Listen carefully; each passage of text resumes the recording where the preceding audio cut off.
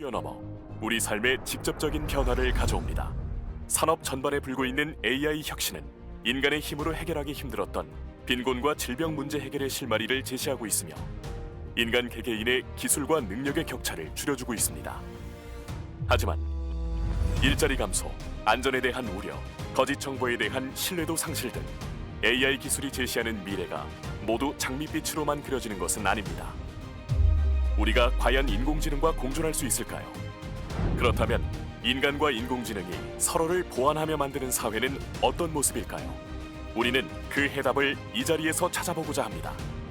장클로드 융커 전 유럽연합 집행위원회 위원장을 비롯해 마이클 조던 미국 UC 버클리 교수, 고노 마사미치 OECD 사무차장, 이정동 대통령 비서실 경제과학 특별보좌관, 마틴 플레민 전 IBM 수석 이코노미스트 등 많은 석학들과 함께 우리가 직면한 문제와 해법을 이야기합니다. 또한 세계적 리더와 전문가들이 모여 서로의 지식을 공유하고 이 시대에 우리가 근본적으로 마주할 수밖에 없는 문제들의 답을 찾고자 합니다. 글로벌 인재 포럼 2020 여러분을 초대합니다. Thank you. Good morning, ladies and gentlemen. Welcome to Global HR Forum 2020. Let me first introduce myself. I am the MC for today's event. I am Chang Sun-young. Thank you. We are now in the month of November. This is autumn season of harvest. I would like to take this opportunity to extend my deepest gratitude to all our distinguished guests and audience here at this venue. To comply with the social distancing requirements, we have organized today's event as a hybrid, both online and offline. Although we won't be able to meet you in person, I would also like to thank our online participants as well for joining us today. I will make sure that I can share with you the excitement that we are feeling at this offline venue. Global HR Forum 2020, since its first holding, invited high-level officials from governments, international organizations, CEOs of global companies, scholars and experts to shed light on solutions to problems faced by humanity in the field of HRD.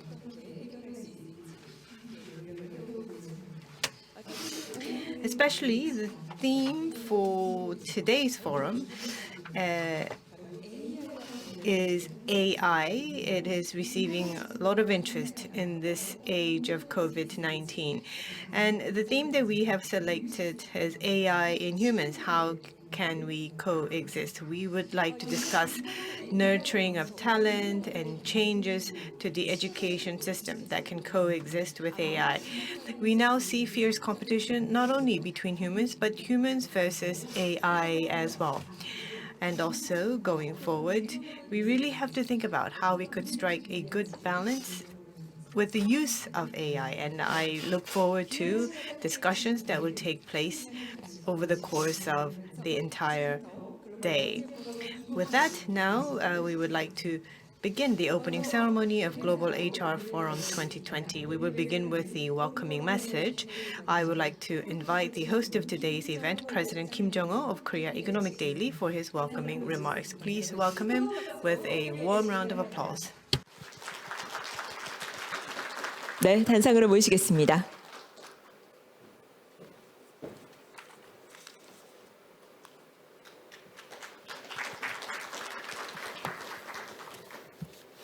여기서는 좀 마스크를 좀 벗게. Please allow me to take off my mask.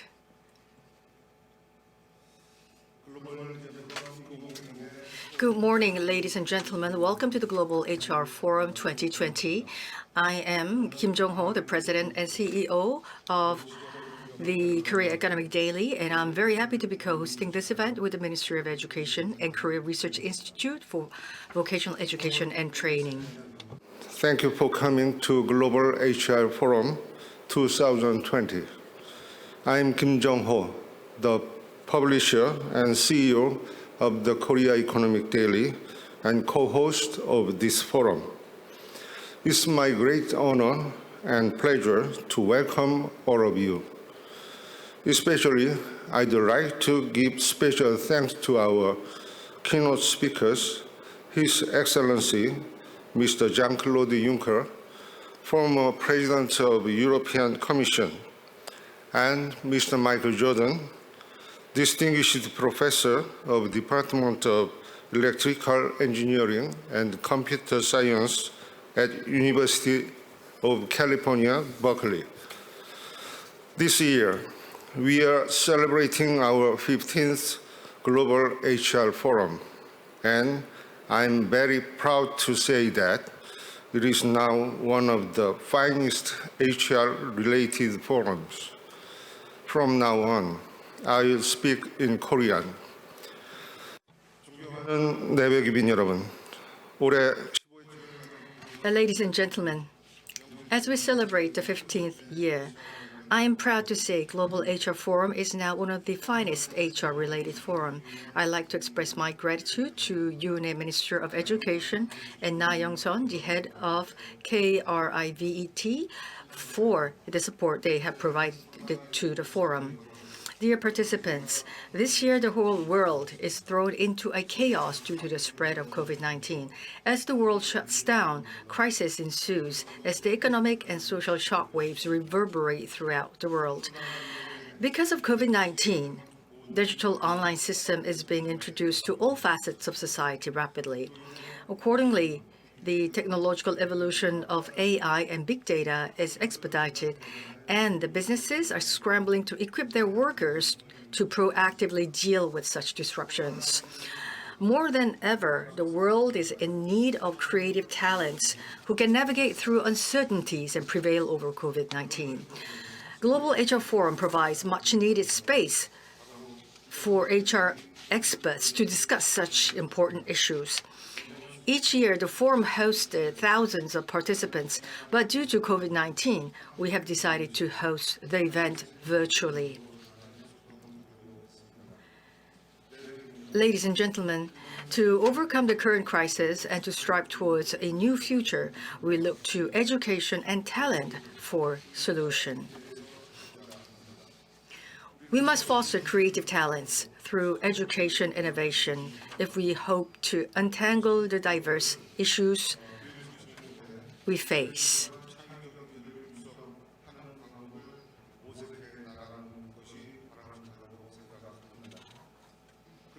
Global HR Forum was created in 2006 for just that purpose, to seek answers in education and fostering talents. The theme of this year's forum is AI and human. How can we coexist? AI is a critical technology for the fourth industrial revolution.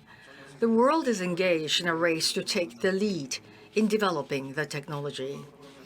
I wish that through this forum, we explore ways for AI to enhance human creativity rather than competing for human jobs. Each session will dive into a profound discourse on innovating school education, managing the workforce, fostering human resources on a national level with AI. To that end, we have some 80 experts and specialists from international agencies, governments, universities, and businesses taking part as speakers and discussants. In a while, Jean-Claude Juncker, former president of the European Commission, will deliver a keynote address titled Future of Europe, Europe's AI Strategy. And Kono Masamichi, Deputy Secretary General of OECD, will deliver a special lecture on AI and human resource development. Also, Professor Michael Jordan of UC Berkeley, who is hailed as the world's foremost authority on AI, will entertain us with a keynote speech on the topic of AI and human coexistence. I hope that the insights from these sessions will be enjoyable and beneficial to all participants. Korea Economic Daily will do its part to disseminate the ideas and agenda of this year's forum to educational and industrial institutions. Once again, I'd like to give thanks to all the participants of the Global HR Forum 2020. I wish for your health and happiness. 다시 한번 글로벌 Sincerely wish you all the best. 대단히 감사합니다. Thank you. 따뜻한 Thank you very much. That was CEO of Korea Economic Daily, Kim Jong-ho, giving us his welcoming speech. All of us are adapting to a new way of life. I think same would go for nurturing of talent. Would like to also really look forward to the discussions that would follow after we have this opening ceremony. Now, next, would like to invite Deputy Prime Minister and Minister of Education of Republic of Korea, Eun-hae, for her welcoming message.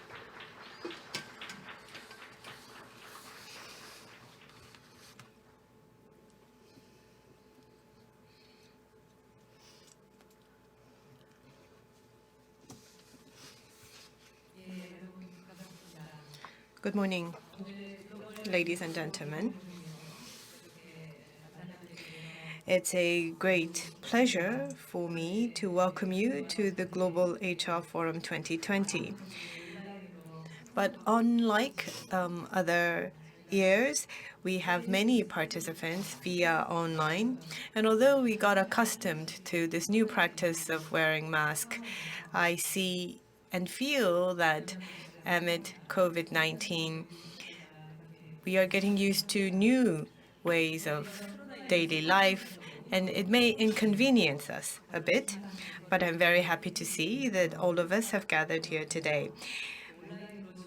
I would like to extend my gratitude to all the scholars as well as the former president of European Commission, Jean-Claude Juncker, for joining us this morning. I would like to thank also the leaders of companies and the academia for joining us today. My particular gratitude also goes to Korea Economic Daily and KREVAT for their continuous efforts in making this forum a success year after year. Ladies and gentlemen, Global HR Forum this year marks its 15th gathering. Who are the future talent, and how are we going to nurture that future talent? That is the most critical question facing us. In order to find the solutions to this question, we have been searching for that solution with the help of the global scholars and experts. The reason why we want to find a solution is because the world is changing in a way that is unprecedented and unexpected. Education, which we thought would only be provided within the boundaries of schools, with the coming of the COVID-19, we're getting used to remote learning. Both online and offline learning and education has become a new normal for us. We are used to meeting face-to-face and also shaking our hands. Global HR Forum took that format in the past, but today it's a hybrid form, and we have many people participating through the online. Today, we will be talking about AI and human and their coexistence. AI will bring significant transformation in our society. A lot of scholars worldwide say that AI will also bring transformation in the form of education innovation. All the students have their own personalities and characteristics. The education that's been provided so far had been focused on average education. But if we think about future talent, basically, there is it is true that it was focused on nurturing elite. But the AI that we hope for in the future is going to depart from average-based education, but be more bespoke and personalized, much aligned with the situations, the conditions, and the personalities of that individual student. And this era will be all about nurturing and fostering talent that are unique. Through AI, we believe that we can welcome in personalization and also foster creativity and bring about diverse outcomes. At the same time, I believe that regardless of age, all of us will be or at a place where we would have to use AI from elementary education to upper secondary education. We need to be equipped with capabilities to be able to leverage and utilize what AI technology can provide us. Ladies and gentlemen, the expectation that AI will bring us a better world cannot just hinge on the advancement of technology. Technology can enable personalized education, but the fruition of that effort will all depend on the efforts of individual students and teachers. And making our lives more abundant through AI will all be driven by the efforts of human beings. Artificial intelligence is considered to be more critical than the invention of electricity. But I believe emergence of AI once again accentuates the importance of and the value of human beings. And hence, today, I understand that we will be delving deeply in talking about the coexistence between AI and human. I hope that all the experts who are gathered here today could shed their insight on how we can march forward as we coexist with AI. Once again, thank you very much for joining us. 드리겠습니다. Thank you very much. And now, to congratulate the opening of the forum, President Moon Jae-in has sent his message of congratulations, and the Vice Prime Minister will read his message. Congratulations on the opening of the Global HR Forum 2020. I'd like to offer my sincere welcome to Jean-Claude Juncker, the former president of the European Commission, Professor Michael Jordan of UC Berkeley, and experts from academia and industry from all over the world. I'd like to express my appreciation to the advisors, to the organizers, and the Korean Economic Daily and to Korea Research Institute for Vocational Education and Training for organizing this event. For the past 15 years, Global HR Forum has been a beacon of international solidarity and cooperation for fostering talents, reminding us that the power to open the future will always come from people. Last year, discussions on fostering talents based on innovation and inclusiveness contributed to the government's goal of creating an inclusive nation, putting people and innovation first. This year, the discussion will continue on how to create a sustainable future with artificial intelligence. It is always up to the people to use artificial intelligence wisely to create a prosperous life for all. I ask that you pool your wisdom so that the future generation will see AI as a partner to realize their dreams and potentials and find ways to coexist. Last December, the Korean government announced the National Strategy for Artificial Intelligence. By 2020, artificial intelligence will be a compulsory subject in primary and middle school education. AI-related departments will be augmented in universities as well as at graduate level so as to foster the best of AI talents. Customized education using AI and big data to analyze the students and recommend optimal content for the individual will reduce the education gap and also help to find the right career path according to the student's interest, strength, and aptitude. Even in the age of AI, the march towards an inclusive society will continue. We will not allow anyone to be left behind due to the disruptive changes brought on by artificial intelligence. To that end, we'll provide lifelong education and training for all. We will provide vocational training for new technology areas to secure a job safety net. We will open an era of human-centric artificial intelligence by establishing ethics and values related to AI.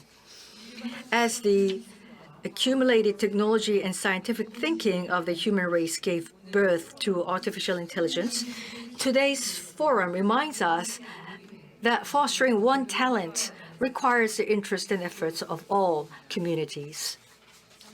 The government will proactively reflect the knowledge and insight provided by the Global HR Forum in our policies, and will stand together with the international community to create artificial intelligence for all. I believe the Global HR Forum 2020 that we open today will serve as a stepping stone towards a world where AI and people can coexist. I would like to give special thanks to participants who have traveled a long way to be with us. I hope you will enjoy the colorful season of autumn of Korea, as well as the Feast of Wisdom.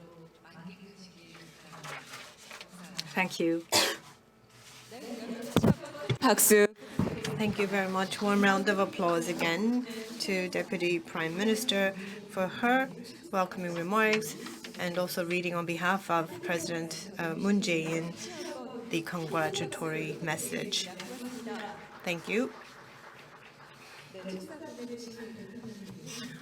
Thank you to President Moon for his congratulatory message. As said, things are changing at very fast pace, and it's not easy to respond and adapt to such transformation. I look forward to discussing what changes await us in the field of education. With that, I would like to close the opening ceremony of Global HR Forum 2020. Please bear with us one moment as we rearrange our stage, which will then be followed by our keynote speech. Bear with us one moment, please.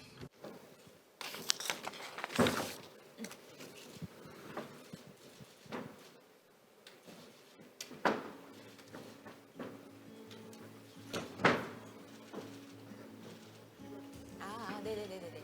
연결되셔가지고 괜찮을까요?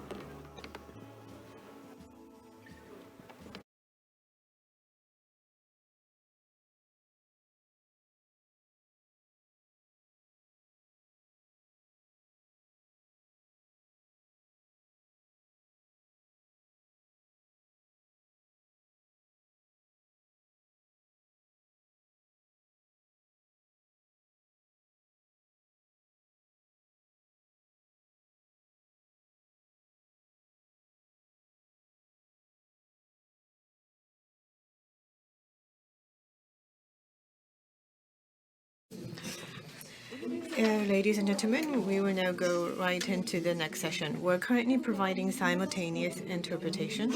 Korean is channel number 1, English is channel 2. We have placed the receivers on your table. Please do not take the receivers with you when you leave your seat to make sure that we don't misplace them or lose them. We're currently providing simultaneous interpretation, and also there are subtitles being provided. Translation audio on the Global HR Forum YouTube. 네, 온라인으로 함께하고 계신 분들께서는 이 세션을 시청하고 계신 모습을 And for those of you participating online, if you take a photo and upload your photo on our SNS website, we will do a lucky draw and send you a gift.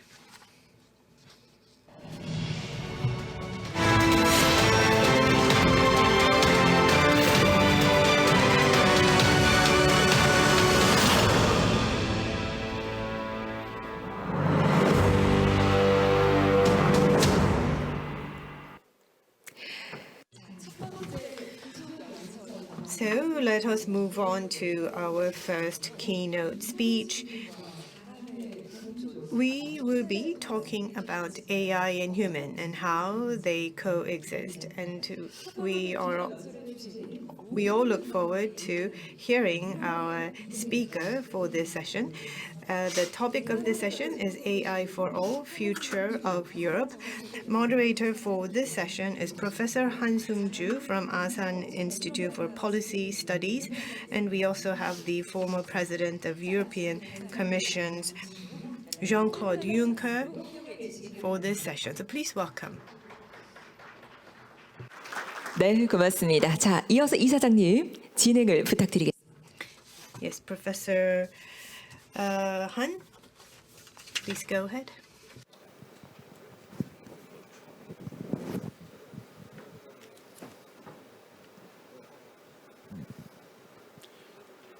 Good morning. I'm very happy to be here and serve as a counterpart to former Commissioner Jean-Claude Juncker, with whom I worked very closely in the course of the Trilateral Commission. It's the first time that we talk virtually through screens and microphones.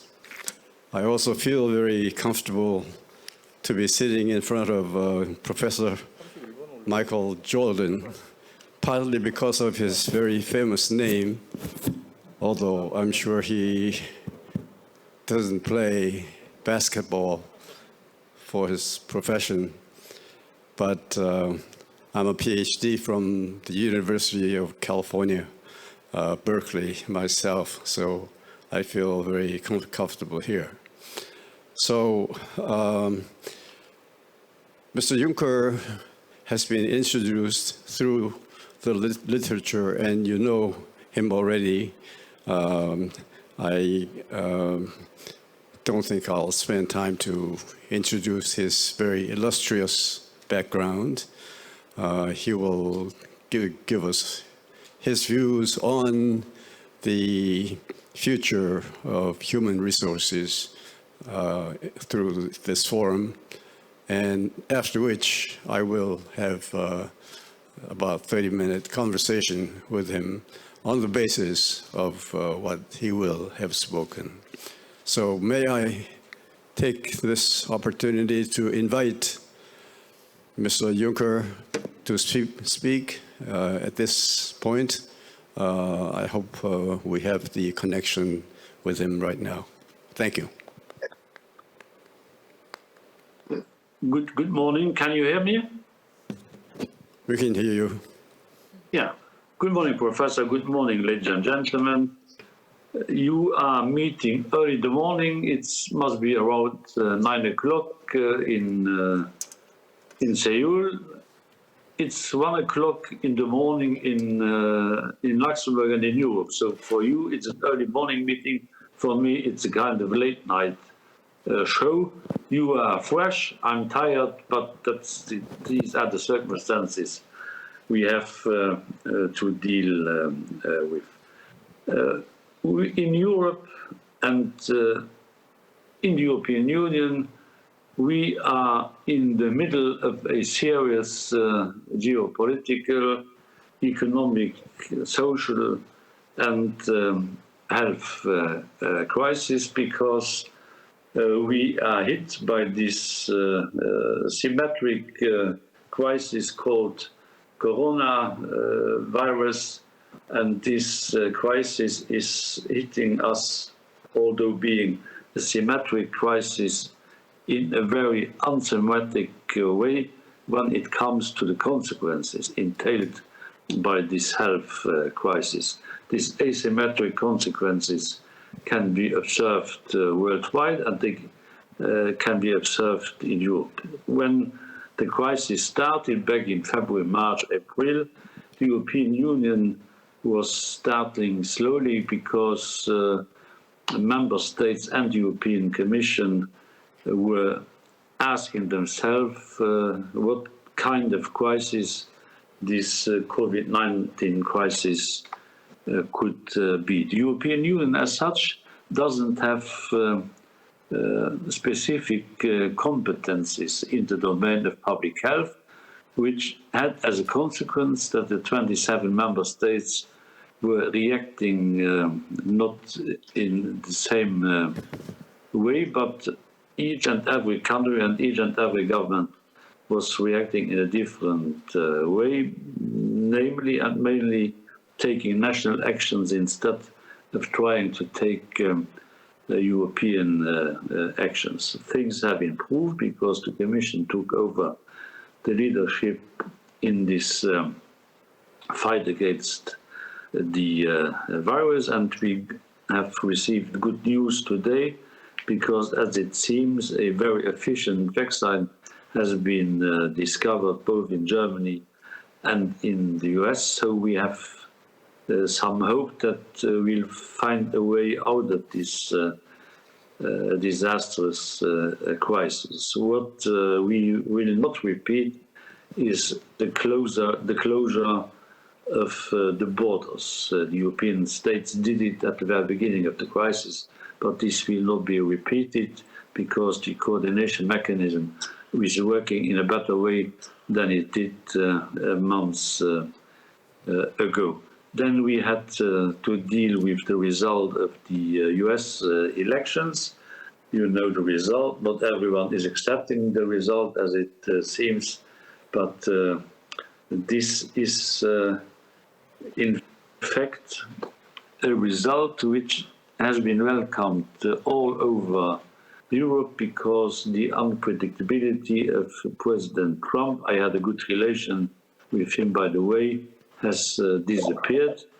And we do think that the new president will treat his colleagues worldwide as allies, because sometimes in Europe we had the impression that Donald Trump thought that the European Union was an invention against the influence of the United States of America, which clearly was not the fact. We want to be the allies of our American friends in Europe, and we are very attentive to what is happening on a global level. We have a special attention for South Korea. We are close allies when it comes to basic values.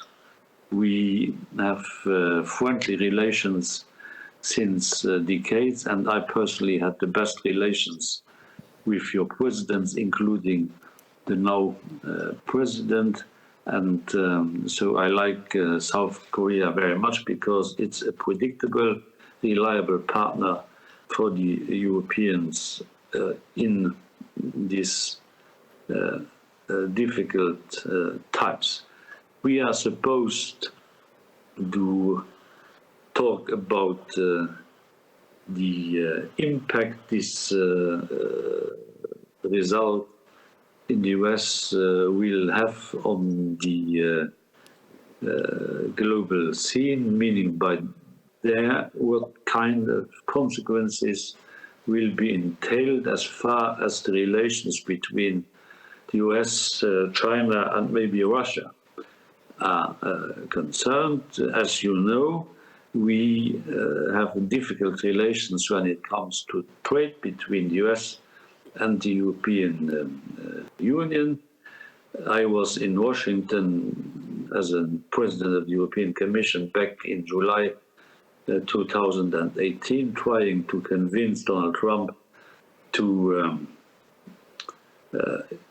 not to impose tariffs on European imports to the United States of America. I succeeded because he did respect the arrangements we have found, meaning that no new tariffs should be imposed. Of course, the US imposed tariffs in the very context of the Airbus-Boeing conflict. European Union yesterday imposed retaliatory measures on the US, but I suppose that in the next coming months we'll find a negotiated settlement when it comes to this issue.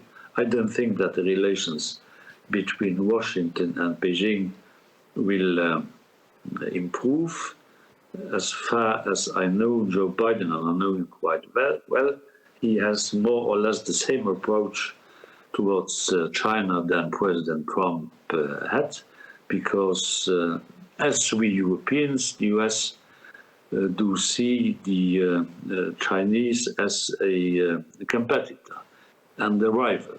We do think in Europe that Chinese are our partners, but mainly our competitors, and we have to behave that way around when it comes to trade talks between China and the European Union. I had 5 or 6 summits over the last 5 years with the Chinese president and the Chinese prime minister. They are behaving increasingly aggressive. As you know your region better, I know, but when it comes to international trade, they don't respect the basic rules.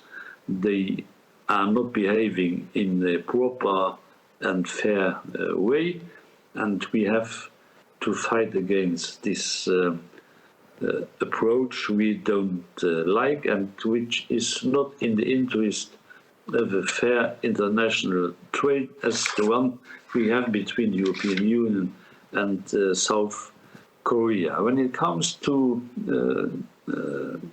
artificial intelligence, I have to say that I'm not a specialist of AI, but there are some elements, nevertheless, I would like to put forward. Nevertheless, the artificial intelligence is without any doubt the biggest technological advance of our time. Unfortunately, the European Union is hopelessly behind in IA development. We are not playing in the same league than the US or China. That's why the European Union decided 1 year ago, and more prominently in recent months, to increase the investment in the sector of artificial intelligence to a total of 20 billion euros per year, which clearly shows that the European Union takes this perspective, the IA perspective, very seriously. The Commission has issued a white paper. This white paper on artificial intelligence was published in February 2020, and what the Commission is aiming is to foster the European ecosystem of excellence and trust in artificial intelligence. And the Commission, together with the Member States, is preparing, as we are now, a proper regulation. A regulation that should be effective, that should not be excessively prescriptive, so that we want to avoid a disproportionate burden for medium and smaller enterprises. But we have, as a European Union, to drive artificial intelligence with strong European market players based on European values and on a sound regulation of risk. So there are many issues on the agenda of the European Union and of the global society, and I'm ready to take your questions with pleasure. Thank you. Well, thank you very much. That's a very succinct but panoramic view of the world today. You did quite a job at 1 o'clock in the morning. I'm sorry to keep you up, but also very grateful. On the basis of what you told us, I may ask you a few questions and comments of myself. I was thinking just a few days ago that I was thinking about the Second World War, which lasted for 6 years, from 1939 to 1945. And the COVID-19, which for all purposes and extents lasted slightly more than 10 months now in earnest.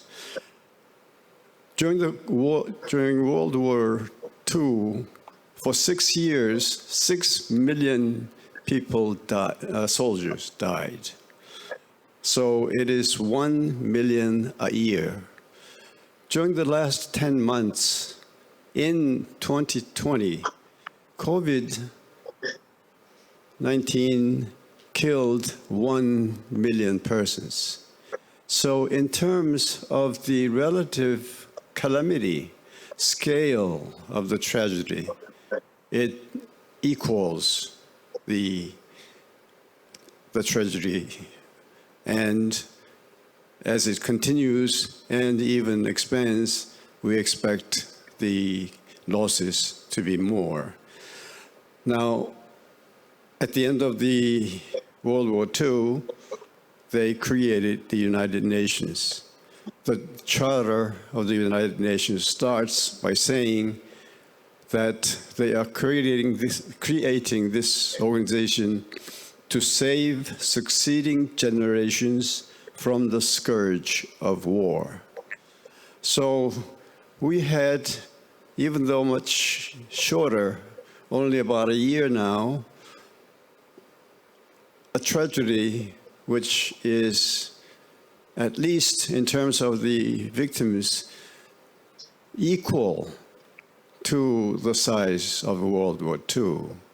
So other than local efforts, other than WHO that we know of, is there any thoughts among the leaders of the world, especially in Europe, that we need an effort such as the United Nations to end the war for mankind? Is there any movement that will bring peoples, governments of the world together and form an organization to deal with these sanitary health problems that is going to come, and maybe in worse forms because of the ability for these viruses to mutate? Do you have any comments on this, Mr. Juncker? Yes, I do think that the number of victims, of casualties during the Second World War was higher than you mentioned. If I'm taking European figures, they are by far higher, because you have to add to the soldiers who lost their lives, also the civil victims, and this leads us to a higher number. But nevertheless, it's for sure that this crisis is the biggest crisis our generations have experienced, because the last big crisis was, as you mentioned, was the Second World War. This was the crisis, the disaster, the tragedy of the lives of our parents.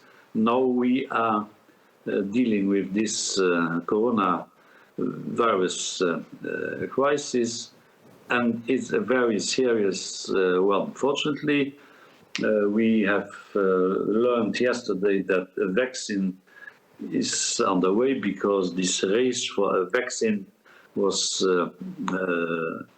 overshadowing the first results of the research. Now we have these results, and there is justified hope that this vaccine will be distributed in an equal and proper way at the beginning of next year. Hopefully, this will be the case. As far as the European reaction to the crisis is concerned, I have to say that the European states, those being members of the European Union, plus Switzerland and Norwegian, they have learned their lesson, because we are no longer closing our borders. We are transferring infected people from countries where the instruments of the health instruments are not at the disposal of the hospitals, to other countries where there is a sufficient number of intensive beds. We are, as Europe and via the European Commission, ordering for the 27 member states the vaccine as soon as it will be there. And we are exchanging the results of the different research efforts which are undertaken in different member states. We are convinced as 27 that the domain of public health has to be integrated in the domain of competencies of the European Union. The coronavirus clearly shows that this is an important problem if we want to have everything under control in the next coming decades. So I think that the lesson which can be drawn is that, taken one by one, the 27 member states of the European Union are too weak to deal with this crisis. But if we are standing together, if we are joining our efforts, if we are improving our systems of coordination, and if we are investing the needed amounts in the research, as we are doing for the time being, the European Union probably will come out of this crisis very stronger than it was before. Thank you very much. President Donald Trump, during his 4-year term, somewhat less than 4 years now, he still has about 70 days to go. But during that period, he committed many, many mischiefs, 3 of which I will mention. One is to take the United States out of WHO. But 2 more important events, he took the United States out of Paris Climate Accord. He also withdrew from the Iran peace agreement. Now, he did that as many European countries, and I think European Union in particular, and many Asian countries objected. Do you think we should urge Mr. Biden and his administration to come back to these agreements? And do you think the United States will react positively to such requests if there is one? I had heavy debates with Donald Trump when it came to the different issues you are mentioning. It was not easy to discuss these issues with him because he didn't listen.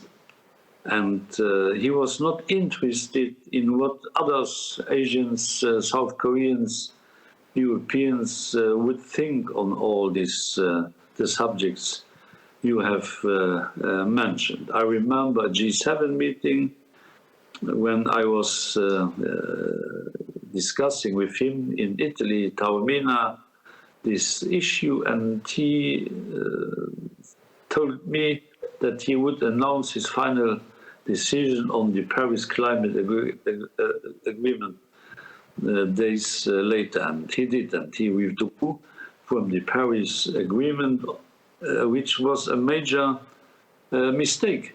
And so by withdrawing and by leaving the Paris Agreement, he gave a bad example, mainly to Brazil. President Obama had reached a deal with China and with others in order to convince them to be part of this climate deal we have negotiated in Paris. And I hope that President Biden will rejoin the Paris Agreement. According to my informations, he will do that. And I think he has publicly announced in recent days that he will join the Paris Agreement once again. Another major mistake is the WTO approach President Trump had chosen, because we need the WTO as a multilateral organization dealing with trade issues, because we cannot accept that one country is fixing the rules and that all the other countries have to follow the rules. So we need this WTO institution and organization, and mainly we need the mediation system, this court d'arbitrage the WTO has developed. And so therefore I do think that President Biden will act in the direction of common sense.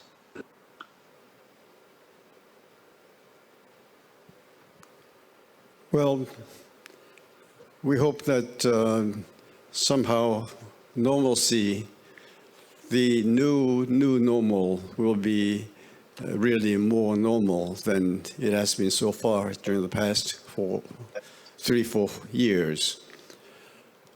Now, neither of us, you and me, are experts on the issue of artificial intelligence, but we do know, I think, that artificial intelligence, and I think Professor Jordan later will tell us about this, require much more energy than non-artificial intelligence.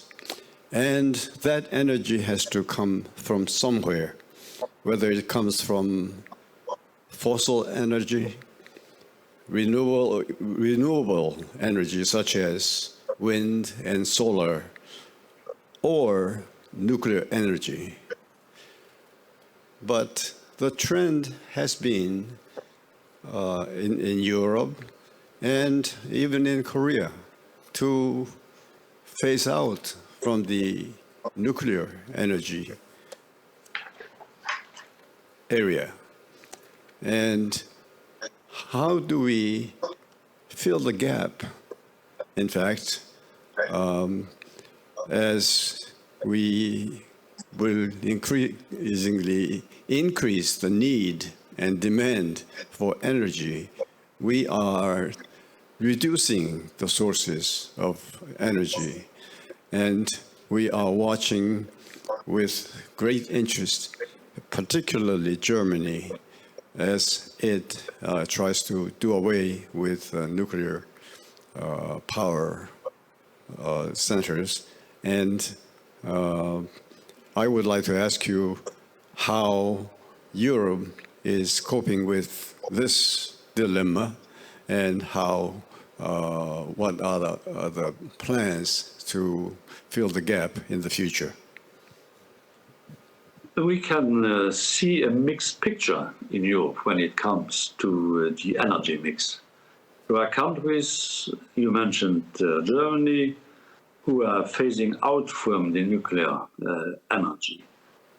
Others are following this movement, Belgium and so on and so forth. But others, Czech Republic, Hungary, Slovakia, they are building new power stations. So you don't have a unique tendency in Europe when it comes to nuclear energy. Of course, everyone is focusing on the renewable energies, and the European member states are making a huge progress in that respect. But there too, the European Union has no real competence when it comes to the energy mix, because member states are in charge of their own energy mix without having to take into consideration what the other member states are doing. France, for instance, is a state, a nation, where nuclear energy is a very high-ranking source of energy, whereas Germany is doing exactly the opposite after the nuclear accident our Japanese friends have experienced years ago. So I think that we have, as Europeans, to invest high amounts of money into the renewable energy. That's what we are doing. You know, the European Union has decided a kind of recovery plan after the coronavirus crisis, in order to allow the European economy to rebound from the deep we are in for the time being. This is a program of 750 billions of euros, and 30% of this amount is dedicated to climate change. So we know what we have to do, but I would like to say that there is no singular way to deal with that problem. Successes have different origins, and renewables, without any doubt, are the most promising avenue we can see. Thank you. Ivo Daldar, our mutual friend, who is president of the Chicago Council on Global Affairs, wrote a book entitled The Empty Throne, meaning the United States has abdicated from the throne position and there is no leadership in the world. Now, Mr. Trump has been defeated in the last election, even though he doesn't seem to accept it. It will be inevitable that he will someday, sooner than later, leave the White House and not be president of the United States. Now, the question I have is, do we need to fill this gap, empty throne? Somebody has to sit on it. Will the United States return to that position? And in whether it tries to do that or not, what will be the European role and position in the geopolitical power configuration of the world, not only in the world general, not only in Europe, but in the world in general, including China in this regard? I do think that President Biden will increase the influence of the United States of America because he will use other instruments than those having been used by Donald Trump. He is more in favor of multilateralism than President Trump was. That's not really a performance because it's easy to be more multilateral than President Trump, but I know Joe Biden quite well so that I can say that he will be more favorable when it comes to the multilateral approach. Given that, and given the fact that this helps to increase and to broaden the global influence of the United States, he is not really sitting on this empty throne, because if you are in favor of a multilateral approach, you don't need a throne for one single person. I think that the UN system has a bigger role to play when it comes to global affairs. I'm saying this without any kind of naivety, but I do think that in this world of today, the world and the planet cannot be run by only 1 or 2 or 3 countries. The European Union has to take care of its own destiny. We were used to a world, a simple world, an easy world to deal with, where the US were protecting the European Union and the European continent. This is over. These are tempi passati. The European Union has to invest in its own defense. My commission launched a European Defense Fund. We launched different initiatives related to defense in order to help us to overcome the difficulties we were experiencing during Donald Trump's time. And this international role of the European Union has to be supported by new decision-making process. When it comes to foreign affairs, the European Union is acting by unanimity. We have to act in the future by taking our decisions by qualified majority. And we have to define the place the European Union will occupy in the world between China, Russia being our immediate neighbor, and US. We will stay allies, remain allies of the United States of America, and we will have to deal with China in a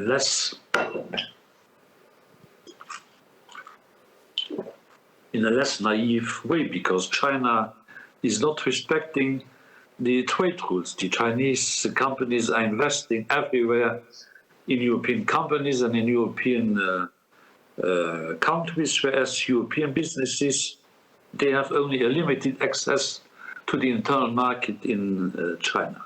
So we'll have, I think, better relations between the US and the European Union. The European Union will focus on its international network, including, of course, South Korea, South Korea being one of our main partners and strategic partners in the world. and we'll have a less naive approach when it comes to China. Well, thank you very much.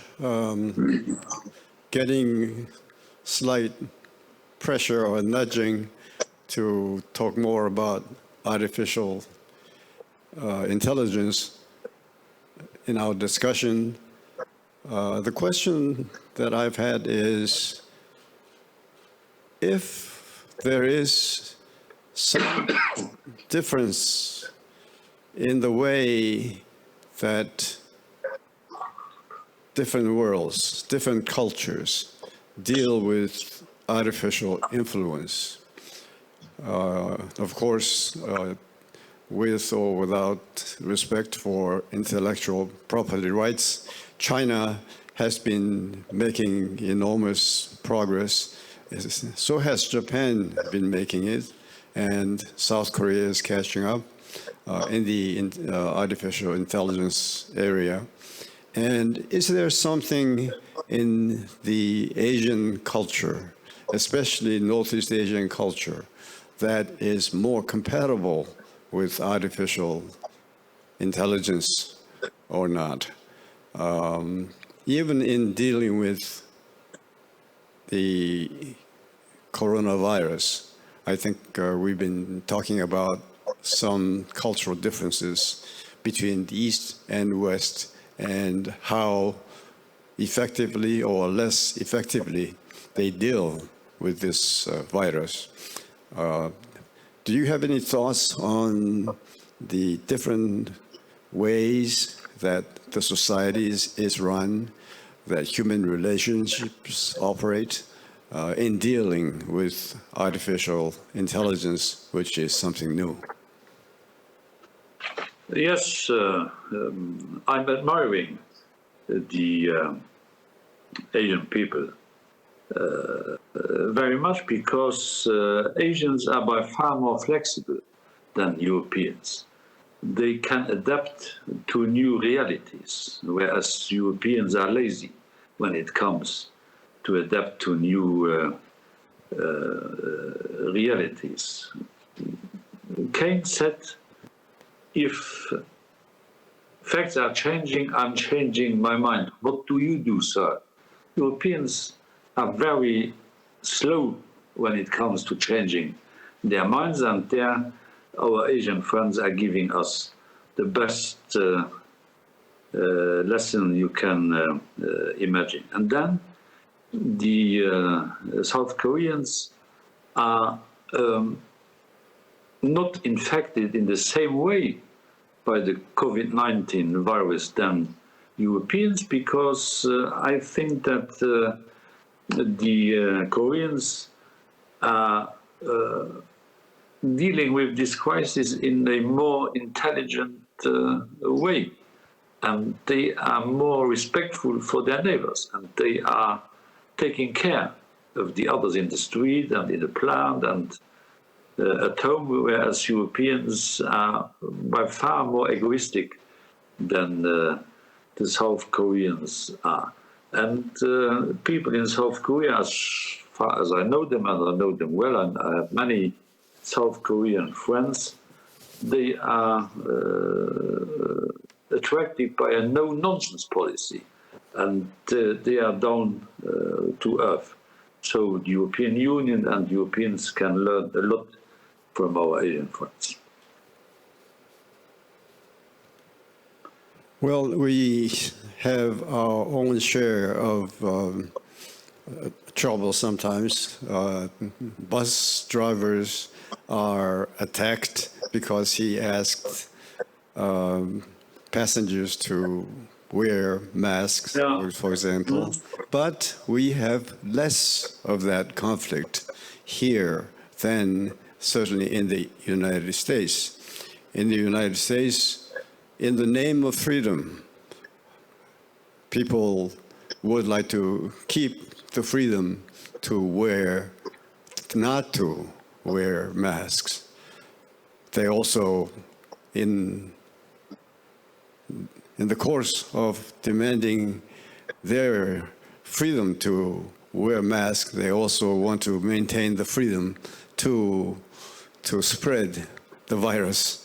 And so it is of course, rather paradoxical philosophy and attitude.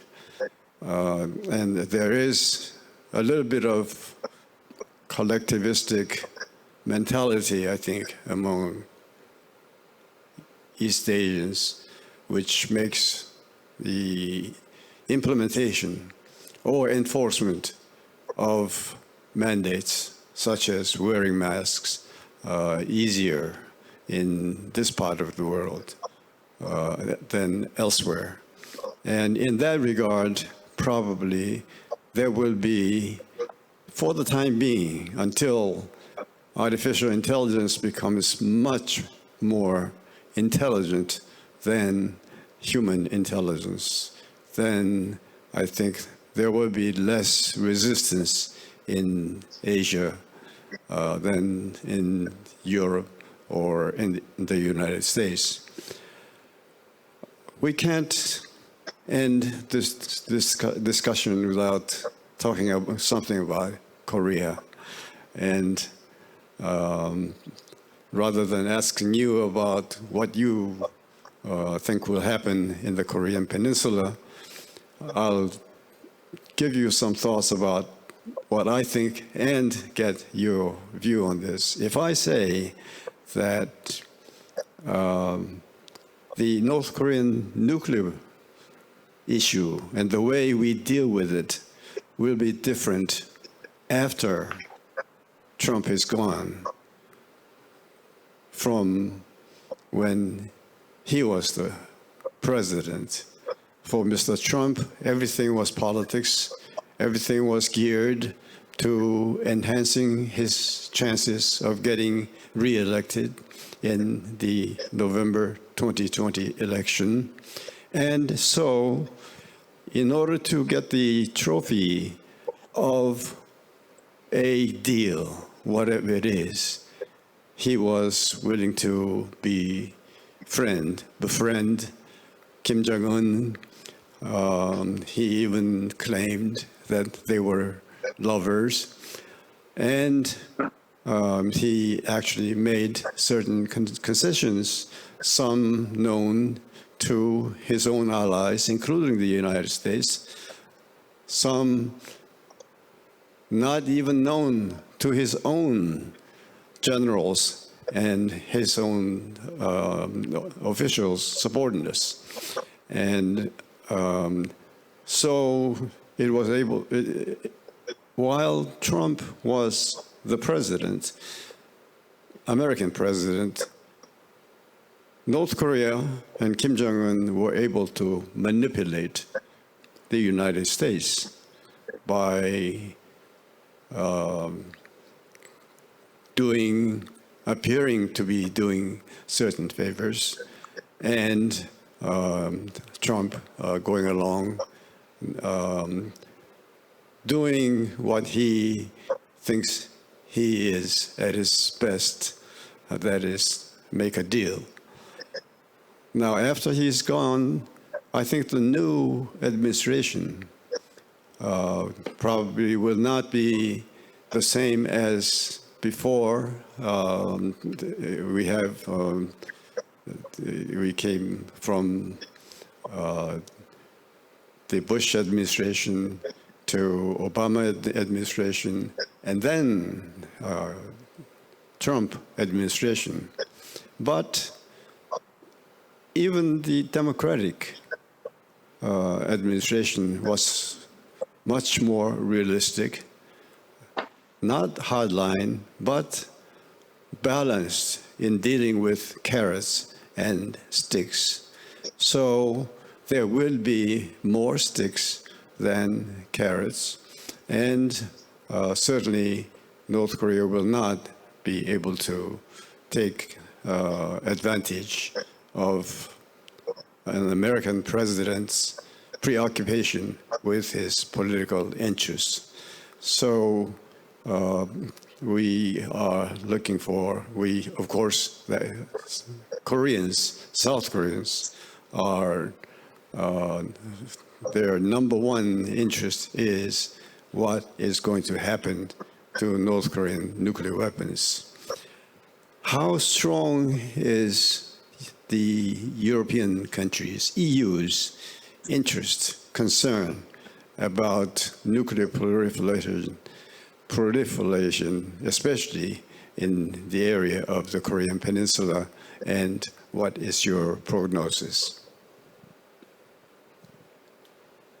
I do think that President Trump was badly advised when he was trying to make a deal with the dictator in the north of the peninsula, because as he always wants to make a deal, he was trying to negotiate a deal with Kim in the same way he is trying to conclude deals with the allies of the United States of America. But there is no parallel between an ally, a confirmed ally of the United States of America, and the North Korean regime. And the reality is, the fact is, that the meetings he had with the dictator and the efforts the American administration was paying, they have led to no result at all. There is nothing has been achieved during the Trump administration when it comes to the situation in North Korea. I do think that the fight against this uncontrolled proliferation of nuclear weapons is of the essence if we want to prepare the future in the best way possible. And I do think that the North Korean regime is still a threat to the peace, not only in the region, but to international peace in the very same way. So I'm convinced that President Biden will be less naive, will choose a more structured approach when it comes to direct negotiations, if ever, between the United States of America and North Korea. The mistake of Trump was to give to the North Korean dictator a too big role.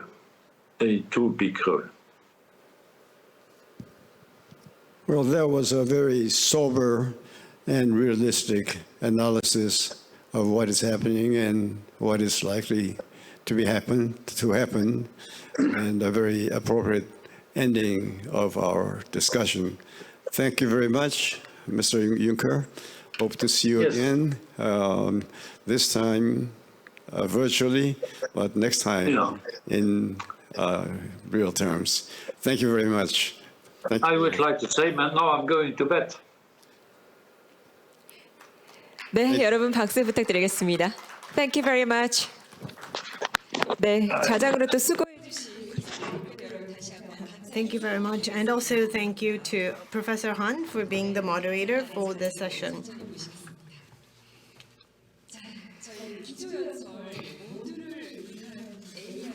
So we are holding the keynote speech under the topic of AI for all. Now, from the two scholars, we were able to gain insight on many different issues in this fast-changing world. How is AI being developed? How is it being implemented? And what value can AI provide to humanity? So that was former President of European Commission Jean-Claude Juncker and Professor Sung-Joo, also the moderator for the session. Thank you very much.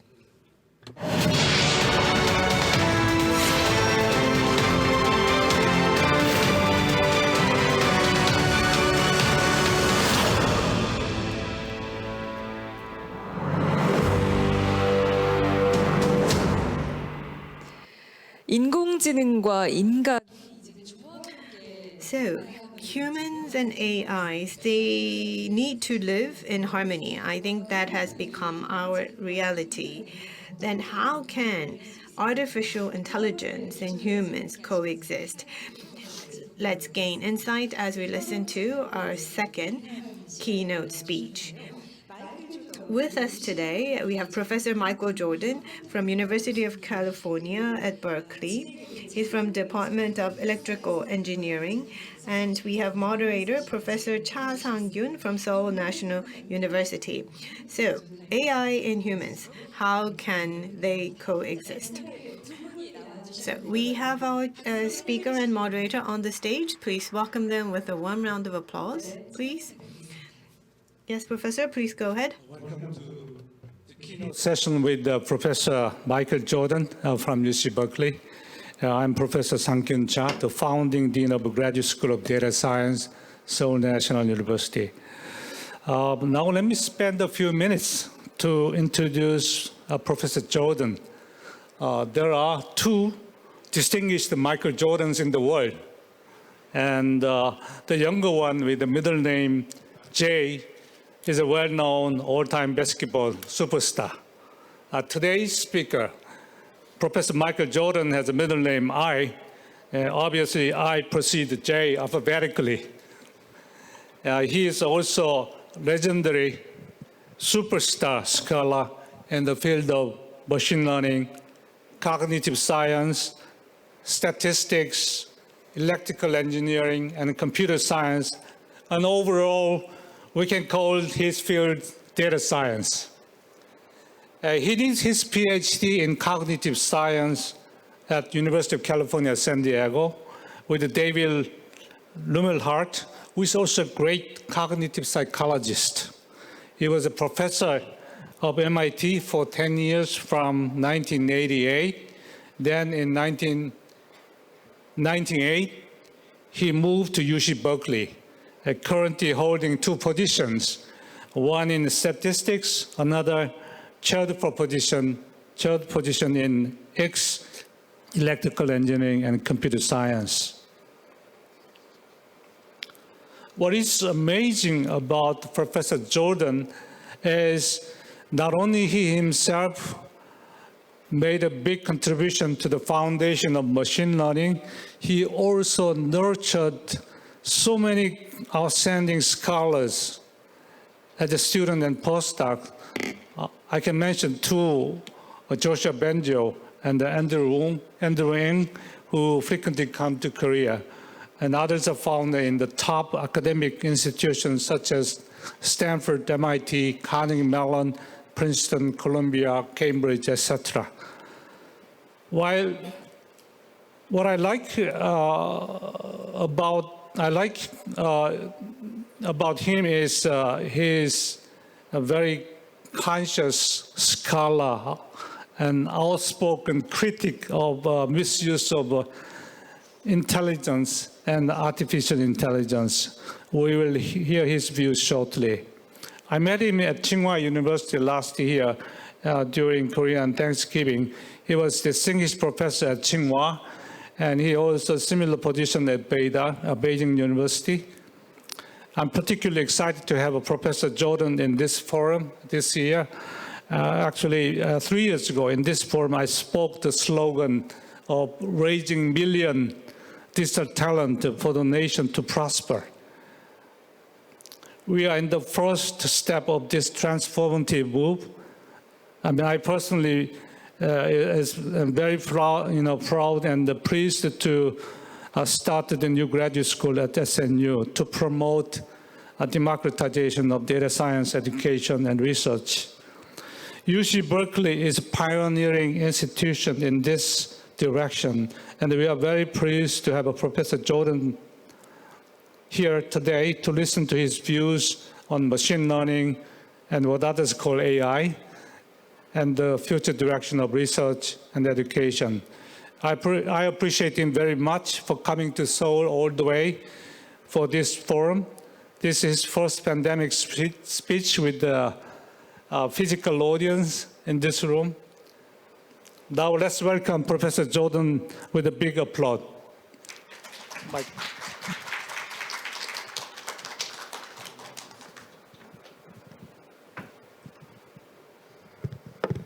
Good morning, and thank you for having me visit you here. I'd like to thank Professor Eun for the very nice introduction, and I'm very pleased to be at this event. I think that thinking about HR together with AI is a very, very useful thing to do, very helpful for orienting our thoughts about what's going to come and what we want out of AI. So I have some strong feelings about AI. I've been working in it for 30 years. And I've been somewhat dismayed about the misconceptions and the mythology that's been building up around it in the last few years. So I want to talk a bit about that. I think it's important to pull down some of the heat around this topic and pull down some of the wild dreams around the topic while still inspiring young people to work in this field. All right, so let me go ahead and begin. I do think that words like data science are in some ways more appropriate for this overall effort. It's not just about magic intelligence in the computer. We don't have that, and we won't have that in our lifetime. What we do have is an emerging engineering field that uses computers in new and powerful ways. It uses data, and it uses human ingenuity and insight. And I'm also going to emphasize it uses principles of markets. This is really about bringing data and markets and humans together in new ways. Okay, that's really what it's about. So I'll say a bit about what artificial intelligence is, what it's not, where can we expect it to go. And let me just first of all say, it's not really a good idea to call it a technology. It's not a thing, it's not a single entity, AI and something else. It's a engineering discipline. It's something like electrical engineering or chemical engineering in the 40s and 50s, a century ago.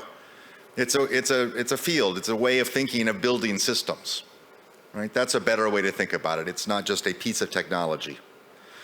All right, so the original usage of the term comes from the 1950s. John McCarthy created the terminology. His perspective was one which I call human imitative. The goal or the aspiration was to imitate the intelligence of a human in a computer. It was an interesting philosophical aspiration, okay? Can it be done? Is it possible, okay? Before that, there hadn't been computers, and now there's computers, so there's hardware and there's software. It seems like the brain and the mind. Can we think about what this parallel is like? So it's still an interesting aspiration to think about, but it's not really what's happened. We have not created McCarthy-style artificial intelligence in the computer.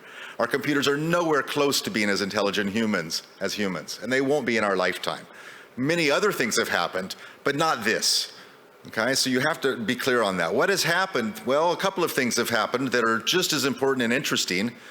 One of them is what is sometimes called intelligence augmentation. There have been various people associated with this. This perspective is one that emphasizes the computer helping humans to understand the world around them. For example, a search engine organizes the world's knowledge in a way that makes it easier for us to access things about the world more quickly. Our memories and our thought capacities are expanded by the presence of a search engine. Even something like artificial intelligence used for natural language translation. It's not really understanding the language, but it translates from one language to another. That helps us communicate better between humans, okay? So that's going to continue on. This has really been the last 30 years. This is what's really has happened with computers doing data analysis, is augmenting human intelligence. What I think is emerging right now already is something that I sometimes call II, intelligent infrastructure. So think about transportation, think about commerce, think about Alibaba or Amazon. They are changing the world using data analysis and using human data analysis in particular and providing new services to people. And sometimes it's good, sometimes it's bad. It's complicated. And thinking about how to build those kind of systems so they really work and really bring value to humans is hard and an interesting challenge. So I think this is really more what's happened than what we mean by AI. If you think just about human imitative AI, which is an interesting philosophical goal, but I'm not so sure it's really a good engineering goal. Why should we replace a human with a computer? Humans, there's already billions of us. We're very smart, we do good things. What good would be gotten by taking a computer and putting them where the human is sitting? Okay, let's do new things with computers, not just replace humans. And so in fact, if you look at human capabilities like in vision, Computers have gotten much, much better, but they're not nearly as close to humans as sometimes it's thought.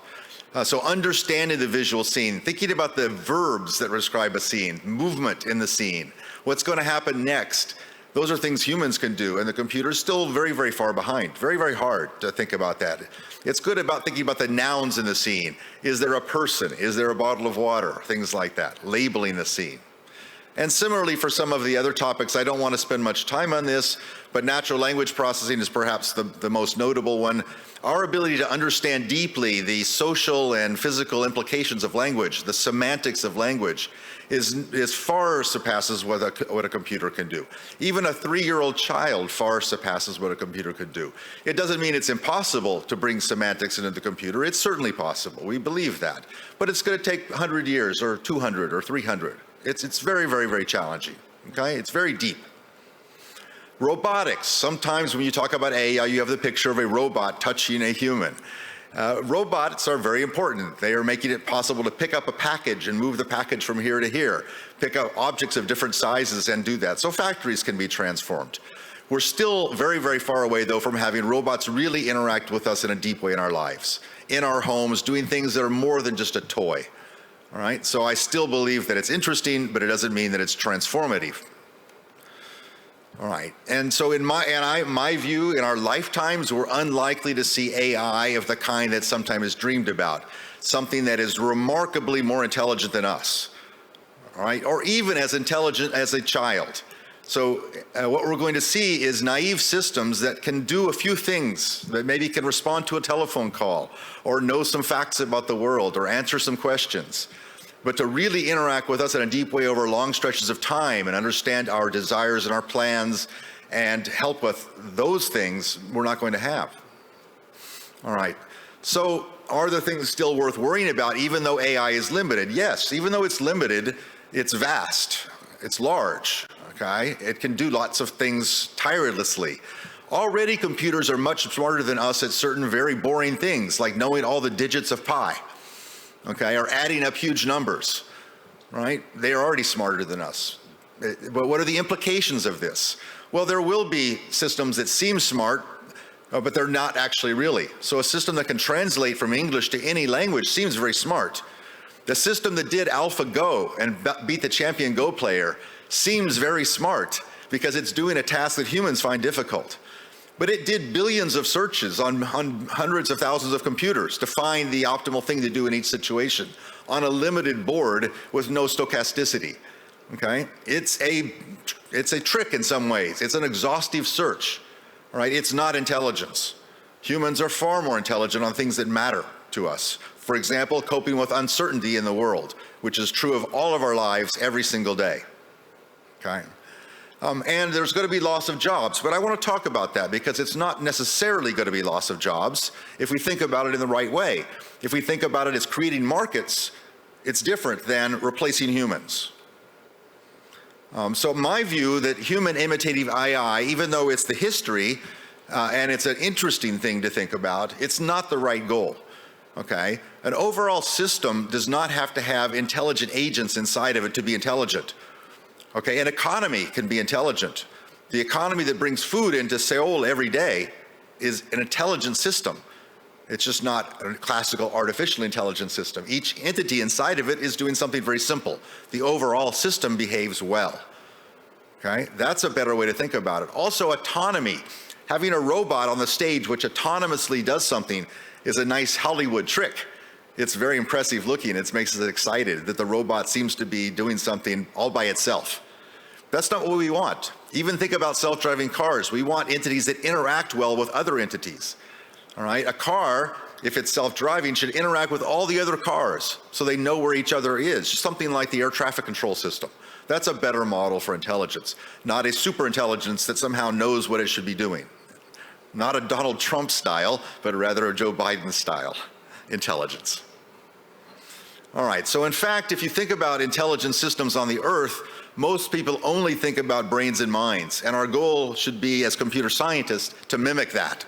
It's an interesting goal. I don't deny it. It is, and it should go on. All right, but there's also things like markets, which have their own principles of interaction and lead to intelligent, robust, adaptive, useful systems. Bringing those ideas into the computer science is already a very useful thing to do. And bringing computer science and data analysis into markets is useful. That's really not been done very much. Okay? Most game theory analyses assume you know everything about the preferences of the humans. Instead, if they're being learned, that's a very interesting new way to think. All right, so if this perspective is true, AI and machine learning should have developed separately from classical human-imitative AI, and I think it has. So I think the real story of ML and AI goes back 3 decades. Already in the 1990s, there were companies like Amazon and other big companies that used data analysis and tens of thousands of computers and machine learning algorithms, things called random forests, to do supply chain management at scales that had never been done before, to do fraud detection at scales that had never been done before. It made e-commerce possible, okay? If you don't model 1 billion products by 100 million customers and make sure that each product gets to the customer within a day, the only way to do that is to analyze vast amounts of data. And they did that already in the 1990s, using exactly the tools that we talk about now as AI. Okay? No difference. The second generation to me was when it was realized that a lot of the data wasn't just about ships crossing the ocean and logistics and all that, it was about humans. It was about purchases and transactions. And so you could model that and make things like recommendation systems. See what purchases you've made, see that someone else makes similar purchases and recommend some of those purchases to you. And that makes commerce go better. It's interesting, okay? And it has had a $1 billion impact on industry. The third generation is what I refer to as pattern recognition. It's noting that some of the data is not just about transactional behavior of humans, it's about speech and vision. And trying to imitate that is the current wave of hype around neural networks and deep learning. Very interesting. Still not a $1 billion industry, however. Okay? It's not clear what the industry will be built on that. In the meantime, I think that markets are emerging as a more important $1 billion industry that's developing right now. And is using these kind of ideas, okay? So you have to think about economics ideas and markets when you're making decisions in the real world and there's scarcity, okay? Classical AI systems didn't think about scarcity. They thought you can do anything you want to because it's all inside the computer. There's no scarcity. In the real world around, there's scarcity. What do I mean by that? So let's think about a classical recommendation system. I think you all know what this is. You go to buy a few books on a bookseller website, Amazon or something. After it starts to recognize the pattern, it maybe says, you're like this other person, and I will recommend their purchases to you. We all use this. It's very effective in some domains. It's very effective. In other domains, it's not so effective, right? And this is what I want to get at. All right, suppose you've built a recommendation system for some new product, all right? And you want to start making recommendations to not just a small number of people, but large numbers of people. Maybe all of Korea is going to use your app, right? So it's going to make recommendations for decisions taken by real people, right? If you're recommending movies, it's perfectly fine. You can copy the movie as many times as you want. There's no scarcity. If you recommend books, you could even copy the books as many times as you want. But if you recommend restaurants to people, you will send too many people to a given restaurant and you will create congestion. There'll be a line. You created it. If you recommend paths to the airport that are the fastest possible, if it's only a small number of people using your app, no problem. As soon as many people start to use it, more and more people use it, you created congestion. You created a problem that didn't exist before.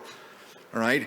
If you recommend stock purchases to people, and I started to think about this when I was first going to China, there was all of these services recommending stock purchases because people had some money to invest for the first time in their lives, right? If you're doing that at the scale of 1 billion people and you recommend the same stock purchase to 1 billion people, they all buy the stock shoots up in price. You destabilize the market, okay? Big problems like this, right? And you can't just regulate these away. You have to think about what is the market I'm creating here with its data analysis at this scale.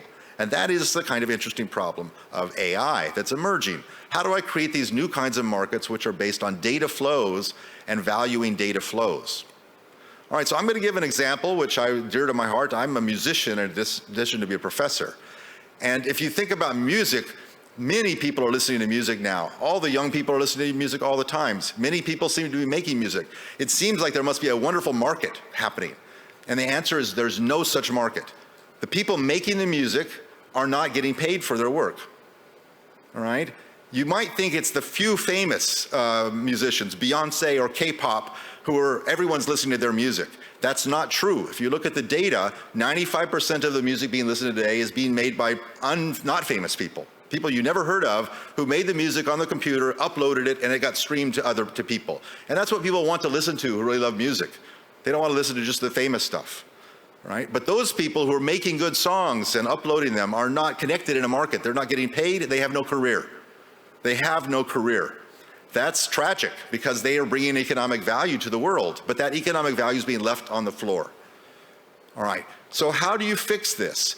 You fix it by realizing this is not just streaming of bits and intelligence on the computer. This is a market that could sit there. You could create a dashboard for musicians that if I'm making music, and I'm pretty good at it, people listen to it, at the end of the week, I see a map of Korea. And in the map of Korea, there's a dot every time someone listens to one of my songs, right? Now I know that in a certain city, I'm very popular. I can tell the venue owners there, look at the map, I'm popular in your city. Can I give a show there? They bring me, I give a show, I make 20,000 euros. I do that 3 times during the year, that's a salary. I'm also connected to the people listening to me. I can offer to come play at their wedding. Okay, I can offer to have them come backstage. I can create markets that are very creative as soon as you make the connections happen. And those connections are completely absent from our current world. Why? Well, partly companies never thought about that. They think that advertising is the way to make their money, not connecting people to people, all right? So they make advertising dollars. Bad idea, ruining our world. Much better to connect people to people and let the value flow, and then you can take a transaction fee if you're a company. You can make money still by doing this, all right? There's a person in the United States named Steve Stout who's actually doing this, and he has a company called United Masters that you should go see. It's got 500,000 musicians on it now, and their music is being listened to on websites like the NBA website. And he has partnerships with AT&T and Verizon and all. So this is finally starting to happen. And that company will be, I think, a very big player in the world. And you don't have to do this just once worldwide. It can be done separately in every country. Korea has a music scene, obviously, and you could empower more musicians. I can imagine 1 million people in a country the size of Korea doing this kind of thing and making some money off of their work. I can also imagine artists or writers being connected to people who they're writing for or drawing for or creating for. All right, so the consequences of thinking this way is that you can use data and computers to create new markets and therefore create new jobs. It's simple in some level, but it's not talked about. And most of the business models in Silicon Valley and elsewhere are not based on this. Social networks were not really about connecting people. They were allowing people to put some things up there and use advertising to make money. Okay? It should have been about information flow between people. I could say ideally to Facebook, I'm going to Seoul next week. I've never been there before. Can someone tell me what's interesting for people like me? I can't find that on a search engine. I can't find that on Facebook right now. Wouldn't it be wonderful if one of you said, hey, I know, I'm like you. I see your background. I'm very similar to you. And then write a 2-page document, and then I pay you for that. If a system could be set up to happen at scale, have that happen at scale, that would be transformative. Okay? So I believe the companies that are actually doing something like creating markets are the ones that have been the biggest successes in the last 10 years. I think that Alibaba and Amazon are examples of real success. They're connecting producers to consumers. They created new markets. Uber is another example, maybe less success, but it's an example. And I think some of the companies like Facebook and Google are not a success. They're not creating a new market, and I don't think they're innovating. I think they're making lots of money from advertising, but I don't think they're innovating and bringing a lot more new value to people ever since they did their first search engine or their first social network. Okay, so if you want to think about AI, think about it as data science, which I really think is a fantastic terminology, and algorithms, and bring in markets. And now you start to talk about powerful ideas that'll create new jobs, and it has new business models associated with it. Companies can think, what's the market I'm trying to create? How would I create a healthy market? How would it scale? And then I could take my 5% fee to make it monetizable. Quite valuable perspective. I'm going to skip that slide. All right, so the consequences for AI research should be less thinking about autonomy and robots that show off how they can behave independent of us, and thinking more about integrating with humans, using their data, making it transparent to humans so that humans and machines participate together in market economy, okay? It really has to do with value, and that's what markets are about. All right, so instead of businesses trying to create a service like search or something else on a platform, they should monetize this via a fee, not via advertising. Okay, so I'm going to skip that slide as well. Let me, in the last 1 minute, just mention that part of the effort here has got to be involving the real engineering of building large-scale platforms that do these kind of things. And academics has had an important role to play here. So in a project we've been doing at Berkeley, we've developed a platform called Ray, which is being used in companies like Amazon and Alibaba, Ant Group, and so on around the world in production now to do this kind of large-scale decision-making and market creation type of work. Okay, so I'm going to finish there. I had a few slides on Ray, which I'm not going to go over. Let me just say this is an open source project. It's international, therefore. It has collaborators all around the world. It's being used by many, many companies, and that is really part of the future of this discipline called AI. It's very international. It's not about one company or one country dominating. It's about developing open source projects. All right, so let me finish up by saying that I believe that what AI really is, it's the emergence of a new human-centric engineering field. So just like chemical engineering developed in the 40s and 50s from chemistry and physics, but it became a new discipline, how to create systems at scale that do chemical things. Electrical engineering developed 100 years before that from electromagnetism. It figured out new principles for creating electrical systems. What we have now is a new engineering discipline that uses data and algorithms and computers and markets to create a new kind of system that has humans together with computers. All right, so let me finish there. Thank you very much.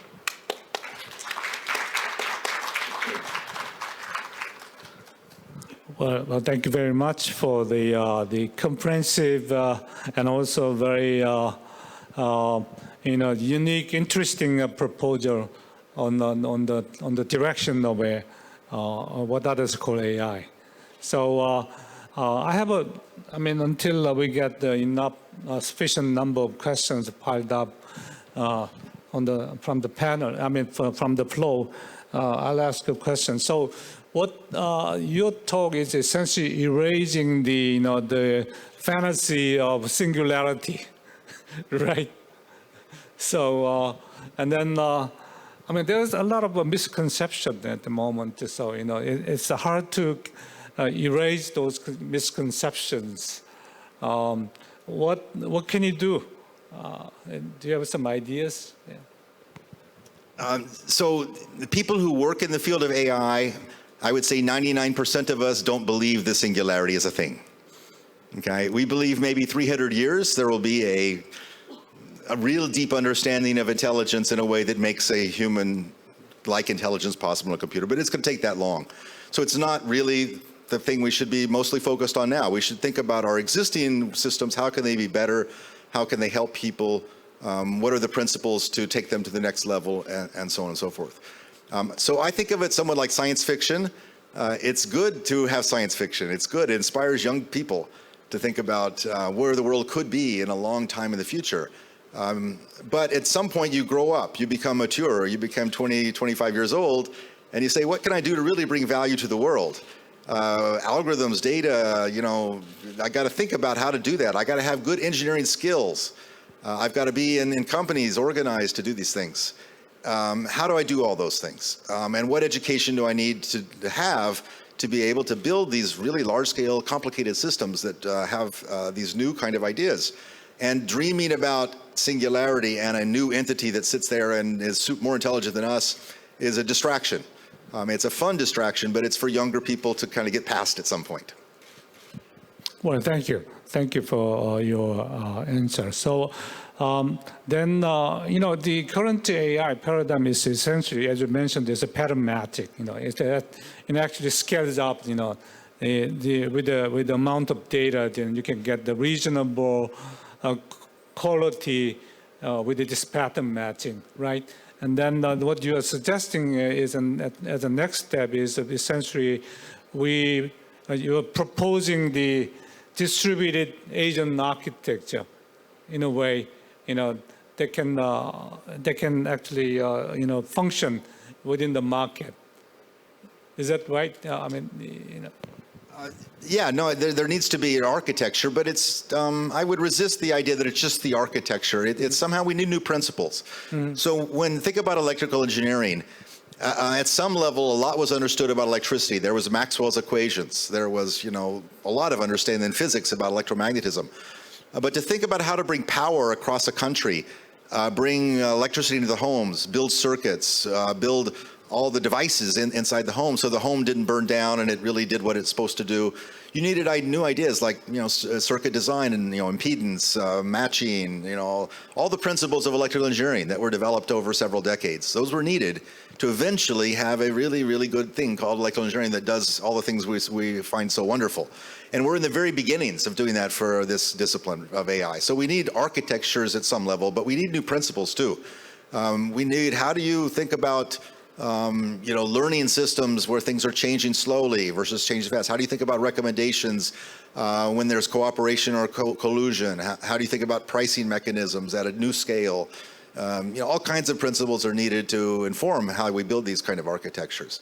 One of the problems of computer science has been it's not really been out in the real world so much. It's been developing devices inside of the computer and thinking about compilers and logical principles to make those devices really, really airtight inside the computer, that they work as planned. And then you throw them out into the world and hopefully they'll do good things. All right, and sometimes they do and sometimes they don't. Really, the better way in a few decades that we'll think about this is what kind of behavior would we like to have? What would we like humans to be able to have in the world of commerce or entertainment or finance? And how do we design the overall system to kind of deliver that kind of behavior? So part of it is building the architecture and having inside the computer. But when you have humans and markets and all, it's a lot of uncertainty. A lot of new things happen. That's the beauty of it.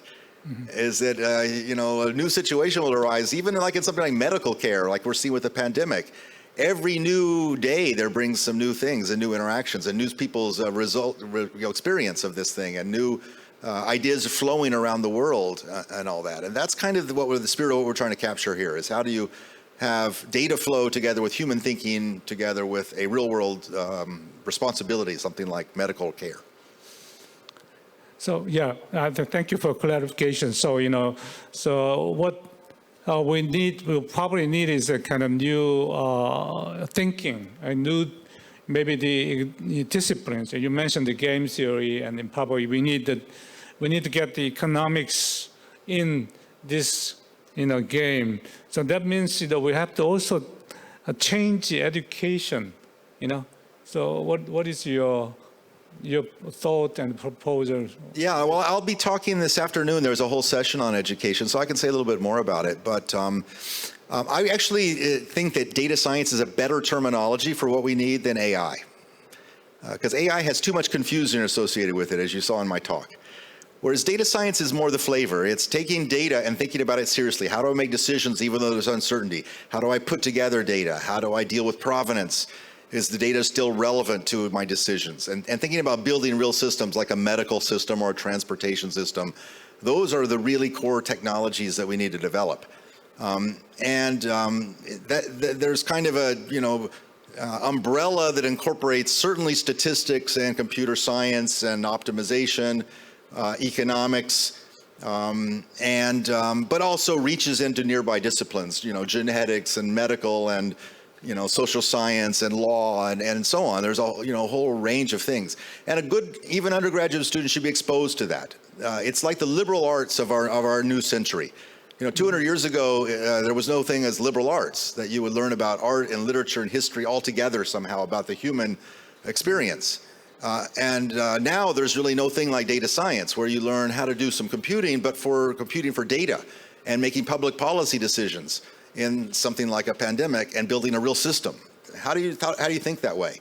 And you can. So I'll talk about that later today, but we have a whole program at Berkeley for the undergraduates that exposes them to computer programming, but in the context of data analysis and working on real world problems. And the beauty of it is that they love this. it's exciting to them because they can say, I'm trying to figure out, what's the problem with the water supply in my city. And I gather some data about it, and I do some good data analysis, and I write a program, and I can now diagnose what's happening in some interesting real-world problem. And they love that sort of thing. So that kind of training, I think, is very much in the possibility. And it involves breaking down a few walls. It shouldn't be computer science over here, economics here, and statistics. It should be integrated. And so data science, to me, captures very much the spirit of what I think we should be doing. I do not think we should just be having classes on AI, because AI, narrowly construed, is too narrow and too confusing, and it leads to just wanting to build robots. And that is not really what we should be doing right now. So for the audience at UC Berkeley, they introduced the freshman course called, I think it's the Data 8. It's an undergraduate, freshman level class. Yes. It's the foundation of data science. 19-year-olds, 18-year-olds. Right. When you enter college, university, then you start with this foundation of data science class. And then I think right now there's maybe 1,500 students enrolled in the first semester. So, what this means, once students take this course, then the next level of course should also change. That's as a very ripple good. effect. Exactly, yes. For example, biology should be changed, and even computer science or statistics are changed. So then it dismantles the wars among the department. So I think this is a very exciting model at the moment in the world. So I think you probably talk more about this in the afternoon. Yeah. So let me see whether we have some questions. The first question here is, what do you think about personalization? For instance, YouTube videos are recommended, but this worsens the polarization of political status, which is very, hot topic, in a way. Yeah. Personalization is a terminology. It's been prominent for about 20 years in business. It is critical. Personalized medicine is the future. It's already partly present now.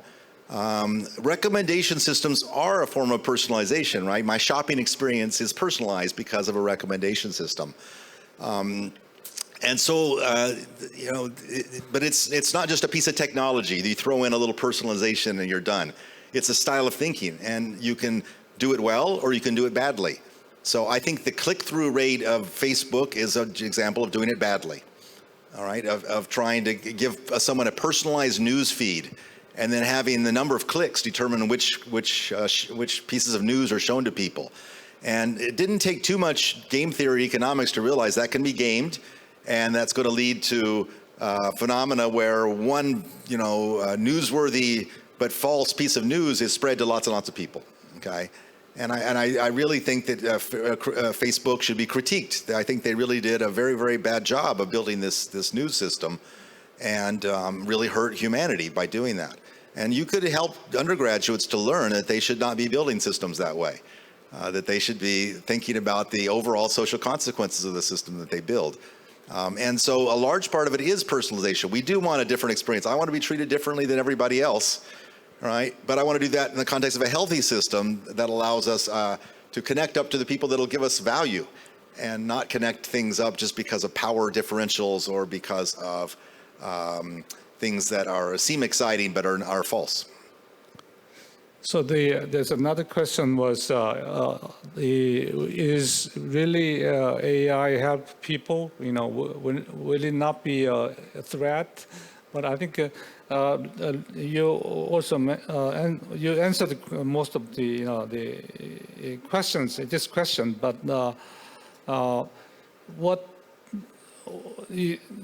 speaking of your market idea, is this really a takeoff? In the presence of big tech companies like Google, Facebook, Microsoft. So yeah, I don't think our threats are still, I think, people more than machines. I mean, people can take power.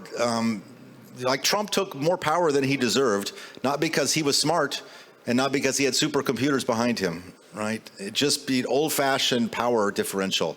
And so it's very important that we make sure these kind of discussions are had openly, that we have everyone developing it, that it's not held by anyone. I should say that the ideas of AI are very simple, and they're publicly available on sites like Archive. All the papers are there. There's no hidden secrets. It's not the case that one company has got a better version of gradient descent than any other company. And even the data, some companies have a lot of data, but it's not always data that's so relevant for any new situation. What Google knows about me from all my browsing in the past is not that really relevant to my future. Okay, it's not that predictive. And what a country really needs to be good at this stuff is not the super new algorithm or the bigger computers or the more data. It's really the engineering talent. It's really the HR. And so again, that's why I'm glad I'm at this conference to make this point.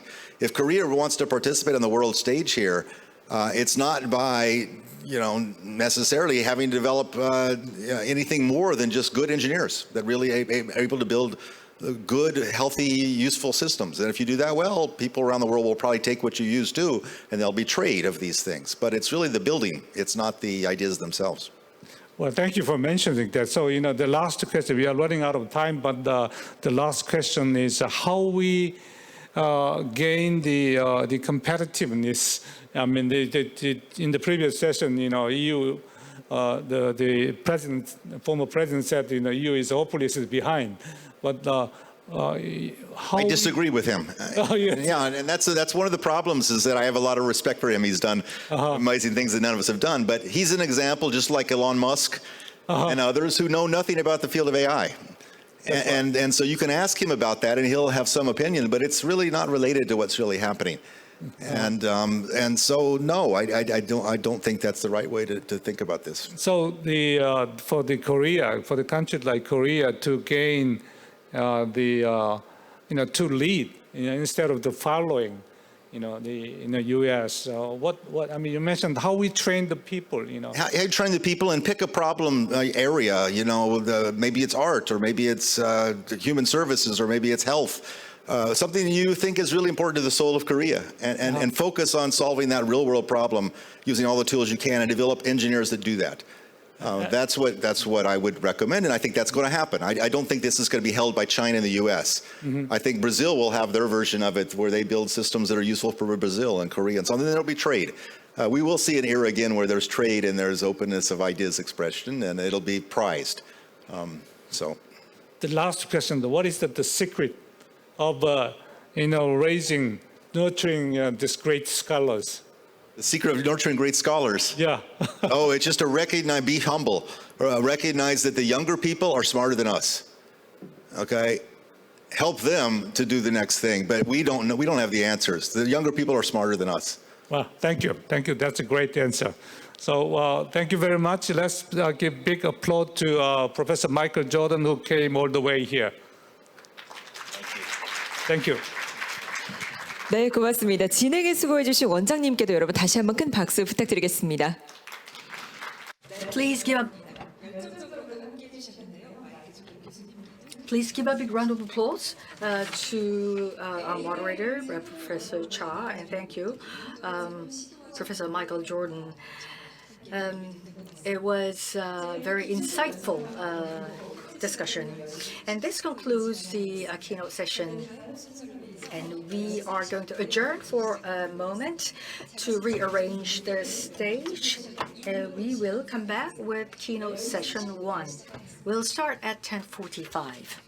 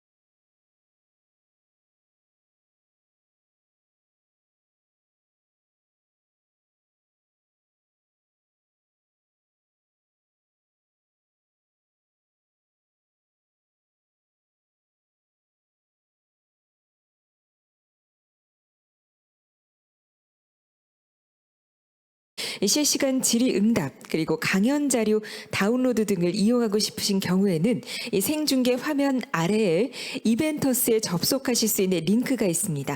링크에 따라서 간단한 등록을 마치신 다음에 이용하시면 되겠습니다. 이번 행사 한국어와 영어 동시 통역이 제공되고 있고요. 한국어는 1번, 영어는 2번 채널로 이용해 주시기 바랍니다. 리시버는 현재 앉아 계신 자리에 비치가 되어 있고요. 분실을 방지하기 위해서 이동하실 때는 반드시 두고 이동을 부탁드리겠습니다. 온라인으로는 동시 통역 자막이 송출되고 있습니다. 아울러 청각장애인을 위해서 행사의 모든 내용은 자막으로 송출이 되고 있습니다. 아울러 외국 참가자분들을 위해서 안내해 드리겠습니다. We are offering Korean English translation audio on the Global HR Forum YouTube.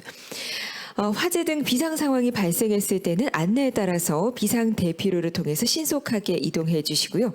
위급 상황에 대비해서 의무실 운영하고 있으니까요. 필요 시에는 요청을 부탁드리겠습니다. 저희 곧 시작하겠습니다.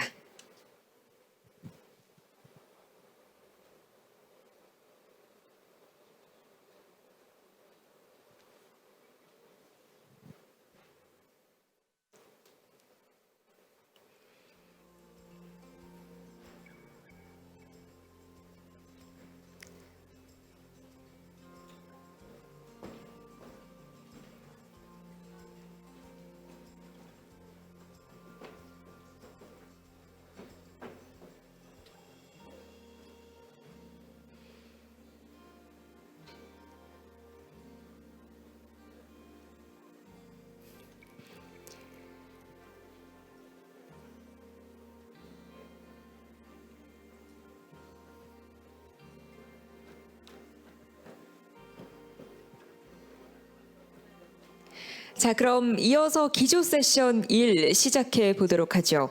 인공지능의 등장. Ladies and gentlemen, we will continue on with the keynote session. AI helps us lead a very convenient life. AI is evolving in a way that helps us lead a comfortable life. So in this session, we will talk about working together with AI as a new colleague to humans. Now, would like to invite our speakers for this session. We have Martin Fleming, the former economist at IBM. We have Professor Lee Kyung-jun from Kyunghee University, Mr. Lee Seok-young from Kakao Enterprise, and Dr. Cha In-hyuk from CJ Olive Network. We have with us our moderator for this session, Dr. Lee Jun-gi from Yonsei University. Please welcome all of our panel members with a warm round of applause. Yes, thank you for that introduction.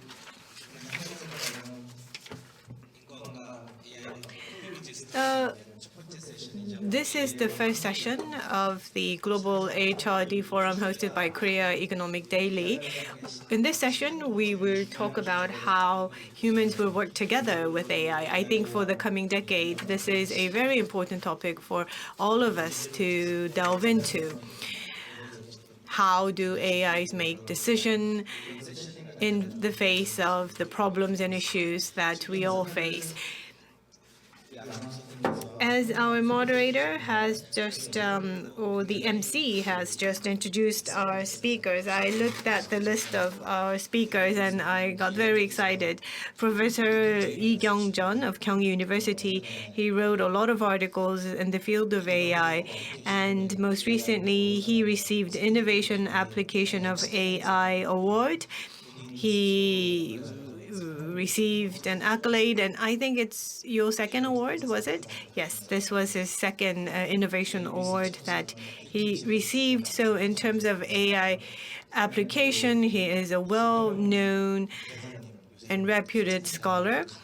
And we have Mr. Lee Seok-young, who's the vice president of Kakao Enterprise. He will share with us Kakao's experience and how AI is working together with humans. And our last speaker of this session is Dr. Cha In-hyuk. He is he's been recently inaugurated as the CEO of CJ Olive Network. I understand that he's very passionate at his new job.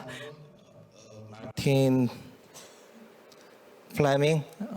He's a former chief economist of IBM. 그래서 또 이분도 굉장히 Yes, and Dr. Martin Fleming, he used to work at IBM, and he will probably share with us a very profound idea on this whole topic. We have a 90-minute session. And I ask each presentation, each guest to present in Korea, if possible. I mean, except Martin. So freely we can discuss things. So 각각의 15분 정도. So each of our presenters will have 15-minute presentation, and we will have a 30-minute Q&A session. So without further ado, I would like to invite Dr. Martin Fleming. Are you there? Yes, I am. I am here. Pleased to be with you. Okay, Martin. So why don't you just get started from you? Thank you very much. And I'm pleased to be with you this morning. Leaders have never faced a greater challenge. We see the environment that we're in, not only in East Asia, but in North America and in Europe.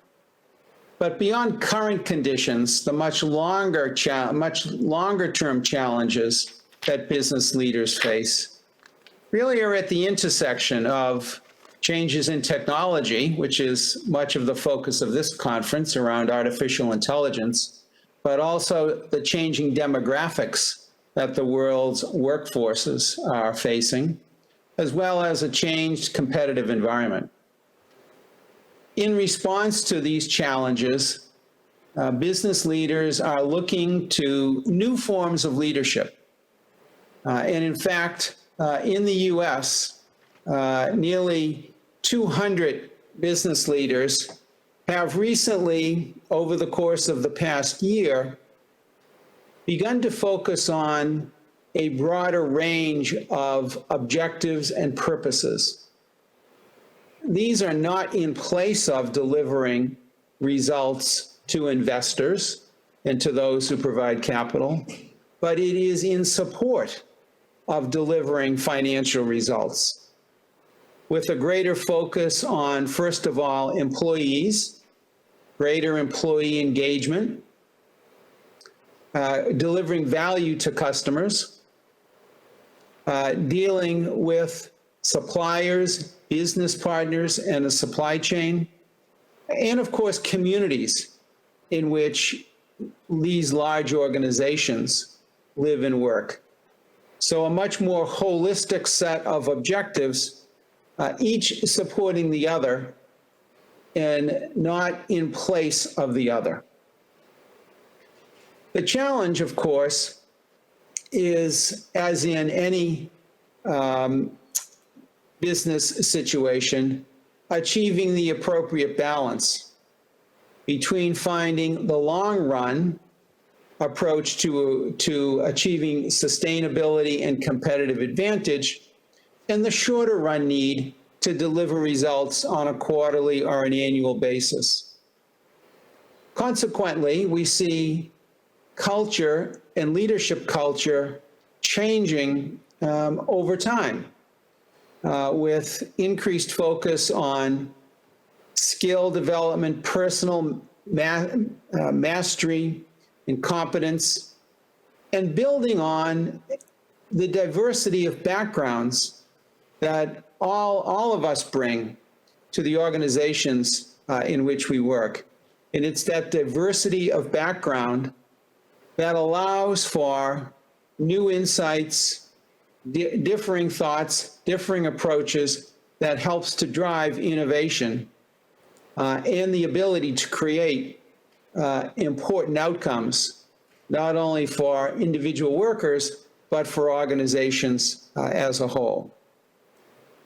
So in this new environment then, and in this new leadership model, there are some realities that business leaders have to face. The first one of which is around the aging population and the shrinking workforces around the world. Many, if not all, of the workforces across the developed world are growing more slowly and in some instances declining. And this would include China as well as other East Asian, North America, and European nations. So the pressures that arise in the labor market as a result of a shrinking supply of workers is one of the first great challenges to be addressed. In addition, is the productivity challenge.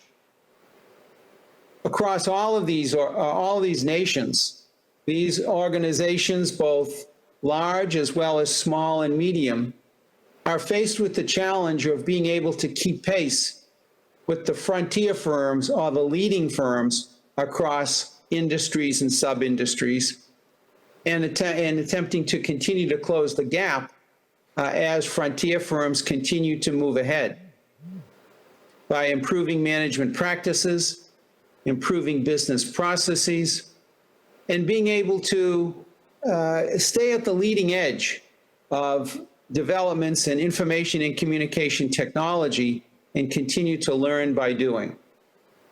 So with this challenge, with this enormous challenge that business leaders and business leadership faces across all these dimensions, let's look at some of the areas in which organizations are taking action. The first one of which, of course, is the subject of much discussion here this morning, the challenges of artificial intelligence and cloud computing. The migration of computing infrastructure and software solutions to be able to meet the needs of organizations are changing and changing rapidly, and the migration is difficult and in many instances has not been successful. So it's going to take time, measured in years, perhaps decades, to fully realize the transition and the transformation and being able to understand what will be required. Some of which relate to the ability to deploy new types of solutions. So let me outline for you as an illustration to make the problem concrete, an example. Retail supply chain. As we all know, there are many retail organizations that within each location carry a large number of stock keeping units, but many retail organizations also have a large number of locations, which means that the ability to forecast demand is quite challenging. And with conventional methods, errors are typically in the 20 to 30% range, which is quite significant in terms of being able to meet needs of customers and to deliver business results. But we can see that the leading edge of deep neural networks and deep learning models are able to produce much better forecasts, with much less error. However, the computing requirements are enormous and quite significant.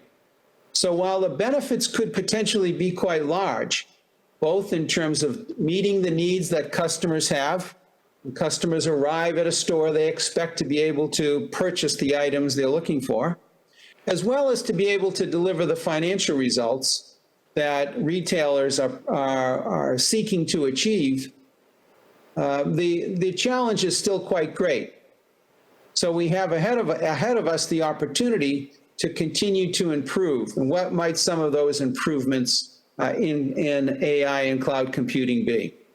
We have opportunities around improved software, being able to, over the course of the life cycle, manage the capabilities much more readily, sometimes known as auto AI, being able to automate much more of the capability. In addition, we also want to be able to provide the infrastructure, the cloud hardware that is more efficient and can be more readily able to provide the compute that's necessary. In addition to the technology is the business process transformation. So we know from experience we need to marry the transformation of business processes and the implementation of new technology to be able to achieve the financial benefits and results that we're seeking to achieve. But the business process transformation also means workers are being required and asked to work in new ways. They are two sides of the same coin. As business processes transform, workers are asked to take on new tasks. So within a given occupation, and on the graphic here, the occupation is the horizontal blue line. Occupations are made up of tasks represented by the vertical blue lines. And we see as innovation is introduced, there is a displacement effect as certain tasks are displaced, but there's also a productivity effect as tasks become more productive. What we observe, however, as automation proceeds is that while the displacement effect can increase, new tasks are created. Workers are asked to take on new tasks as they continue to perform some of their previous tasks while others are automated. And so there's a race. There's a race between the displacement through automation, but the increased requirements of new tasks through the productivity effect. In the work that we've been doing, we've been able to show how these tasks are being redistributed often from mid-wage workers to both high and low-wage workers, with a significant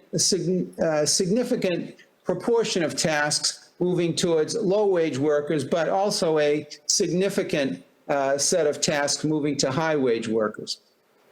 So the consequence of all of this is that we have asserted, we have seen, all jobs are changing. 100% of jobs will change while employment continues to grow and continues to increase as employment demands continue to grow over time. In addition to tasks being refocused and occupations being refocused, work has become, in addition to work becoming reorganized, work has also become more focused with fewer tasks per occupation required. So all of this means that rewards for a wide range of tasks are shifting. Those tasks that cannot be automated are tasks that workers will continue to perform, and it is those tasks where workers are more highly rewarded.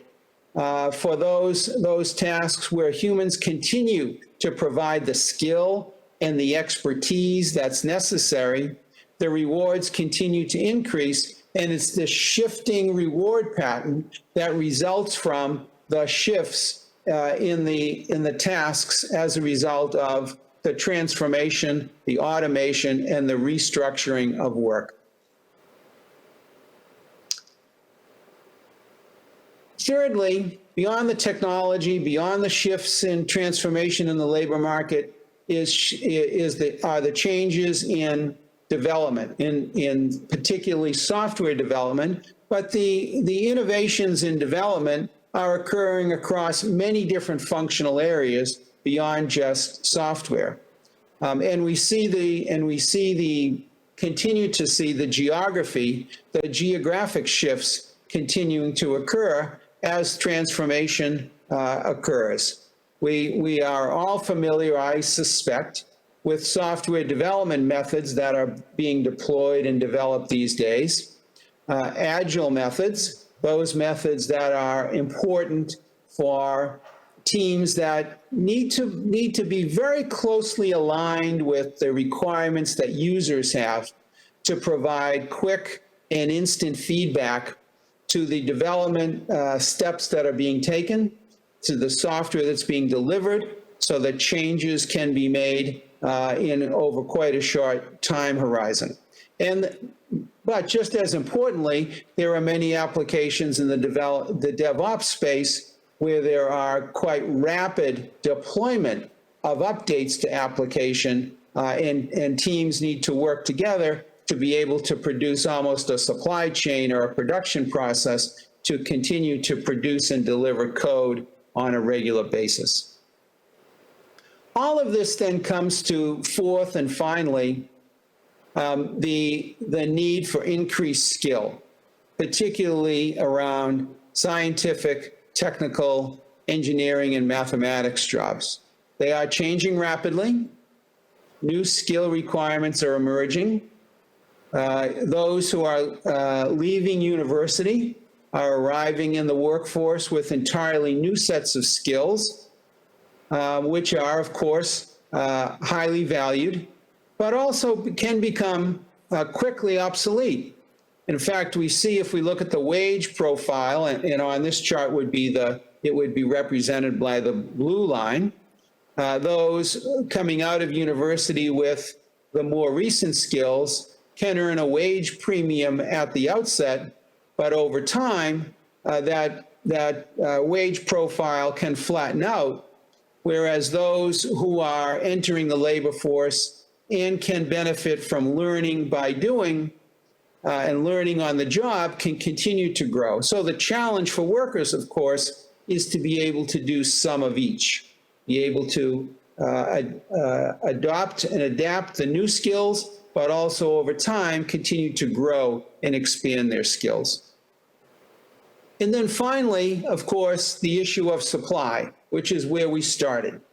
The demographics, the shrinking of the workforce for many economies and many nations means that immigration, workers moving from nation to nation, will continue to be important. Obviously, immigration is a hot topic, a controversial topic, virtually in every nation. But for those nations that are able to address the issue and solve the problem of immigration, there are potential benefits to be able to continue to expand the supply of workers. So leadership is facing a challenge. Business leaders face almost an unprecedented set of challenges.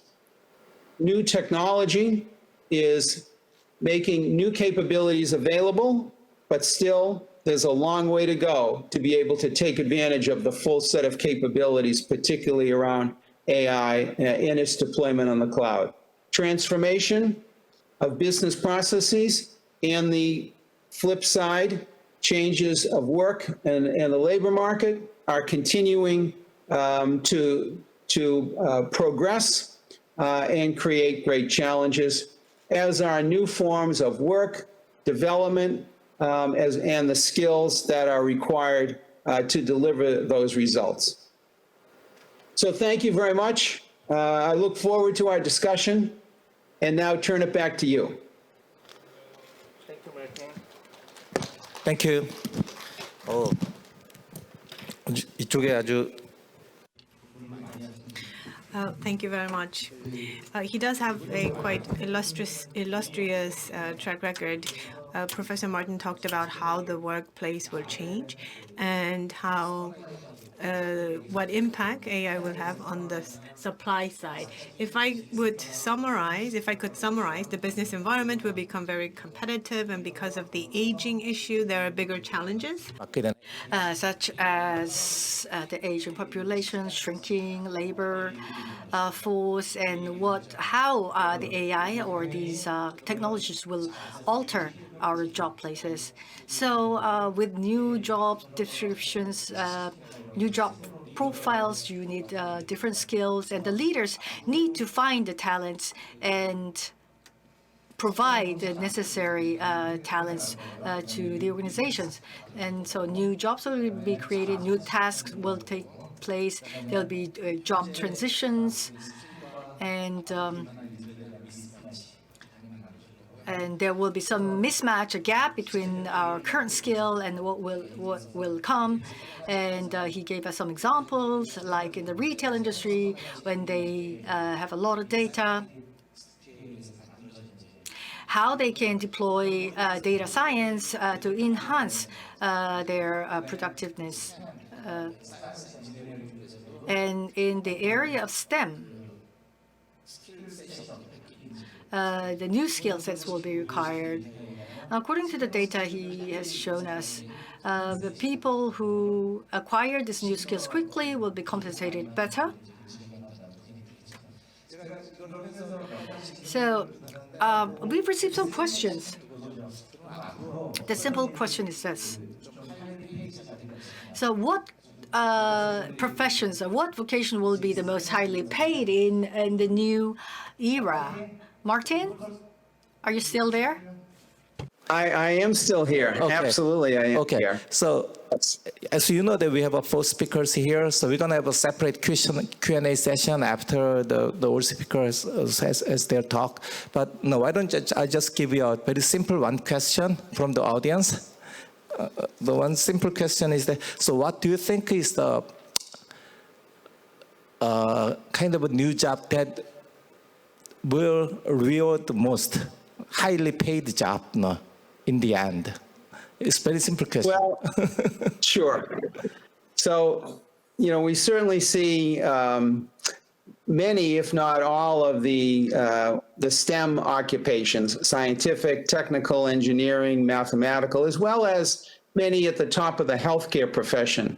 But the focus here really is not so much on the income earning capability of a given occupation or occupations. The message really is around the reorganization of work.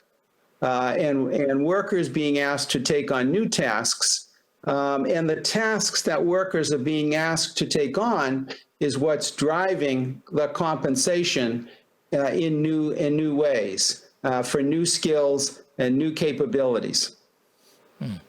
그러니까 각 개인의 잡을 So we're not looking at the individual jobs, but we are looking at the whole organization, the adaptability of the person who can adapt quickly to the changing organization will be rewarded more. Here, Professor 경전리 교수님 이제 발표. So next presenter is Professor Lee Kyung-jeon from Kyunghee University. 앉아서 하는 거요. 앉아서.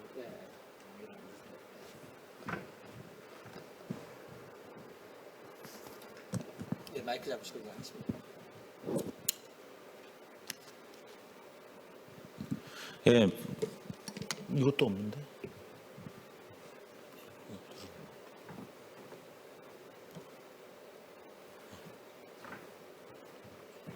예, 앉아서 하는 거 맞. Is it okay for me to present while seating? Okay. So good to meet all of you. I am from Kyunghee University. I am Lee Kyung-jeon. The title of this session is Working Together with AI. And so I titled my presentation Human AI Mixed Initiative, Principle, Cases, and Business Model. So let me begin my presentation.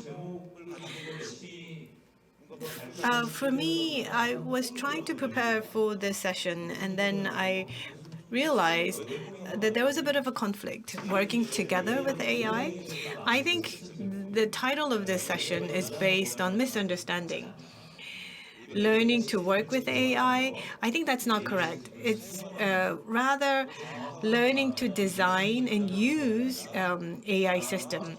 It's more about how to design an AI system and develop and deploy the AI system that human beings could actually make use of. So human beings basically need to just learn to use this AI system.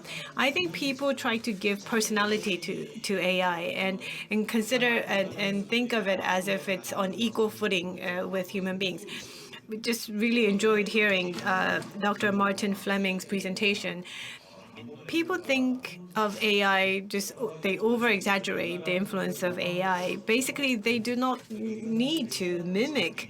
AI doesn't need to mimic human beings. And also Dr. Michael Jordan's plenary presentation, that was very interesting. what human beings do is, and what they need to do is, they need to just simply learn how to leverage and use AI. So I think the title of this session is how we could actually design and develop an AI system that human beings could easily learn to use. Because we don't really have any, discourse and discussion about how we work together with refrigerators or washing machine. We just think of how we could use these machines. So I think that's a better approach. So we need to really clarify the perspective and approach that we should take on AI. 1982, I was in mid school, and my parents basically sent me to a National Science Academy. And my parents actually enrolled me to a summer camp. And that really entirely changed and transformed my life. Because at that summer camp at National Science Academy, I saw Apple II computer for the first time. And I thought that there was someone, a person inside that machine. Because if that's not the case, there was no way that this computer could interact with me. This machine could interact with me. So I was in junior high school, and so I was stunned. Because at that time, I did not know anything about computer. So it was from that point on, I fell in love with computers. I went to this computer retail store. I went there every single day to look at computers. And I think this is how people view AI. Because people don't know the AI mechanism, people just think of this with some sort of mysticism. If we understand how to understand the mechanism, then we understand it clearer. Because when I first learned the Apple II, the mechanisms of this computer, I knew that it's based on programming language, BASIC 2, and it was important for me to learn BASIC 2. There's no way that Apple II computer would have a spirit or so. So we need to first have people understand what this AI is, and a lot of people don't have that understanding. And so for those people who do not have that understanding, we need to make sure that they don't have any misconception. In the past, where people didn't know what TV was, if the TV didn't work well, people just banged at their TV. So we should make sure that we don't do that on AI. So what is artificial intelligence? This basically is a methodology of making machines, humans, and environment intelligently. Basically, what is intelligence? According to Albus, back in 1991, that person defines that it is an appropriate behavior that actually increases the probability of success. But this morning I changed this slide because Professor Michael Jordan from Berkeley, he's the person who inspired me. So I wrote here, inspired from Michael Jordan. So according to Professor Michael Jordan, he said that there are three areas of three AI: artificial intelligence, augmented intelligence, and intelligence infrastructure. So AI, IA, and II. So he categorized AI into three categories, and that really inspired me. And back in 2020, I used this as a basis to really extend the concept of AI. So I referred to Dr. Albers and Professor Michael Jordan. Basically, my definition is it really helps make humans and environment much more intelligent. So if you have this basis on the understanding of the concept of AI, then how do human beings engage with AI? This is not a complete list. As Dr. Lee, Dr. Kim is researching into this field, but this is just a tentative list that I could come up with for the purpose of this presentation. So AI generates something, and then human finalizes it, because AIs are prone to mistakes. I'm sorry, I can't really read the slide. Just one moment, please. So anyhow, I call this the generation-oriented system. So AI takes the lead in generating an output, and human beings with responsibility finalizes that output. So human beings could just accept that result or could respond to it, or if there's a responsibility on human, then they may modify the final result. So that's the first type of interaction. Second is human-AI interaction. So everything is a mixed initiative between human and AI. So human provides intention. AI is the one that takes action on that intention. And third, AI can eliminate painful and tedious jobs. if you look at the type of jobs that AI is supposed to replace, these are not jobs that human beings enjoy doing. These were jobs and processes that humans considered quite painful. Fourth category is AI creating a totally novel role. Dr. Martin Fleming also mentioned this. All jobs are subject to change. So AI can create new roles to human beings. Fifth, now this fifth category, it's the problem. Now human beings just purely trust and believe AI, and AI actually is designed by humans. It is being maintained by humans. We call this the process of active learning, but these are five modes of human and AI interaction. But it's not a complete list. So active learning, it's not just a one-off development. Basically, whether it be a vehicle, a manufacturing process, it has to be running continuously. And in that process, there needs to be help of human. So there's a designer of a person, and then the auto ML, machine learning, the terminology was mentioned, but there cannot be a continuous machine learning. There is a designer, maintainer, annotator. All of these roles are performed by AI. You look at the Snow Piercing, the movie, and you know how there's a little kid and he or she really tightens the bolt. In the future, the automation process, human beings intervene to maintain the running of these systems. Human AI mixed initiative. Now, this is not a new topic. This topic had existed back in 1995. I actually wrote 2 articles, and Microsoft, Eric, and Carnegie Mellon scholars, they have all written these types of dissertations back in the 1990s. So there are real-world cases like Pro 11 and Runo. So these are some of the cases that could give us some insight. The human and AI, why do they need to have mixed initiatives? Because AI or machine learning system, they're prone to mistakes. People seem to have this myth that AI is not prone to any errors, that it's going to be better than humans. But still, AI systems do generate errors because from optimization perspective, it's a local-based optimization technique, so it is bound to generate error. So AI system, which is prone to error, and humans, depending on who has the initiative, must collaborate. And when that error is critical and detrimental, then that's a big problem. So in areas where the errors are not detrimental, then automation would become much more convenient and easy. If the errors, when they do take place, if they're detrimental, then there needs to be human intervention. So let's look at some cases. When it comes to AI system and how you design it, how you use it, it will all hinge on the characteristics of that domain or that task, the level of risk that could be posed. Is it mission critical or not? And also methodology. If there's an error, is it explainable? Is there explainability? And compared to when there is error and where is no error, is there robustness of the system? And the outcome of that action, is it predictable or not? That's also an important aspect. So the use of the AI will all depend on all of these different elements. Once again, the presentation that I'm sharing with you today is not based off of any long-term research. It was just prepared for this presentation. I received 3 accolades in 1995 at Gyeongnam Okpo Shipyard, a shipbuilding company. I developed a scheduling system, and I was awarded for that. This was when I was 21 years old. If you go to Koje Island, because I was 21 years old, I looked very young, and the community, local people there, back in 1990s, thought that I was there to take jobs away from them.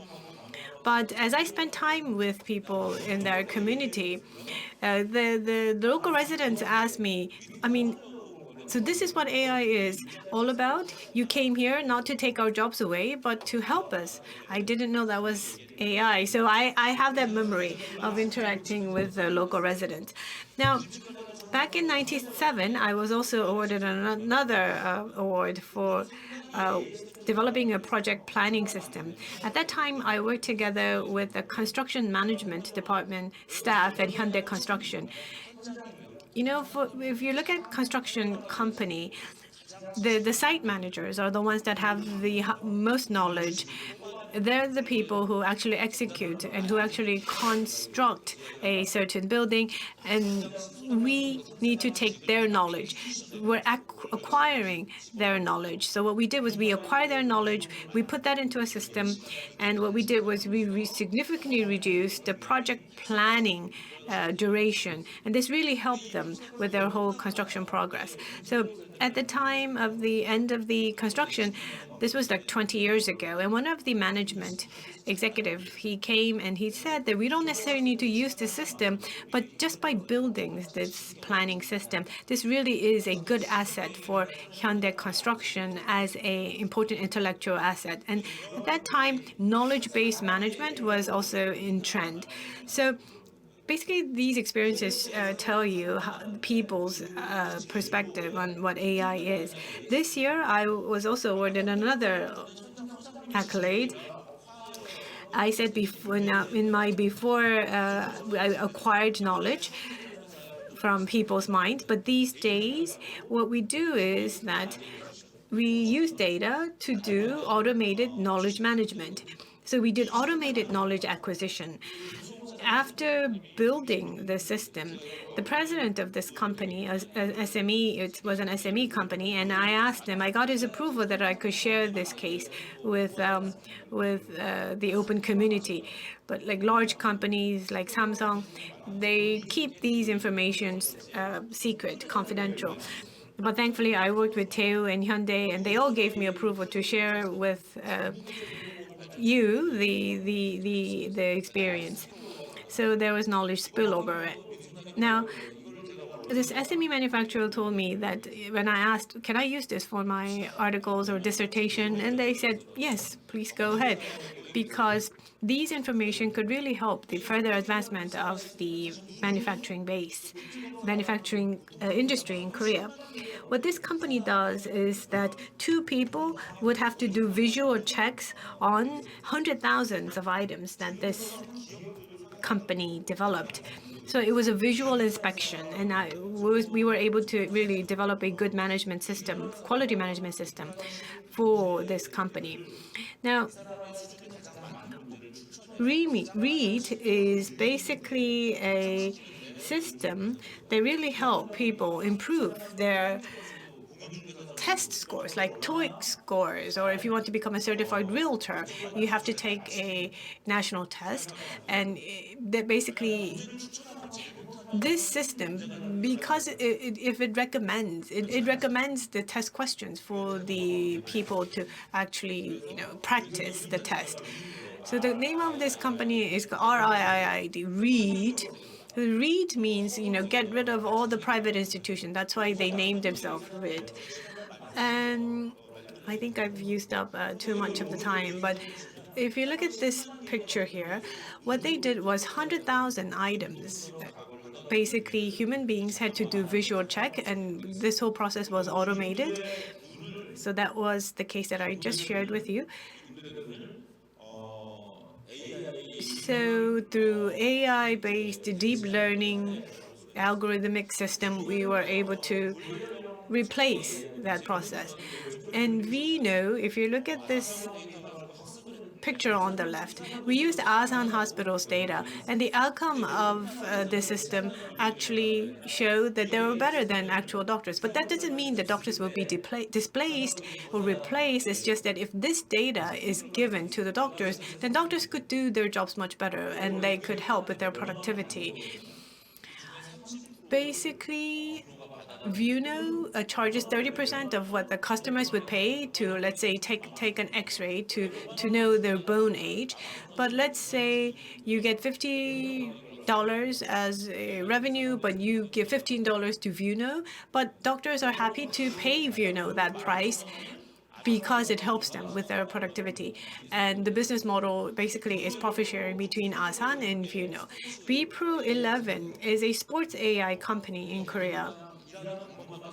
Just to share with you how they work is that it's not 100% AI supported. There are sports manic fans. They make use of this system to analyze football games. Now, is it going to replace all the football commentators? No, VPro, basically they start with not the EPL or Bundesliga. They all have professional commentators, but you go down to 5th tier, 6th tier football league. Then what they did was they automated the commentating processes, and now they are starting to expand. And at this point in time, they have provided their solution in 150 locations, and they used to be based in Hamburg, and now they're London-based. This is a server robot. SoftBank failed at developing Pepper, but CEO Sun actually invested a huge amount of money for Bear Robotics. But by developing this server robot, will this displace other servers? No, because CEO Ha, who used to work with Google, he used to work at Google, and then in Silicon Valley, he opened a Korean broth restaurant. And he said that he got really tired running this restaurant because he was serving, he was making food himself. He was basically traveling like 10 kilometers a day. And he felt that if he could dedicate his time in making the food rather than serving the food, he could better serve the customers and better entertain the customer. So for serving robot, basically, if you look at both Korea and US, there are a smaller number of people who are willing to take these jobs of serving. Same for Superbin. If you put in a used bottle, basically they give you money back. So is this going to take jobs away from the collectors? Not really. Now, there's all the PET and aluminum cans. There are all these senior citizens who collected from their communities, and they put that into the vending machine. And once the vending machine gets filled up, then you can't use it. So basically what they decided to do was that they're not going to use the vending machine, but to have people collect it. Anyhow, collecting paper is not valuable because the paper is a bit too heavy. So people think that AI is going to take jobs away, but that's not the case. It will make new jobs.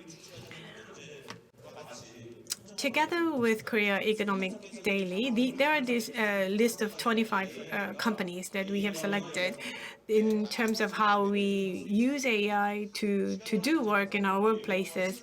I think there are many ways that we could really consider. And now Waymo began a full autonomous driving, a full driverless service in Phoenix. This is level 4 autonomous driving.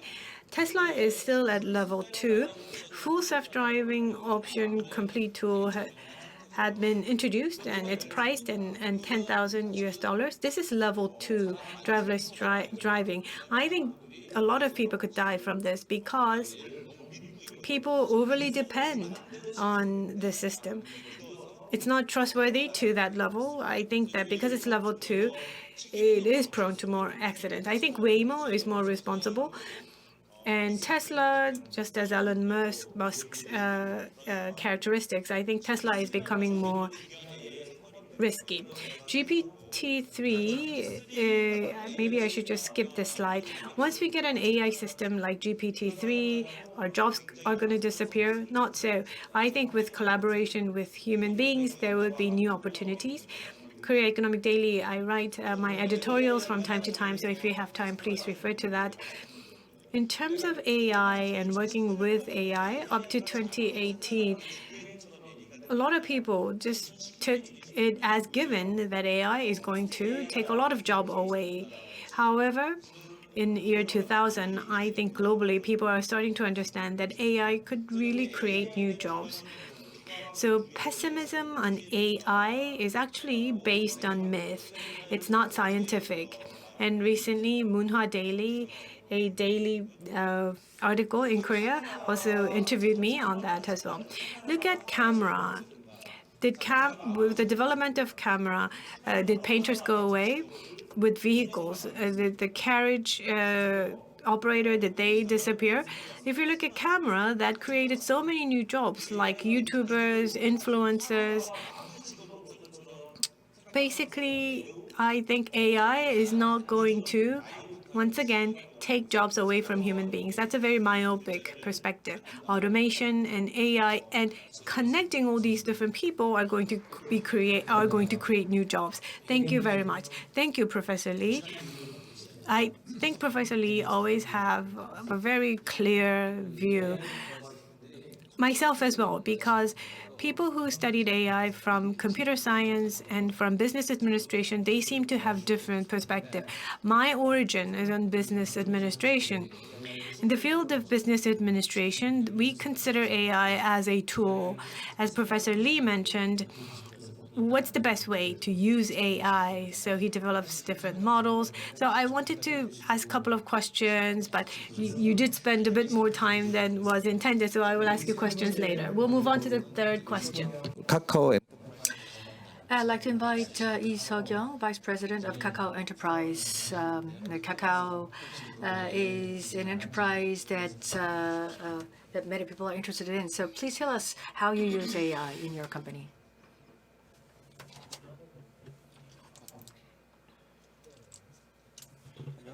Hello. My name is Seok-young. I'm in charge of developing Kakao Work at Kakao Enterprise. And I heard many insightful presentations from the previous speakers. In my case, we provide an actual service. We use search technology and AI algorithms in providing the services. So I like to talk about what we do and give you some of my views on the future.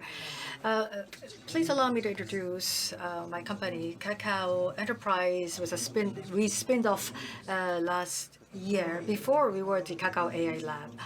So AI Lab was a technology department, and we had 400 engineers, and we basically deal with search engines and related technologies. And in 2017, we produced Kakao AI Kakao Mini. It was a smart speaker and I was involved with that project. And last year, as we spin off and we established Kakao Enterprise, and we came up with our first product called the Kakao Work Platform. It's like Slack or Teams. So it's a collaborative platform. Kakao Mini and Kakao Work, they may seem different, but we think they're in the same vein.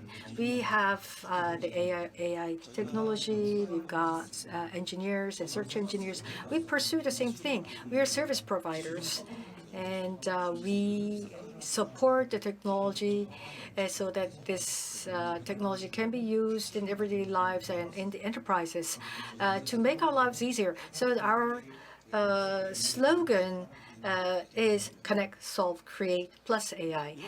So in this respect, we wanted to enhance our working environment, and we want to deploy AI in our workplaces to add value and provide new services. The first outcome is the Kakao Work, which was launched September this year.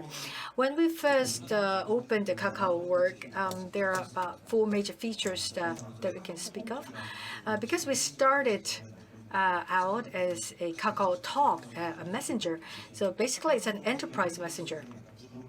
Kakao Talk is somewhat unsuitable for enterprise messenger, so we created Kakao Work as a enterprise messenger, and we also wanted to build a comprehensive work platform.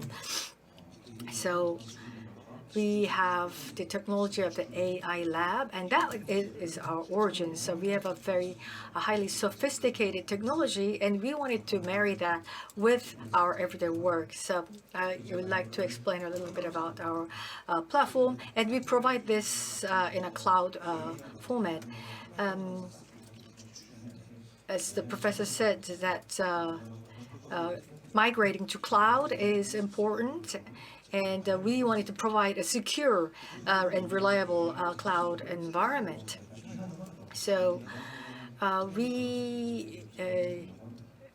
like to explain how we can deploy AI technology to our work. So before I do that, I want to look at how we work. When we work in an organization, you've got your ideas, you've got outputs, and you exchange the ideas and outputs with the members of the organization. And so you create synergy to create something bigger, and you enhance the performance of the organization.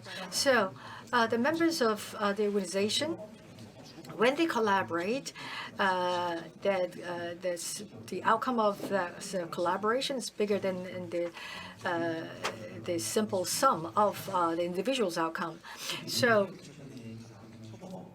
that's why all the enterprises are focusing on the possibilities of collaboration.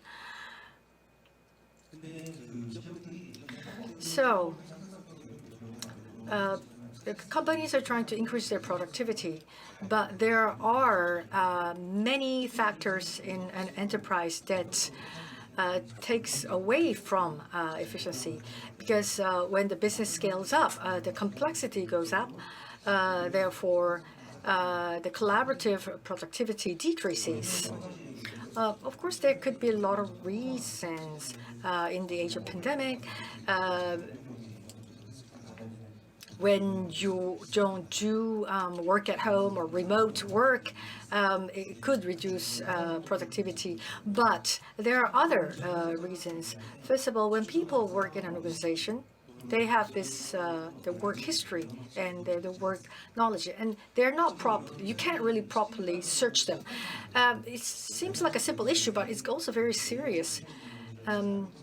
We have over 400 search engineers.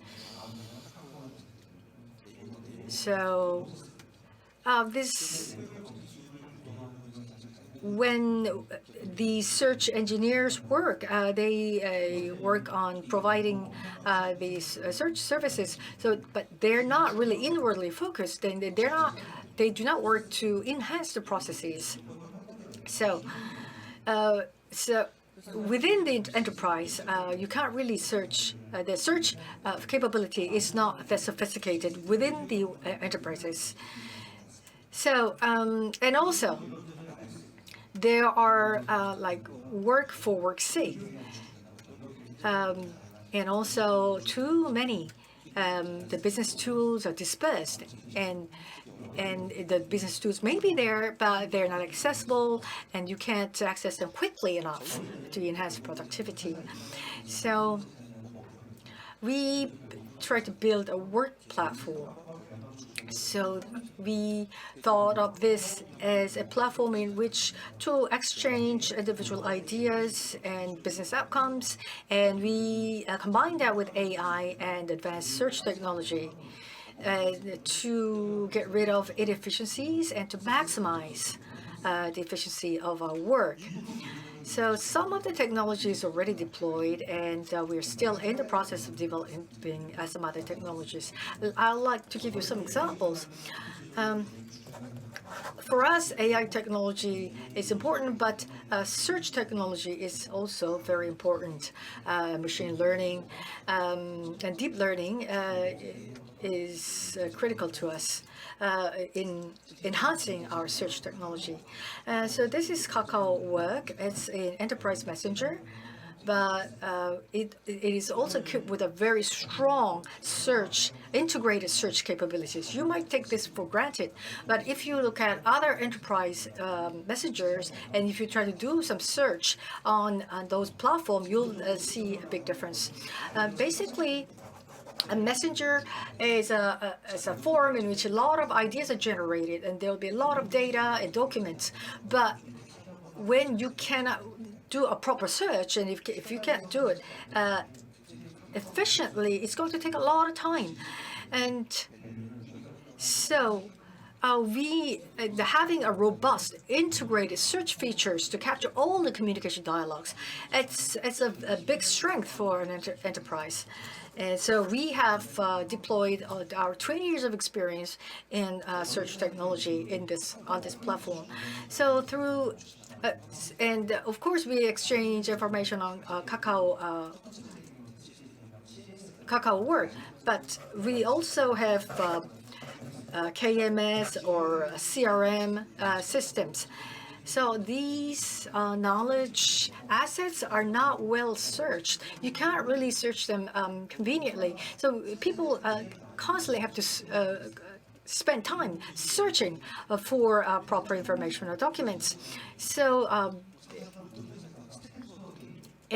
when they cannot search what they want, they have to go to the General Affairs Department, and they go to other department to ask for the information. It's it's wasting a lot of time. So we are building a integrated search engine.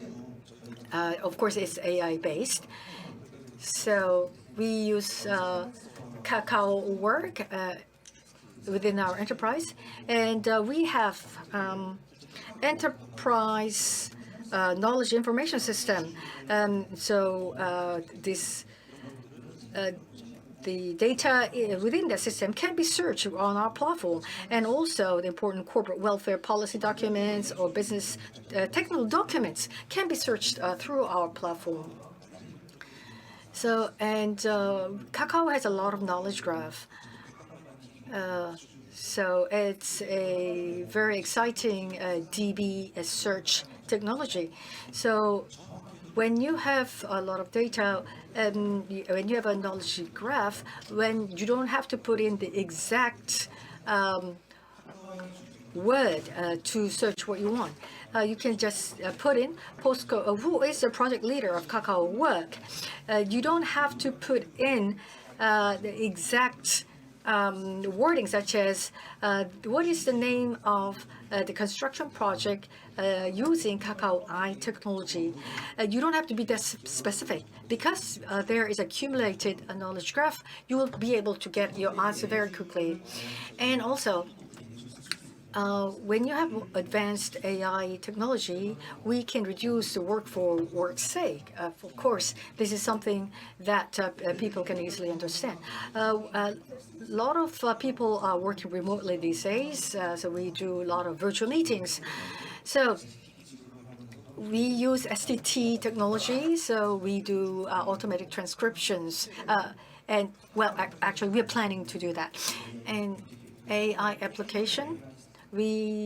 Among AI application, we have Kakao AI, and you can use speech recognition. And we have added the transcription service. When you link, when you introduce that into the virtual meeting, you can automatically do note-keeping on the meetings that you take.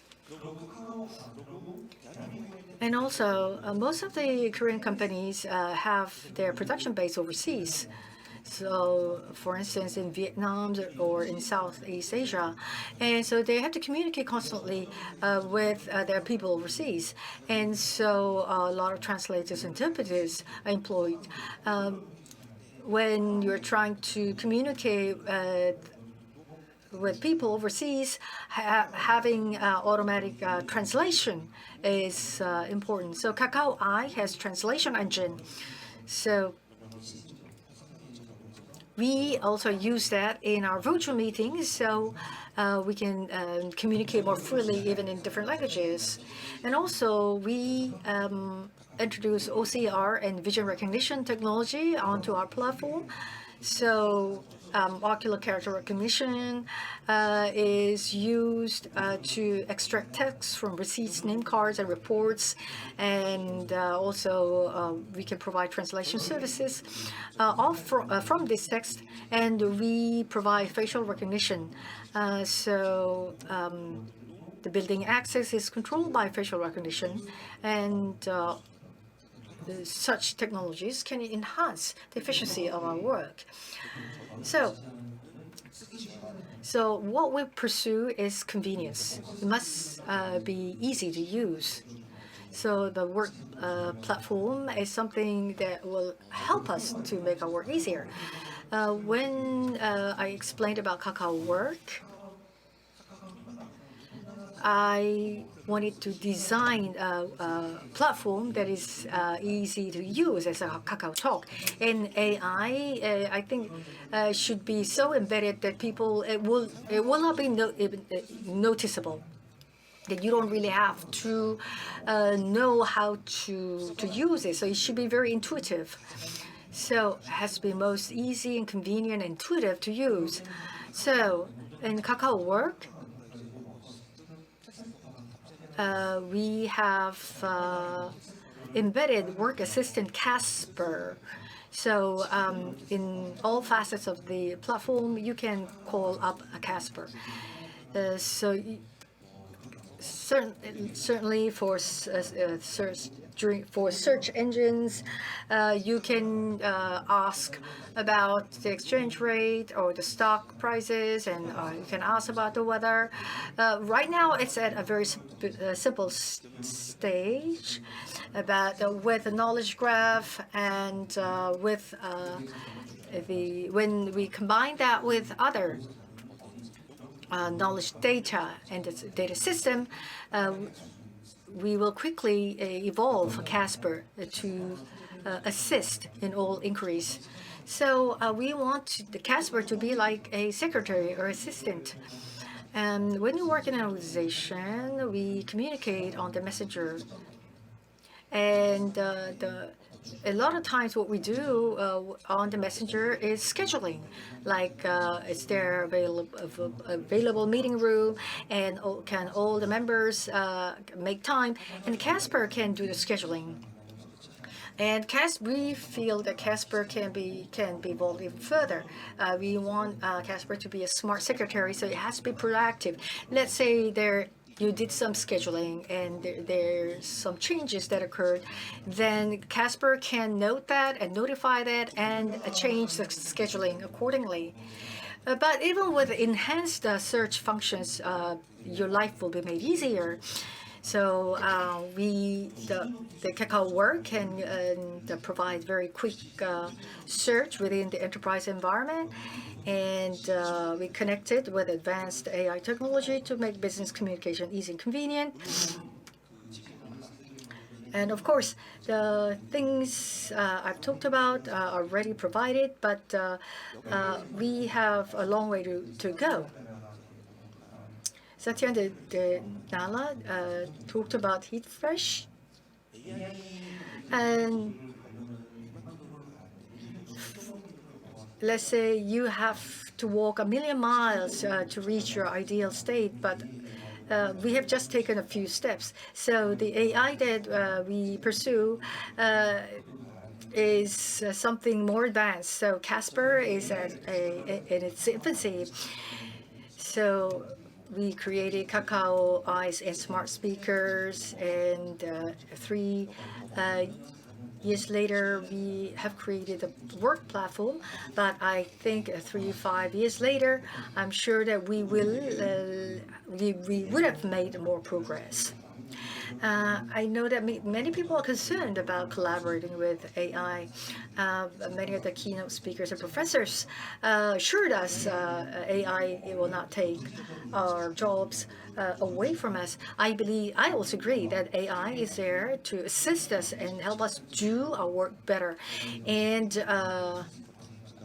for AI to reach the level that people are concerned about, it's going to take a long time. And in the meantime, I think we can make preparations and respond wisely. And as a service provider, I believe that these technologies will help us focus on what we do best and not take our jobs away. Thank you.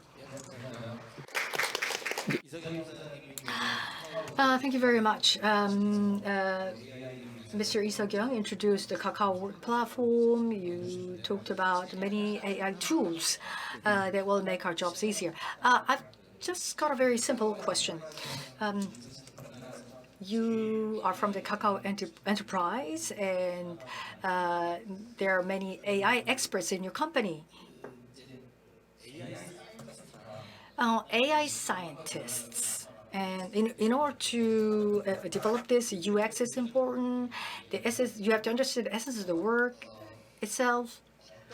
So, what kind of talents are you looking for? What kind of AI talents are you looking for?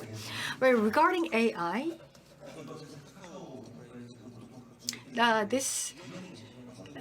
we have deep learning and machine learning engineers in our company. And this is a challenge for us. As you said, we need people who can apply this to real life. AI can be used badly, or it could be used wisely. So depending on how you use the technology, it could bring different outcomes. And AI has gone through the dark age. Now, neural network has evolved. And then before the AlphaGo, there were dark valleys that we had to cross. But now AI has become more exciting. But AlphaGo was very exciting. But after that, we see some plateau. So but I believe that technology will improve in the future, but how to apply this to our real problems, I think that will be the challenge that many organizations will face. So I believe that we need a more humanistic approach to this. We need liberal arts perspective in using AI. I'm not saying we need core engineers. We need those talents, but we need to be able to see it from different perspectives. Last but not least, we have CEO of Chainhyuk of CJ Olive Networks. And I understand that you are going to be in charge of AI and digital transformation of CJ. So please go ahead with your presentation. Yes, the professors who spoke ahead of me and my previous presenter from Kakao Enterprise, I think my presentation will take on a bit of a different perspective.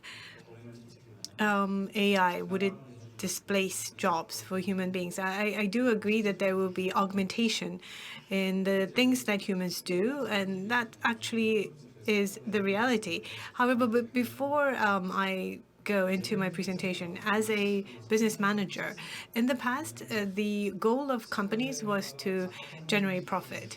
But with the coming of Industrial Revolution 4.0, if you think about what it really is, people don't know what's going to happen in the future. So with the tools and methods that we've learned over the years, we don't know whether that will work in the coming age of Industry 4.0. I think in this environment, what's important is that we need to tune in to the social changes, and the companies would basically need to contribute in solving those social problems, so that companies can really play a part in bringing about a sustainable growth and development.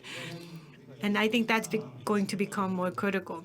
In that perspective, I think in thinking of AI, what's important, let's say if we think about basic income for all, in researching into basic income and implementing that policies, they're all in Seoul. There are people in powerful positions. They all have completed higher education. But if you think about the basic wage related initiatives, the local government local governments where they cannot be self-sufficient in terms of the government budget, but if there's a lot of basic wage type of initiative taking place, then there are these people who've been living in that situation for many decades. But we don't really talk about that because all the decision is made by people in Seoul area, people who graduated universities, who have higher education, and who participate in the policymaking process. They're actually distanced from the actual field where things are happening. Recently, when I look at this election process, I thought that democracy had a history of hundreds of years, but I've experienced that democracy was put under threat overnight. So people say that although we think that this is an institution and system that we have taken for granted, unless you exert efforts to safeguard that system and institution, that whole thing could be uprooted.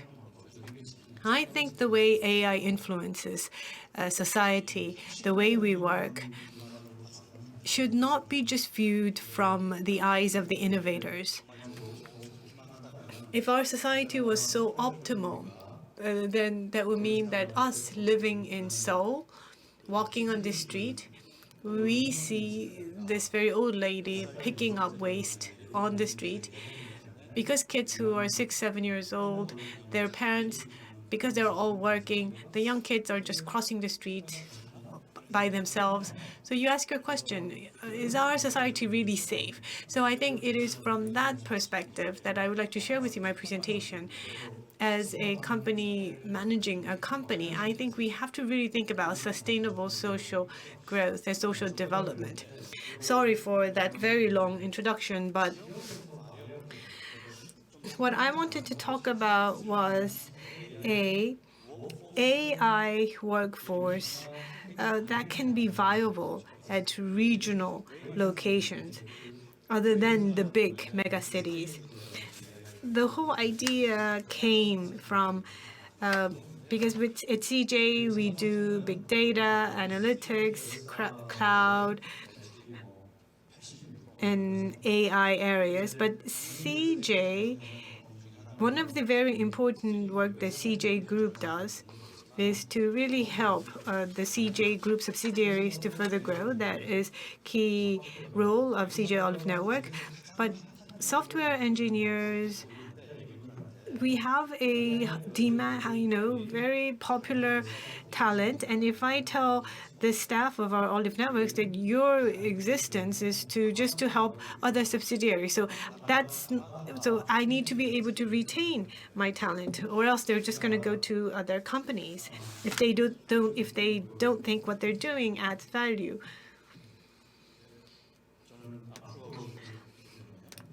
Sorry, I think I'm mishandling this. One moment. How can I move on to the next slide? All right. Apologies. Now, there is this map that you can see on the slide. I think that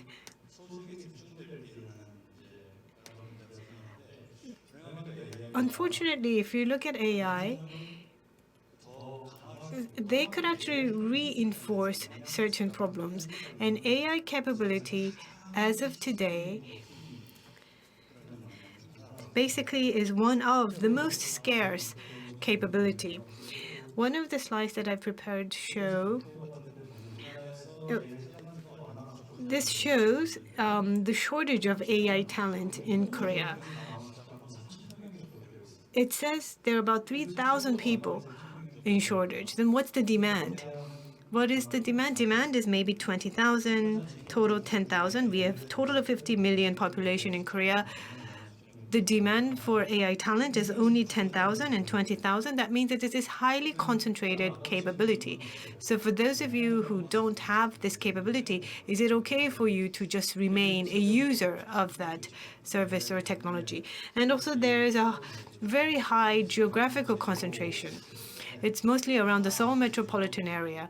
And then all the manufacturing base is in the local provinces. And these manufacturing base is experiencing crisis. But if at these local regional cities, will we be able to nurture AI talent and have them remain there?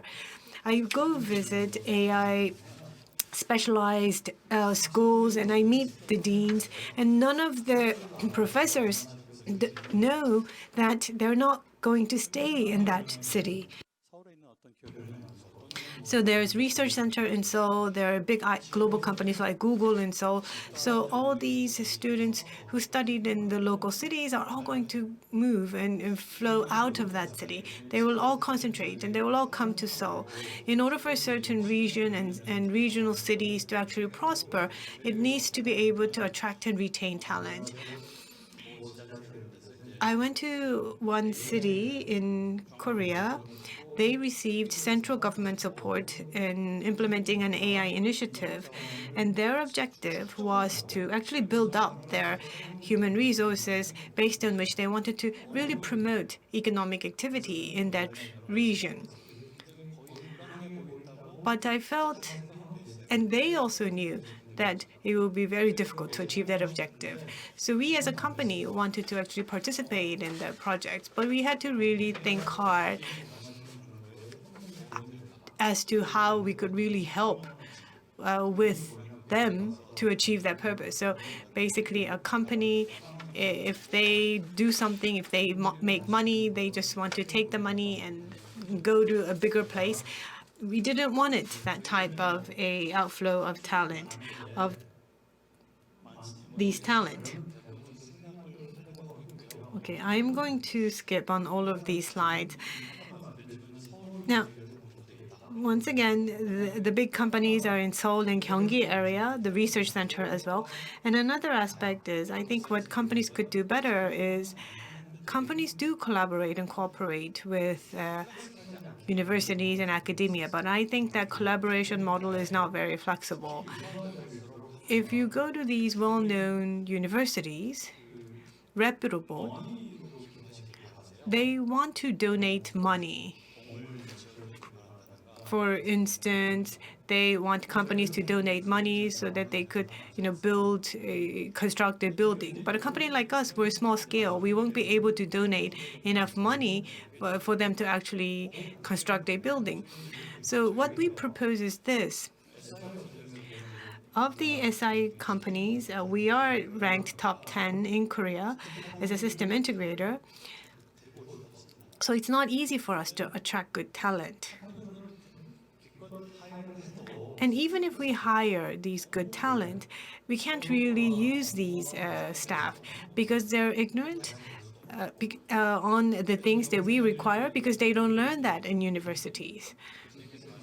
As Professor mentioned, our company, CJ Olive Network, we are actually implementing digital transformation of the entire CJ group. So all the projects that we need to implement is massive, and the impact is going to be very high. Whole CJ group generates 40 trillion won of top-line revenue. And for us to generate that revenue, we have to buy raw materials. For instance, every year, 3 trillion won is spent on buying grains and importing grains from overseas. If in that process, if we apply AI, and if to reduce cost back, let's say 5 billion, that means that we could create 15 billion in profit.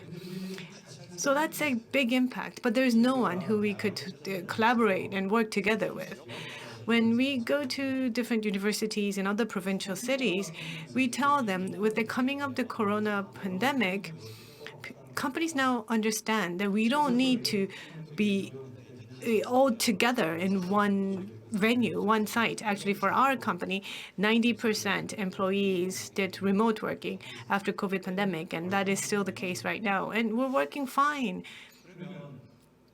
or actually better. So one problem is solved. We felt that these universities that are far out in the remote area, we thought that we could never cooperate with them. But no, we can now easily work together through Zoom or maybe Kakao's platform. And so the second thing is to change our attitude. We're doing great things, but if we are not open about it, then that's not going to benefit other people.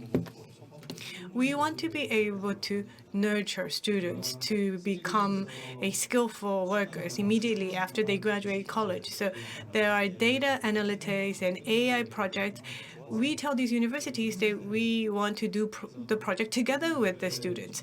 So these are the type of commitments that we've decided to make. So online education is possible and remote working is also enabled. So we wanted to find the cross-section between the two to further promote the collaboration with academia.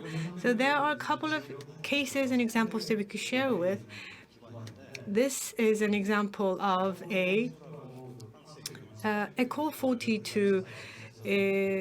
Basically, there is an institution called Seoul Innovation Center that have the license from École 42. So we entered into an agreement and pact with Innovation Academy 42. We entered into an MOU, and we were the first Korean company where many of the students from the Innovation Academy joined, and they participated in our internal venture company initiative.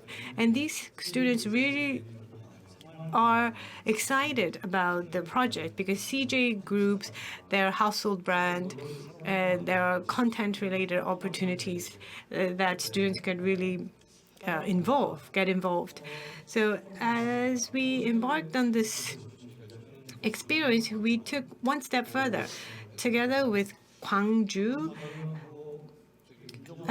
Science and Center for Science and Technology, Gwangju has a plan to set up an AI industrial convergence complex, and they want to have AI talent. But the biggest challenge was that if they actually build up the pool of talent, would these people stay at Gwangju City to further promote development?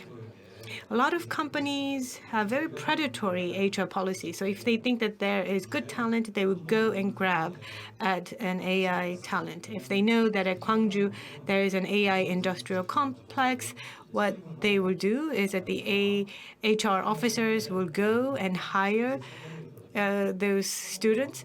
And company like us, we're based in Seoul. So, we would hire these people away from Gwangju City. And so we felt that we wanted to break that link.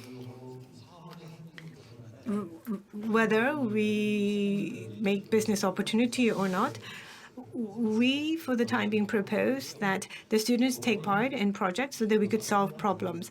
And the condition is that we are not going to hire these students. So these students who work with us for 2 years, and we give them opportunity to solve the problems that are very internal to our company. And basically, we can also give them credit for the students. And basically, the condition is that they stay in Gwangju so that they could contribute to the development of those societies and cities. So I think these are new types of experiments that we are trying, and I think this has become much more easier because of COVID pandemic. Of course, they could come to Seoul office once or twice a week, but they don't necessarily need to.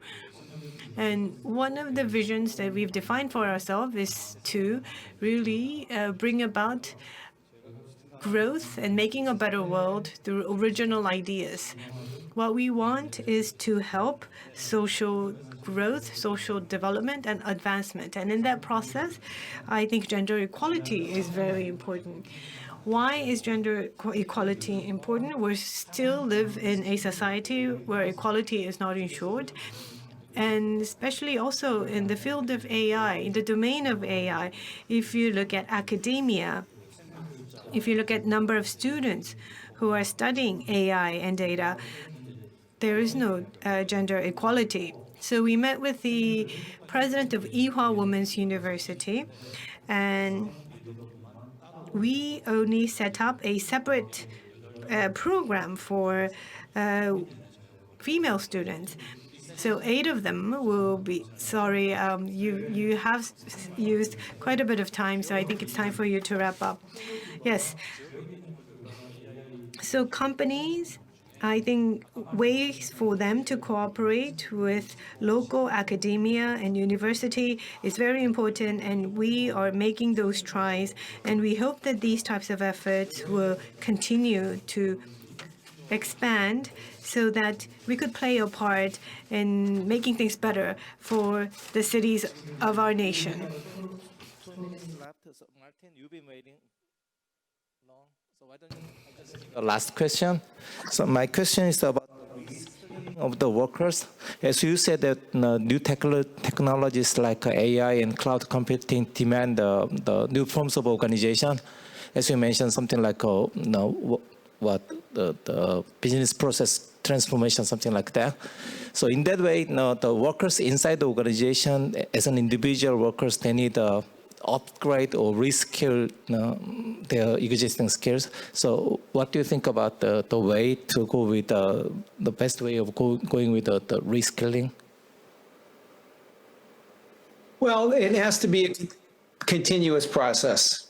It's really about career development and career advancement.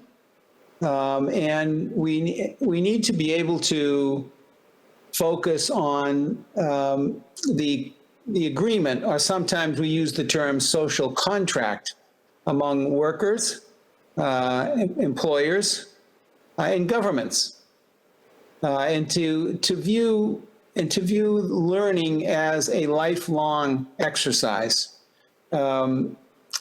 Technology is going to continue to change. The competitiveness of business activity is going to continue to change. So skills need to be continuously developed, and learning needs to be continued on a continuous basis over the career of a worker. Thank you.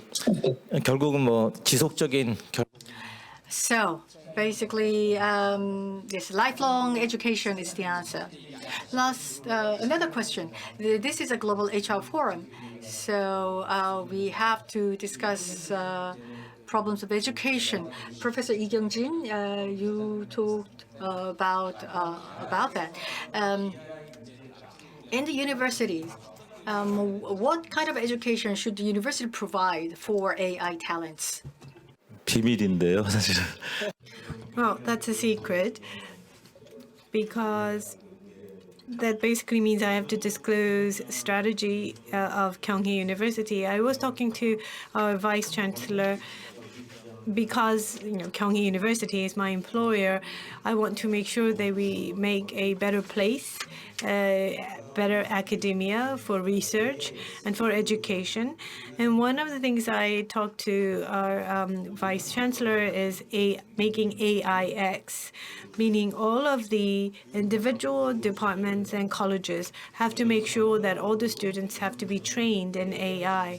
So business administration, Department of Business Administration, usually the mandatory classes are Finance 101, Accounting 101, but people who join us from companies in the business administration master's degree, they want to learn about AI. So we are going to set up AI course as a mandatory course, and also for undergraduates as well.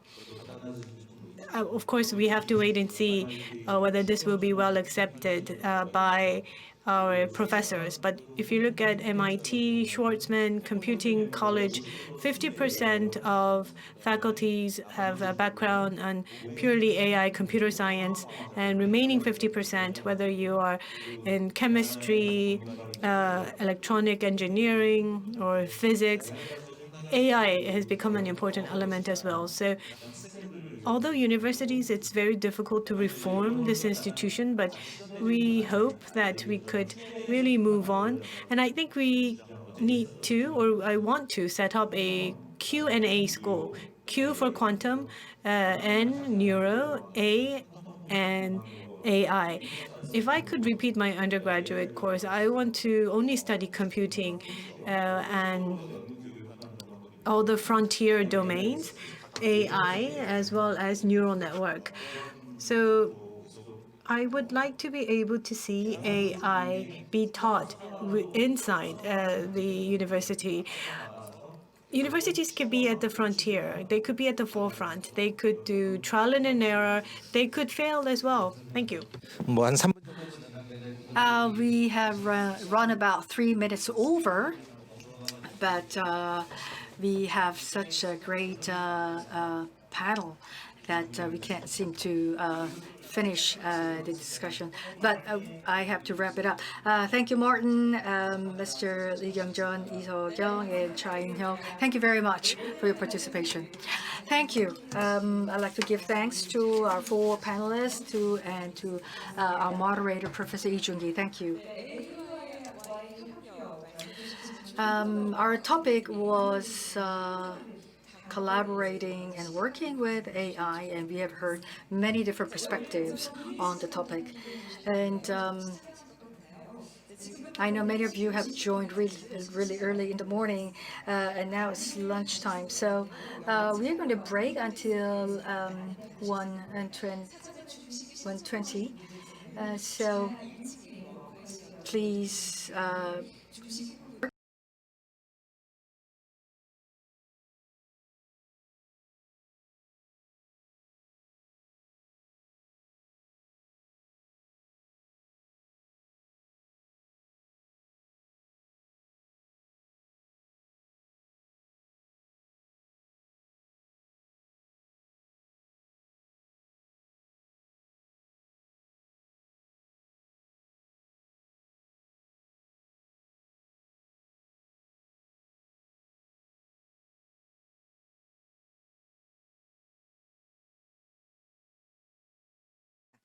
현재 오늘 포럼은 온라인과 오프라인 포럼을 동시에 진행하는 하이브리드 형태로 함께하고 있습니다. 모든 세션은 이벤터스, 유튜브 그리고 네이버 TV 채널을 통해서 생중계되고 있고요. 현장에서 함께하고 계시는 분들은 포럼 가이드에 따라서 많은 도움을 부탁드리겠습니다. 안전한 행사로 마무리될 수 있도록 많은 협조 부탁을 드립니다. 세션이 진행되는 동안에 질문이 있으시거나 발표 자료, 프로그램 보기 궁금하신 분은 저희가 발송을 해드렸던 문자 접속 링크를 통해서 포럼 어플리케이션에 접속을 하시면 질문 등록하실 수가 있습니다. 이용 방법은 프로그램 북 10페이지에도 자세하게 나와 있으니까요. 참고를 부탁드리겠습니다. 사전에 온라인 포럼 신청을 하지 못하셔서 유튜브나 네이버 TV로 시청 중이신 분들께서는 실시간 질의응답 혹은 강연 자료 다운로드 등을 이용하고 싶으신 경우에 생중계 화면 아래에 이벤터스에 접속하실 수 있으니까요. 링크를 따라서 간단한 등록 마치신 다음에 이용하시면 되겠습니다. 오늘 행사는 한국어와 영어 동시 통역이 제공되고 있고요. 한국어는 1번, 영어는 2번 채널로 이용해 주시기 바랍니다. 통역 리시버는 현재 앉아 계신 자리에 비치가 되어 있습니다.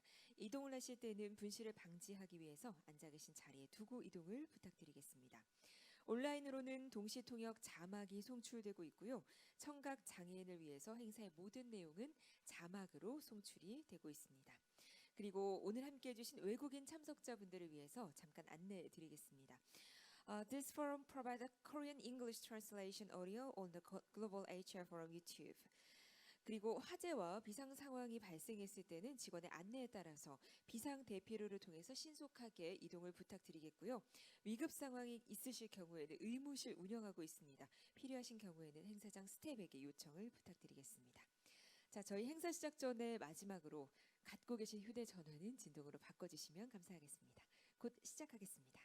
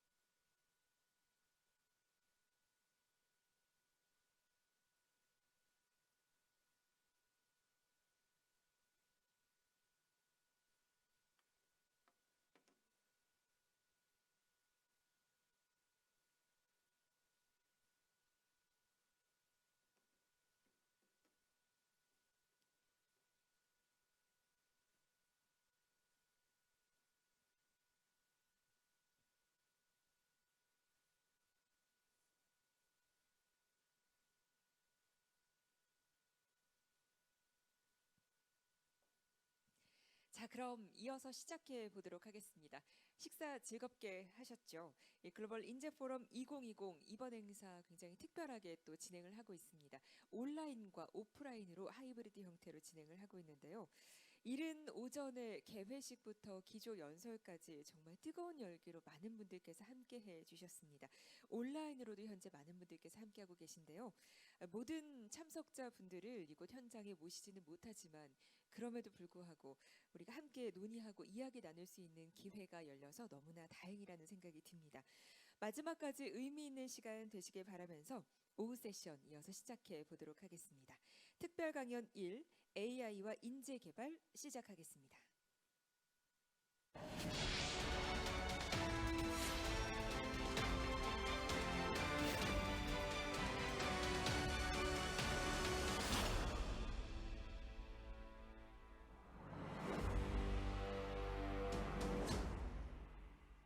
네, 굉장히 흥미로운 주제죠. AI와 인재 개발, 더욱더 자세하게 또 소개를 해주실 연사님을 소개해드리겠습니다. 고노 마사미치 OECD 사무차장님께서 준비하고 계신데요. 이 OECD를 대표하는 정책의 전략가이시죠. 일본 금융청 국제금융부문을 총괄하는 초대 심의관을 지내셨는데요. 이 AI 시대 인재 개발의 중요성에 대해서 다시 한번 이야기 나눠보도록 하겠습니다. 영상으로 메시지 전해주셨습니다. 여러분 함께 만나보시죠. Ladies and gentlemen, it is a pleasure to be given this opportunity to address the Global HR Forum 2020 to discuss the important issue of human resources in the AI era. Artificial intelligence is a general-purpose technology with potential uses in almost every industry. For many countries and firms, the development, diffusion, and use of AI technologies is still at a relatively early level of maturity. But AI is already beginning to transform labor markets and the workplace. So far, the evidence suggests that AI has the potential to complement and augment human capabilities.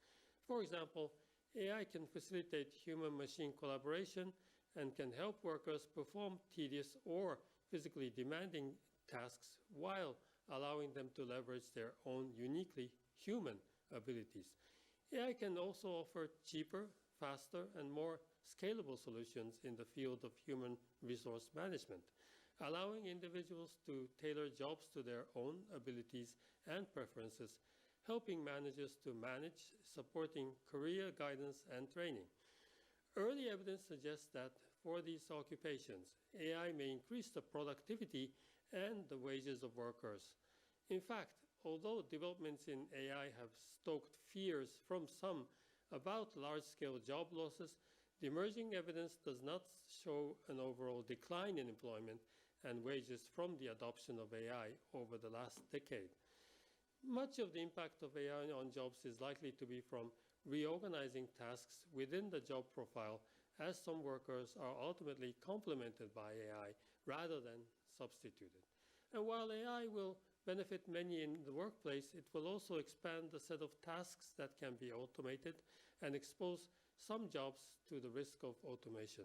Occupations that are likely to be most exposed to AI include not only low-skilled occupations, but also high-skilled ones, such as lab technicians, engineers, and actuaries.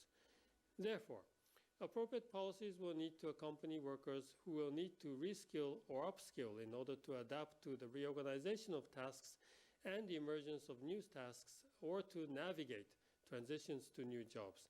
This will not only mean acquiring AI-related skills, but also acquiring complementary skills, such as creative and social intelligence, reasoning skills, and dealing with uncertainty.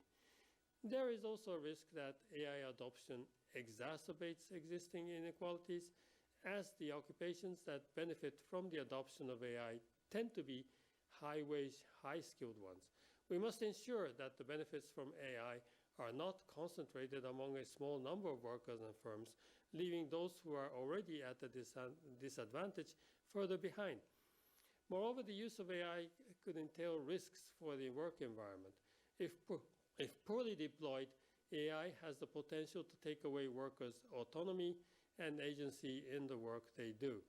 It can enable extensive monitoring of workers that lead to privacy breaches and excessive stress. Also, a lack of transparency and accountability around algorithmic predictions can make it very difficult to determine responsibility over decisions concerning workers. The overall impact of AI on the labor market will depend on how it is deployed and on the skills and social protection policies that accompany its implementation. Together, we need to ensure that AI at work and elsewhere is developed and implemented in a trustworthy way that respects human rights and democratic values.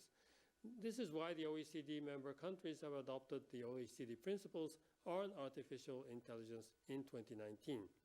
The principles set standards for AI that are practical and flexible enough to stand the test of time in a rapidly evolving field.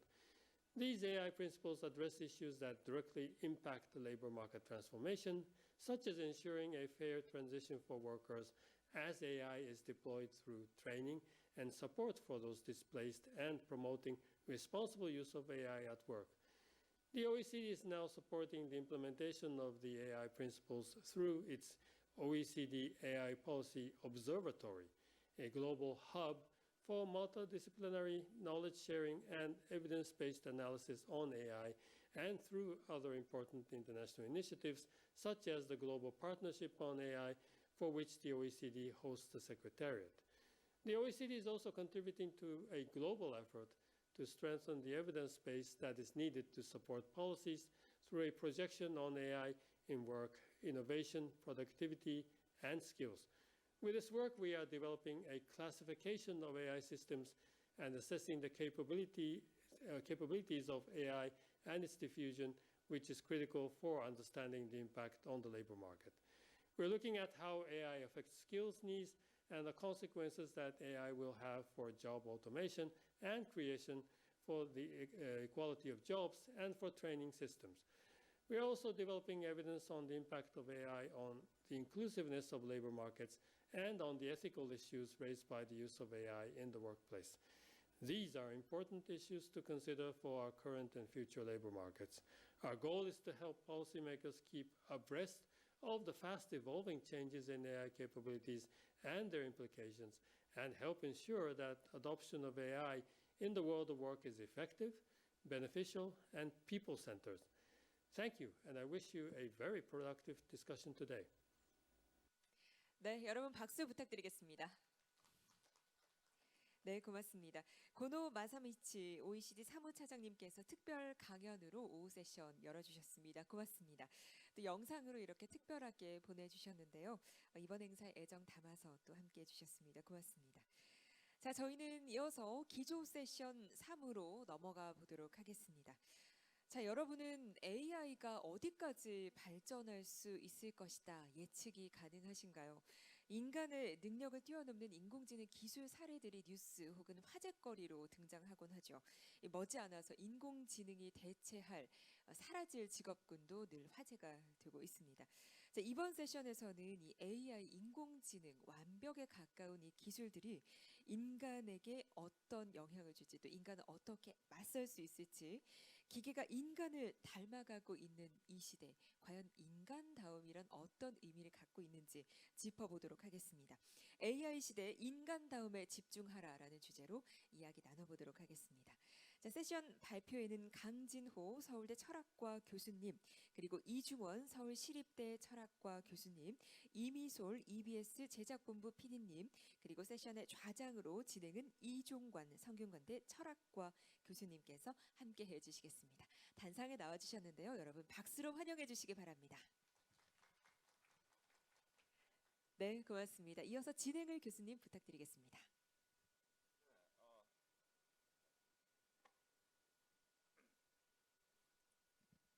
자, 안녕하십니까. 이렇게 귀중하고 소중한 자리에 두 분의 철학자 그리고 한 분의 정말 과학 전문 PD님을 모시고 지금 최근에 가장 중요한 이슈, 그리고 또 인간의 미래에 있어서 어떻게 보면 가장 절박한 문제를 토론할 수 있게 돼서 저도 역시 철학자인데요. 철학자로서는 굉장히 한편으로는 기쁘고 또 책임감도 많이 느낍니다. 우선은 그 순서에 따라서 발표 순서에 따라서 제일 먼저 서울대학교 철학과의 강진호 교수님께서 오늘 주제와 상관 있는 그러한 내용을 가지고 강연을 해주시겠습니다. 강 교수님 앞으로 나오셔서 하실까요? 자, 강진호 교수님은 서울대학교에서 철학을 공부하시고요, 하버드에서 철학 박사를 따시고 현재 서울대학교 교수로 재직하시면서 동시에 서울대학교 철학연구소 소장으로 열심히 활동을 하고 계십니다. 발표해 주시죠. 네, 방금 소개받은 서울대학교 철학과 강진호 교수입니다. 저는 오늘 인공지능과 인간 본성이라는 제목으로 발표를 하도록 하겠습니다. 지난 PPT를 넘길 수 있는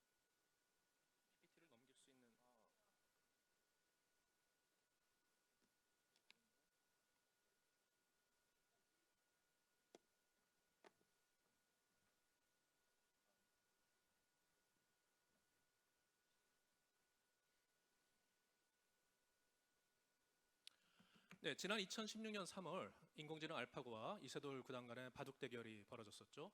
당시 바둑 대결은 전 세계적으로 엄청난 관심을 끌었는데요. 예상을 뒤엎고 4승 1패로 이세돌 구단에게 완승을 거둔 알파고에 대해서 우리가 정말 큰 충격을 받았고요. 많은 사람들이 당혹감을 느꼈고 심지어 두려움과 공포를 느끼는 그런 분들도 있었습니다.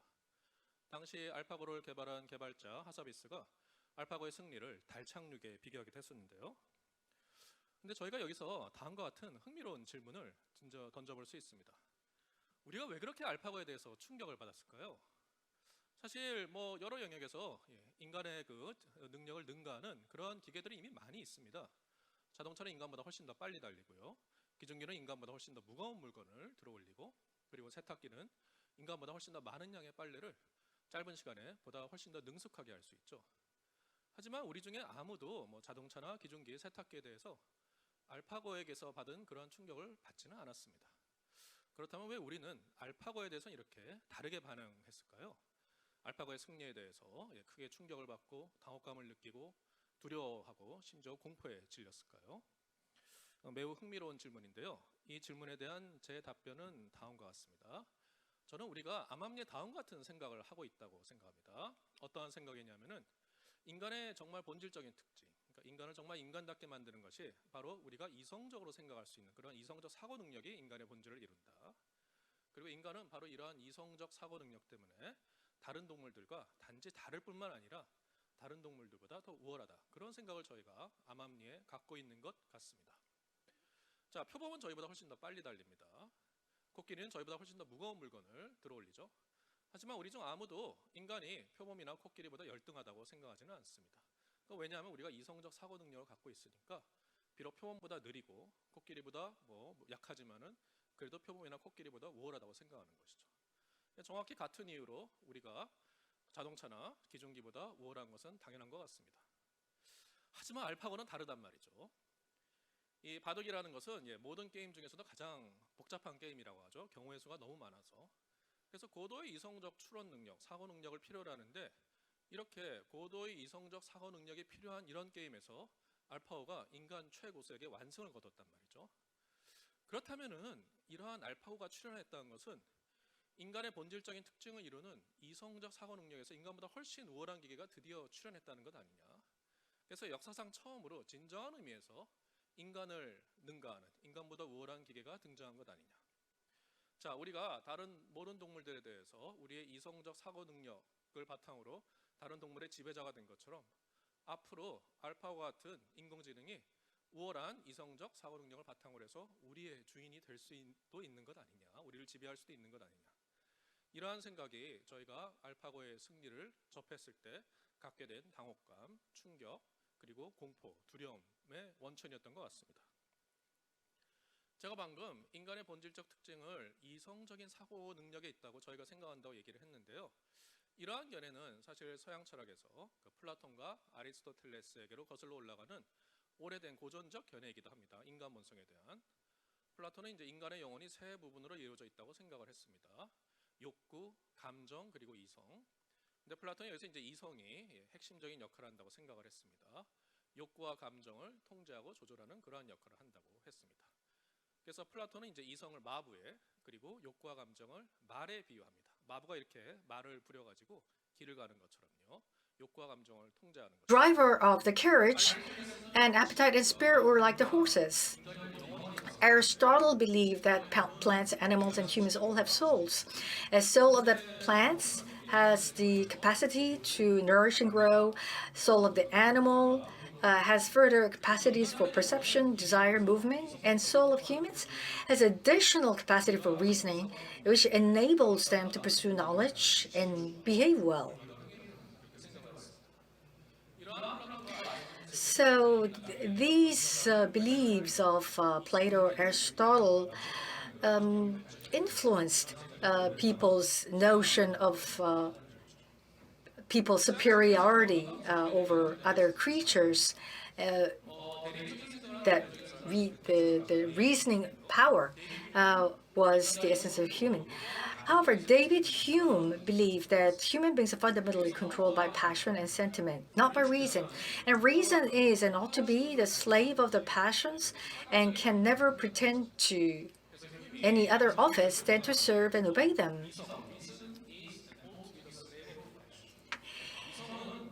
And this is a quotation by Hume. So according to Hume, we are a being of passion and sentiment. So what is the true nature of humans? We have two different perspectives. There have been a lot of discourse on the true nature of people.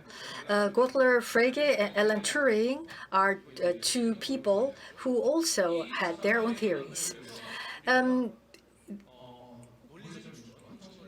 Because of the studies conducted by these two scholars, we were able to formalize logic and mathematical reasoning, and Turing also produced the Turing machine. And Turing machine is later evolves into computational machine, which is basically computers. And in terms of computation, computers are far superior. And we thought that these power of reasoning and mathematical calculation was the essence of people or human beings. And now they begin to fear that machine's ability will surpass that of people. And the AI research began in the 1950s.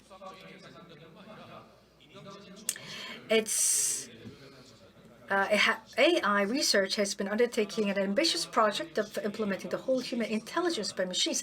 There have been a lot of ups and downs. The rapid progress of research on machine learning, in particular on deep learning since the late 2000s, is fundamentally changed the field of AI research now. So beyond logical reasoning and mathematical calculation, we can anticipate even further development in this research, but we have yet to see how it will unfold. So we have a machine that think reasonably. Therefore, their classical view on human nature was wrong, and Hume's view was correct. So we should focus on the emotion and desires of people than the reasoning. Aside AI development in biology and psychology, there were a lot of studies that seems to say the human view is more correct. And such a scholar is Daniel Kahneman.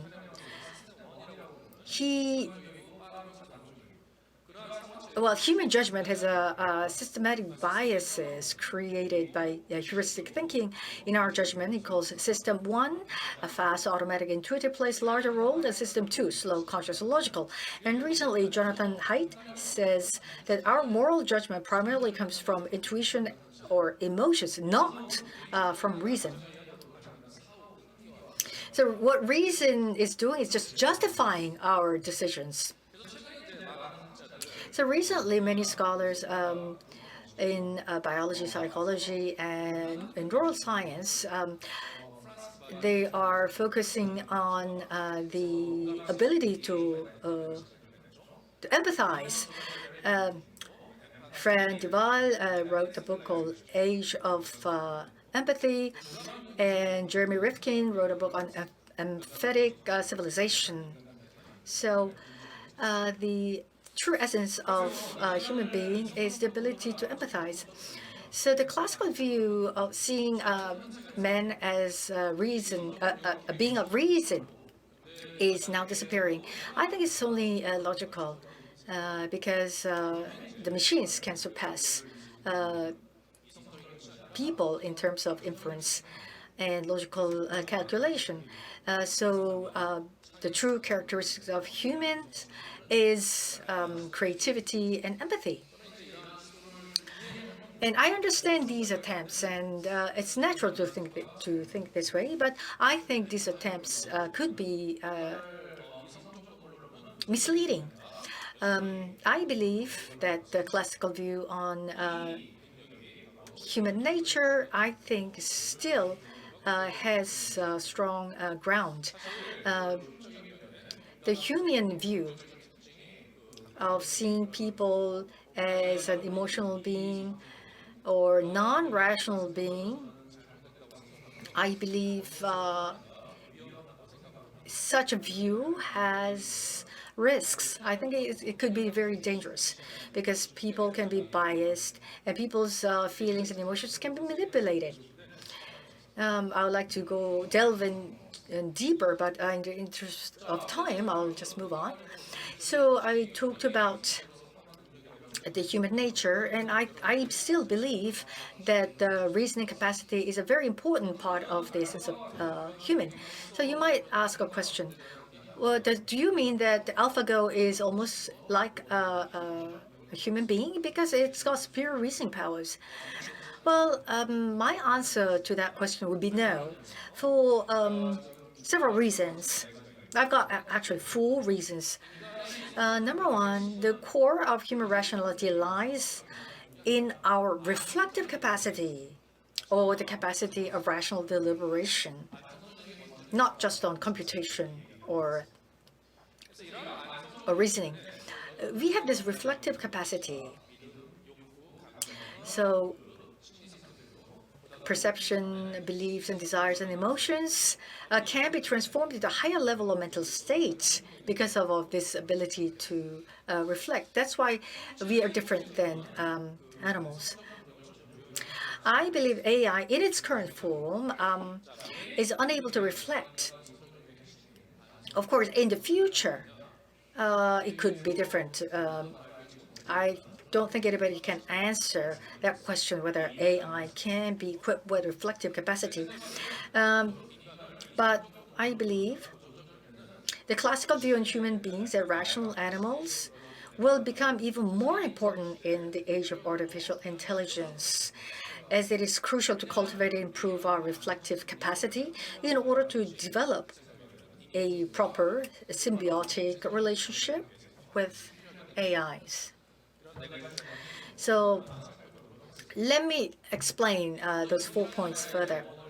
Let's take a look at the origin of the word reason. It comes from Greek word logos. Logos means to talk, count, or calculate. And logos has a diverse meaning, but from this word, we can infer that we have these capacities that are important to people, the reasoning and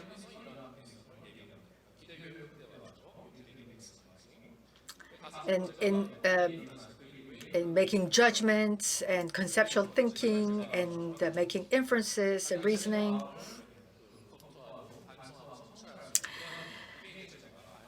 And I said the reflective capacity is a core of human rationality. I believe that rational capacities are many, but I believe that introspecting or examining one's own mind is the most important. We may have many mental states as perception, belief, desires, and emotions. And reflective capacity is a capacity of asking and finding reasons that can justify these mental states. So the core of human reason is the capacity of asking and finding reasons for why we should have such and such mental states.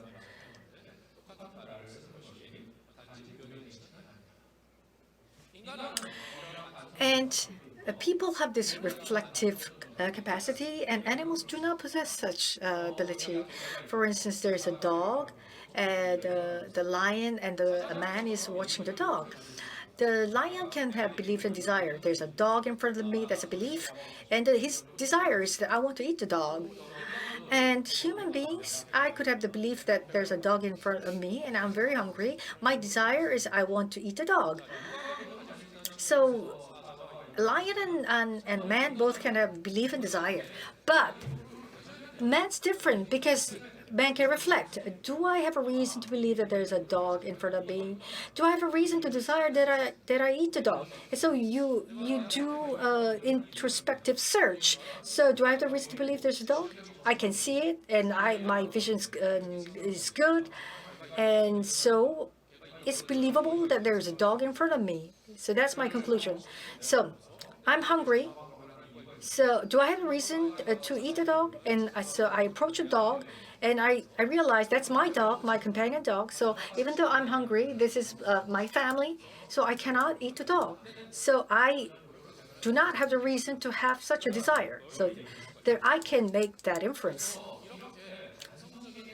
So we have these reflective capacity that is unique to man. Because of this ability, we are differentiated from the rest of the species. So when we call human as rational animals, it means that in terms of perception, memory, belief, and desire, emotions, we share that with the animals. But we have one more ability, which is reflective ability. But I don't think that is the correct interpretation. Because of this rational capacity, the mental state of human beings, such as perception, memory, belief, desire, emotion, feelings, are transformed into a higher level of mental states, a level that cannot be found in other animals. Therefore, the animality of our human beings should be understood as a higher level of animality. So when we say we are a higher level of animality, I think I am referring to the second definition of rational animals. So what is the higher level of animality? Because of this reflective capacity, we have a criteria as to whether this is right or wrong, and this criteria is quite universal. So because of these reflective properties, we can constantly improve ourselves, and we can have a more unified self.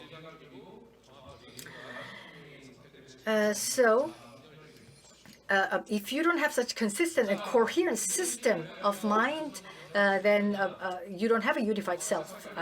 Your self would have been rather disrupted. So as for the regional capacity, let's take a look at how far the AI research has gone.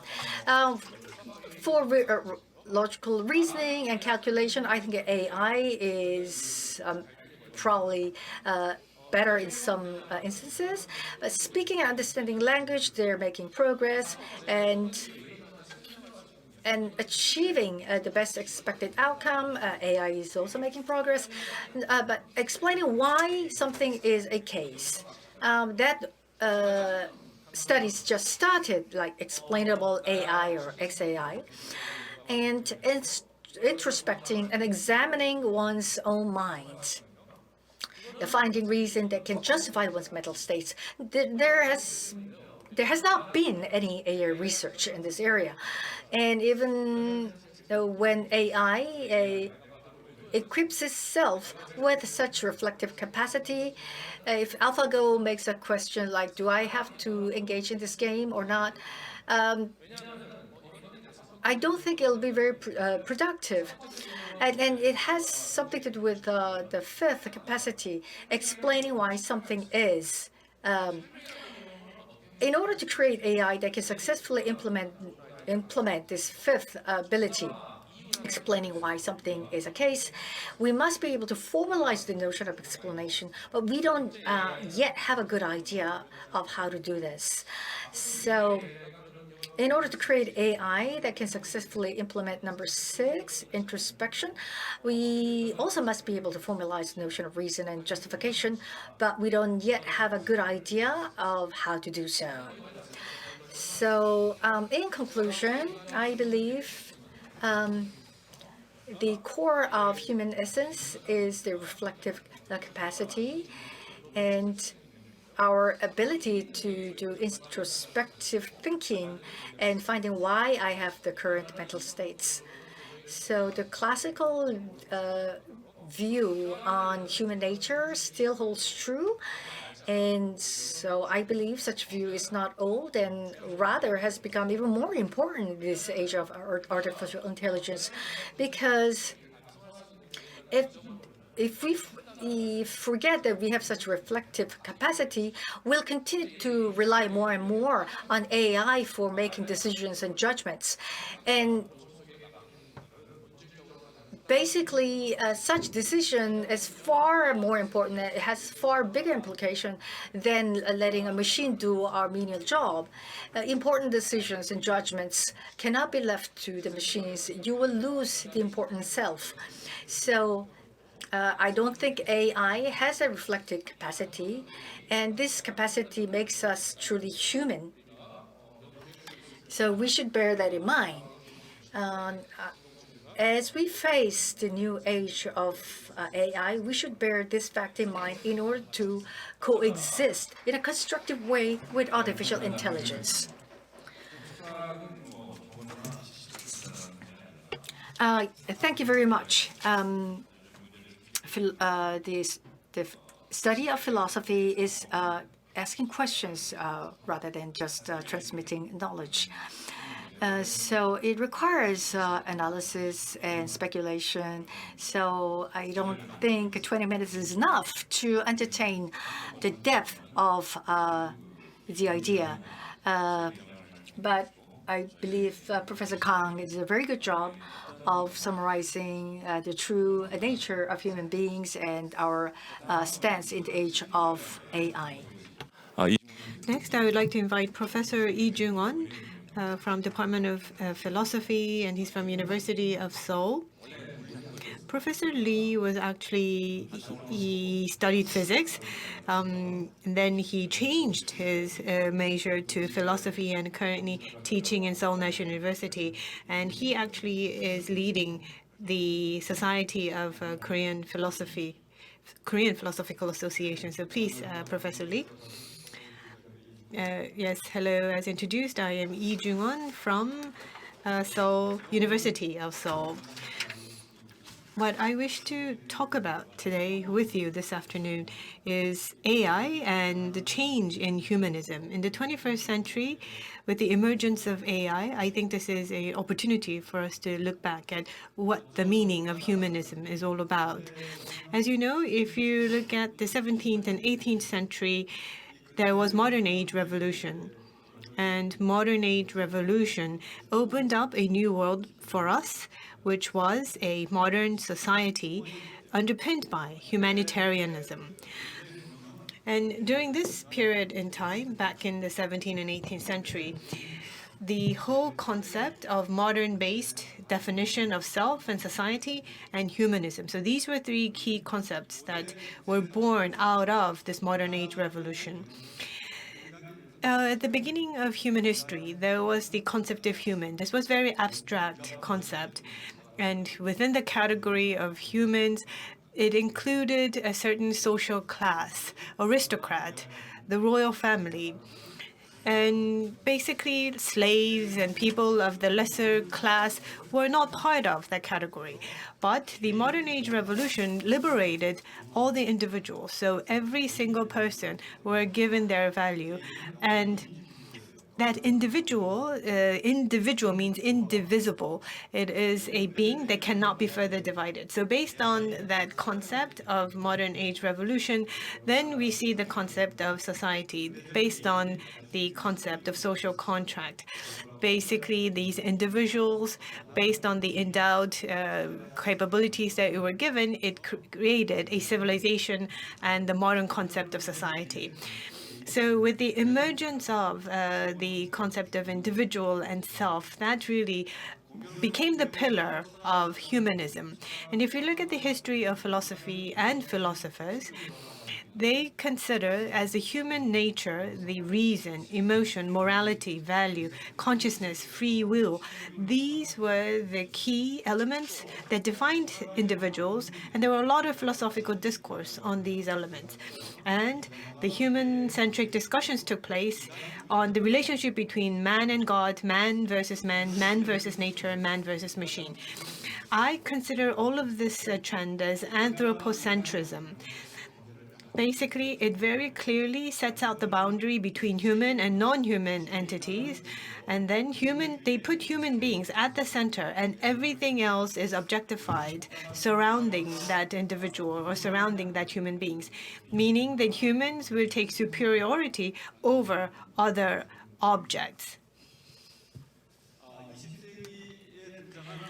And in the 20th century, science and technology starts to develop. And SNT actually is at the pinnacle of anthropocentrism. Human beings, individuals, are entities that research and that explore the object, which is nature. And if you look at science, all of the information in the scope and domain of science is collected and analyzed in a form that people can actually collect through various different instruments and experimental tools. If human beings cannot collect, then it cannot be analyzed. And based on these facts, there are many natural principles, natural phenomenons, and orders that is defined within the category of the language that humans have developed and within the framework of concept. So if something cannot be expressed via language of people, or it cannot be interpreted based on such methods, it cannot be captured. All the scientific activities, therefore, is a clear symbolism of anthropocentrism. The same goes for technology as well. And then we move into 21st century. We see signs of changes in this humanism generation. So I dubbed the 21st century as the post-human era. And let me share with you the background to that thinking. The science and technology civilization that we see in the 21st century, as you know, we have seen growth and emergence of artificial intelligence that performs the physical activities of human beings and also the psychological aspect as well. In 2014, in June, at the Reading University in UK, there was Turing test. This was an AI program basically generating a test result that could not be discerned from what humans would have done. So there's AI and human being. There is a divider between the two. And the person speaks with the other, and that individual did not identify the other counterpart as an AI program. They thought that it was also a person. This idea goes back to Alan Turing, the AI scholar, back in 1950s. He proposed this test, and this was implemented in 2014. AlphaGo, Professor Kim briefly talked about this already. There was AlphaGo 0. AlphaGo's version 0 is a much upgraded version compared to the AlphaGo that played Lee. By self-learning, without depending on the past Go track record. Basically, this is a new AI that can really learn the game of Go in an unsupervised manner. And also, if you look at court decisions, in the US, there is AI judge called Compass, and AI lawyer Rose. This came live back in 2016. And I'm sure you all know IBM Watson. IBM Watson is an AI system that's currently being used for oncology, diagnostic purposes, and there's also Watson for genomics. Basically, it provides cancer treatment and cancer diagnosis program that's very much personalized to that individual patient.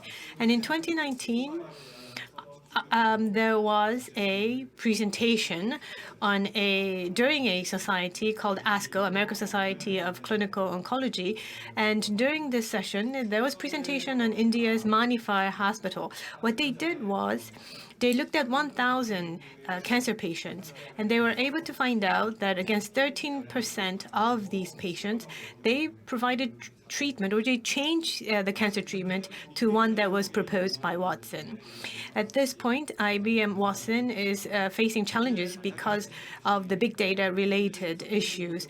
But if things go as planned, right now it's 13%, but think about what that percentage could look like in 10 years' time. So I've talked about AI as of today, but going forward, we're going to see more advanced AI. For instance, level 4 autonomous vehicle will be developed, and there would be a military killer robot, an AI-based robot that will make its own decision and kill adversary. And I think in the future, and I dub 21st century as the post-humanism world, I think there will be two very salient trends that will emerge. First is personification of machinery, and second is people becoming more like a machine. A lot of people are projecting a strong AI, like robo-sapiens, the possibility of emergence of robo-sapiens. So what this is it's not really a human, but it's an AI that think and act like AI in the future. So basically, as an active agent of a society, they will exist. And how should we view these types of artificial intelligence? They are non-human persons, and I will delve into that topic in the following slides. And then the second, humans will become more like machines. Let's say part of our organs could be replaced by robotics arm or legs, etc. And I think going forward, part of human body could be replaced by robot components, and will be like a cyborg. So based on these trends, we think that in the post-human world, basically the boundary between the two will disappear. And I believe that the following three conditions could only reinforce that. Number one, all the capabilities that we thought only humans had, sensibilities, reason, and behavior, now we live in a world where this can all be implemented in a machine. So the question of whether one has it or not, and the other question is whether this could be mimicked, is a different question. So artificially, it could actually be implemented on a machine. And then in the past, machines existed outside a human body. It was a tool, but now machines are becoming part of our body and our mind. And they are becoming more of an agent as part of that person. We also live in a super connected world. Human beings can no longer be separated from non-human elements through a very broad connection. There are interactions and relationships that are formed. So the intrinsic value, of course, is important, but within a social network, there is also social identity that's going to be established, and that is going to be very critical in the future. There are non-human elements that I mentioned, and that one of the example of that will be machine. So people, object, and machines, they will be interlinked, they will be connected, and be engaged in a very strong interaction. So how do we accept, or how do we embrace this post-humanism world and artificial intelligence? How should we view AI in this era of post-humanism? The way humans view machines, I believe that perspective will change. And the relationship between human and machine has to be redefined. And if we go a step further, this is going to come back to human. And I think it will actually change the concept of humanism to begin with. In philosophy, there's been extensive amount of research and discourse but it was also based on anthropocentric viewpoint. So in the post-human world, I believe that there needs to be a shift in the perspective, shift in the way we see the problem, and also a new type of a discourse that will help us identify solution to these problems. So from a post-humanistic perspective, I believe we need to have a philosophical reflection for us to really think about what AI is. What I want to emphasize is that we need to move from a anthropocentric humanism to one that is not human-centric. In terms of post-humanism, I know that there's high level of uncertainty, so I don't want to give out any definitive answer when it comes to the post-humanism era. But there are all the machine entities and biological entities and agents, and people form interactions and relationship, and I wish that we could go forward to a non-human-centric humanism. But before I go further, I want to talk about non-human personality. Why do we delve into this issue? As you know, we are going to continuously see more robots being developed that look very similar to humans. I think this really represents the incessant desire of human beings. And we also see the trend for personifying the AI or robot. Think of your pet. In the past, it was just a wild dog, and then it became a companion dog. It was pet, and then it became a companion. So the dog, it's not that the dog itself went through a biological evolution. It was an evolution between the relationship between humans and dog. And basically, that existential status has been given by the human being. There had not been any biological intrinsic evolution of the dog. So if, for instance, there's an entity that think and learn and that act like human beings, that personification is only going to become more stronger. And also AI is going to become a very important social actor, playing important social roles. So this society is faced with, that will create new types of ethical problems and morality problems. Then how should human beings embrace this new social actor as a participant to our society? That would be some question we would need to ask. So let's look at existential status of AI robot. In 2016 at European Parliament, they actually drafted a potential legal status. They had a meeting to determine the potential legal status that would be given to this autonomous robot, and they came up with a terminology called electronic personality. And also, we need to have extensive analysis and understanding of personality. This personality, through cognitive science to brain science, we want to attempt at scientific analysis. And based on the scientific basis, we want to be able to link that with the philosophical concept and really segment and go granular into the definition of these persons. So scientific analysis and philosophical redefinition is something that I wish and I look forward to. And of course, there is a very strong relationship aspect to it. In the 21st century, super connected world, interconnectedness and also sharing of information, and this aspect is going to be very important. So in this discourse, I believe that we will also think about and talk about the personality aspect and the humanism aspect as well.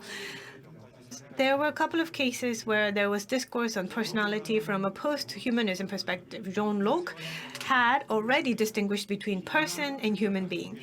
Human being is a biological species, and person is an entity that is reason-based, has reflective capacity, and also has ego identity, is self. These are intelligent beings. So that's what person stands for.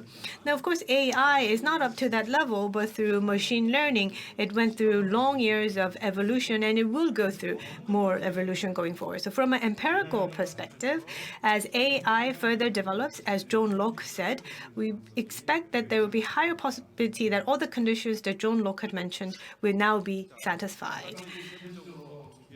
looking at two more elements in a little more detail, it's the problem of autonomy. Now, autonomy, we've imbued AI, of course, people, human beings have given AI autonomy to AI. Because humans live in an uncertain world, there are problems that human beings cannot tackle. So people have asked help of AI. So in this highly uncertain world, complex problem, human beings want to solve this problem, and they've given the AI the autonomy to solve that problem. That was its original intent. But with time, there is higher level of autonomy that there is a possibility that AIs will adapt to higher level of autonomy. Like AlphaGo Zero, it is equipped with new capabilities compared to the original version of AlphaGo. So if we think about the whole autonomous judgment and action that is made by AI based on deep learning, if we consider the autonomy that human beings have as the highest level, then the AI's autonomy would be should be at a lower level rather than the autonomy that's enjoyed by human beings. Same for morality. The autonomy of AI is going to lead to ethical problems of the actions of AI. In that case, we will probably give a certain moral status to AI. Morality and ethics were always black and white, but going forward, with the help of science, the type of and the level of morality and ethics should be more granular. Human beings would be subject to highest level of morality, but to AI and other entities, we could think of applying different types of morality. So I think this is basically a perspective that we should take on personalities from a post-anthropocentric perspective. So the post-anthropocentric humanism is what I'm trying to emphasize today. We want to move away from overly being humanistic-centric. The type and the layer and the class, we should be aware of those different layers and really recognize different entities and different non-human agents. We are going to be part of this very complicated social network and live up to our responsibilities. How are we going to therefore form our relationship with these other non-human agents, the social actors? And I believe this is an area that begs for further research, further active research. So under this conditions, I think we should revisit the humanism of today. There are a couple of cases on the intentionality of human consciousness. I've talked about pet and companion. Basically, human beings have certain intentions. They have certain purpose, objective. What they do is they express it outward and tries to, from one's perspective, based on one's intention, to embody it. We call that the intentionality of human consciousness.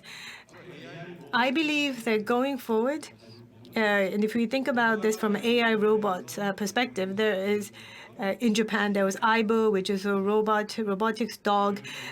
There was a funeral.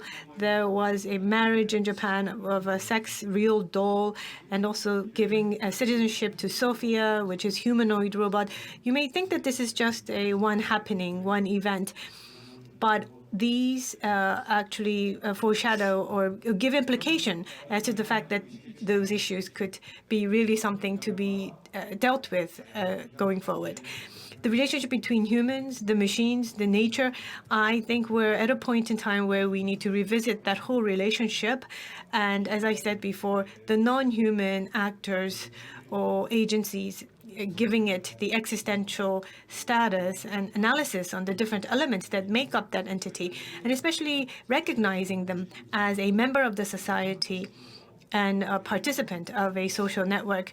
I think our humanism has to move away from the human centricity, and we should try to expand that scope.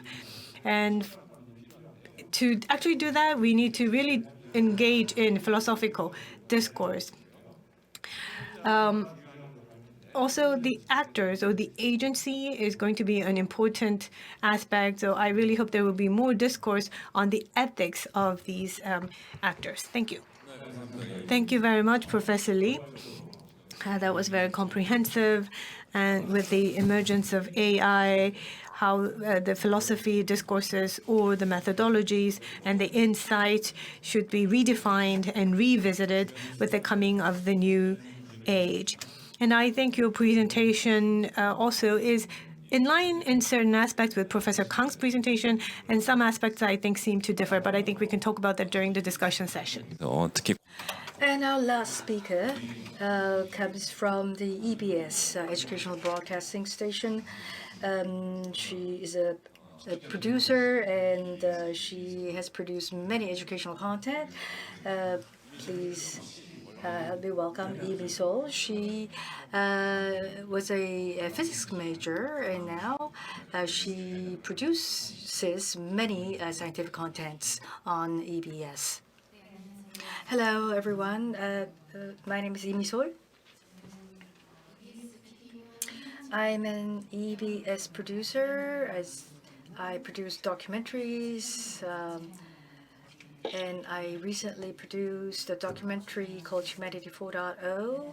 So I'd like to share some of my thoughts as I was producing this documentary.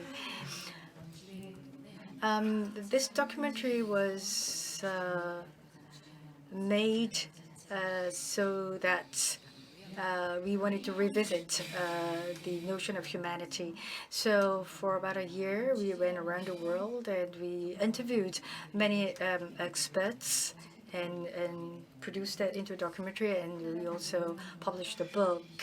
So I like to just give you a short preview of the documentary. We're going to have more and more computers are better than we are. So we are redefining ourselves, what humanity is.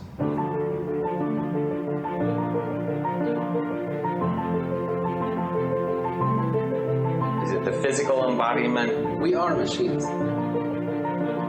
I don't think it's necessarily unique, but we will always be becoming something.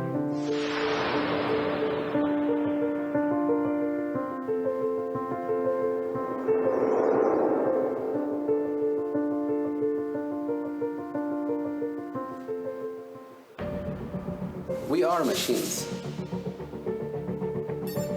but complex machines.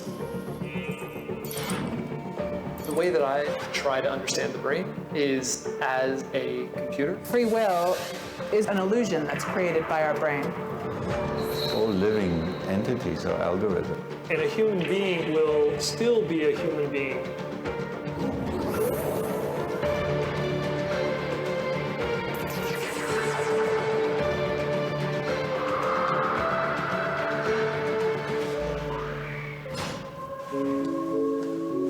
어디에서도 본 적 없는 인간과 기계에 대한 실험을 전압을 다음 단계 330까지 올리겠습니다. 전압이 높습니다. 저 미워하지 마세요. 실제 상황이에요?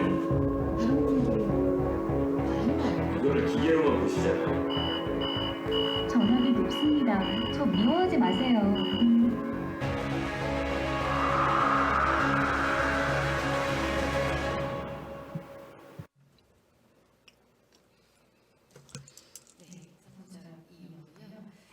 This is a three-part series. The first part has to do with the desire for immortality, because we have this desire to live forever. And many scientists are looking into the issue of immortality. One way to do it is mind upload. The other way to do is through mind clone. Well, mind upload is basically you read your brain with the machine and you upload the content of the brain to the computer. And mind clone is creating a humanoid or AI that mimics me. So, but mind upload is very controversial as for the feasibility of it. So the first part of my documentary dealt basically with creating mind clones. And I went to UCLA, I went to Denison, and we decided to create Denison Bot, which is a mind clone of Professor Denison, and that process was filmed into a documentary. This is the highlight. And Denison's bot was being revealed to the world. So Denison invited his friends and family, and he revealed the Denison bot. And they had a whole discussion on how closely Denison resembled the real person. Denison bot and Denison, this was kind of a Turing test. That was the highlight of the documentary. They did a Turing test. And Denison bot won. So while we were filming this, I thought that was terrible. But when it was broadcasted, actually, the whole entire section on Turing test was edited out because it was so shocking. So Denison bot's victory in the Turing test was quite a sensation. And we edited the Turing test out, and we inserted this 10-year-old boy. And this little boy poses this question. I thought that question was far more important than the fact that Denison bot's victory. This boy was 10 years old. He is son of Denison. It's a 10-year-old boy. And we thought that the son would be excited to have an AI that resembles his father. The boy asked some fundamental questions like, is that a man? If it's just a brain, then you don't eat, you don't sleep, you don't walk around, then that's not a man. And finally, the boy asked, can that bot love me? So this little boy came up with many profound questions. So as I was meeting with scientists, we didn't really have time to discuss a lot of philosophical issues, but this little boy very innocently asked these questions, and I think the boy's questions has a lot of implications for us. And so when we turned that into a TV program, we re-edited the whole thing with this boy's questions at the center. So we realized such philosophical implications and questions are far more important than we thought. So that's this is another mind clone, Bina 48. On the right is a Bina Roseblatt. It's a real person. And the robot was built to resemble Bina. And when we asked questions, the Bina bot was able to answer philosophical questions. But when I talked to the developer, after Bina 48, after it was created, Bina 48 did a lot of learning by interfacing with other people. So Bina 48's personality becomes different than Bina's. So the Denison bot, when it was published through the internet platform, Denison bot interacted with a lot of people, and it started not to resemble Denison anymore. We saw similar phenomena, so we decided to, in the end, destroy Denison bot. And we saw cases of mind clone, but many of the scientists want to be able to do mind upload. It seems to be their ultimate goal.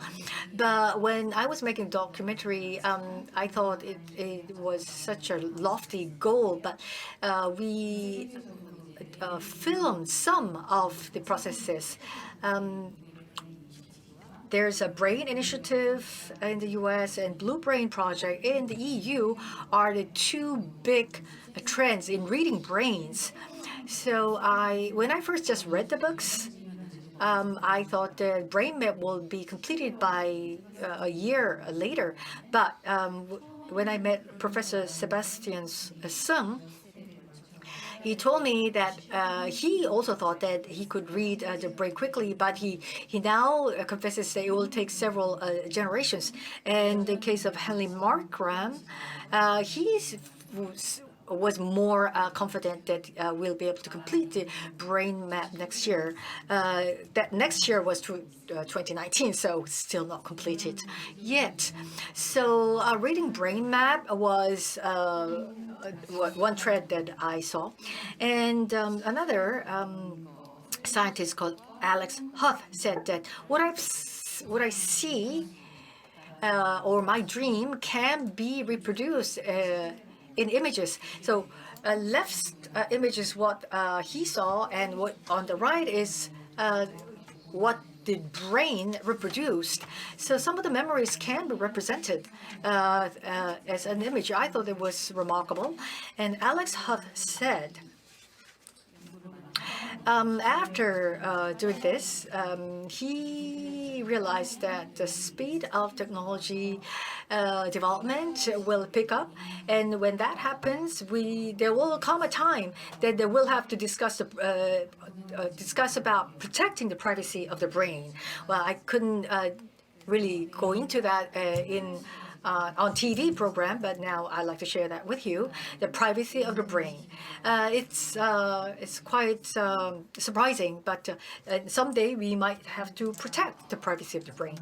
And this is the third portion of the series, the Milgram experiment, robot Milgram experiment. Of course, classical Milgram experiment is quite famous. It's a study on obedience of obedience to authority. And there was a paper on robot abuse. So it's a Milgram experiment, but instead of people subject, a robot will take its place, and the person will be asked to electrocute or deliver electric currents to the robot. So they had the same setting as a Milgram experiment. It was done in Germany. And in Germany, all the participants pushed the kill button to kill the robot. So the conclusion of the paper was that it was hard for people to empathize with the pains of robots. We're not there yet. And there was another spin-off experiment. They were given robots. One control group were given a robot that they can play with and be with for a week, and then they repeated the experiment. So for those who saw the machine for the first time, not 100%, it was done in Korea, but 91% pushed the kill button.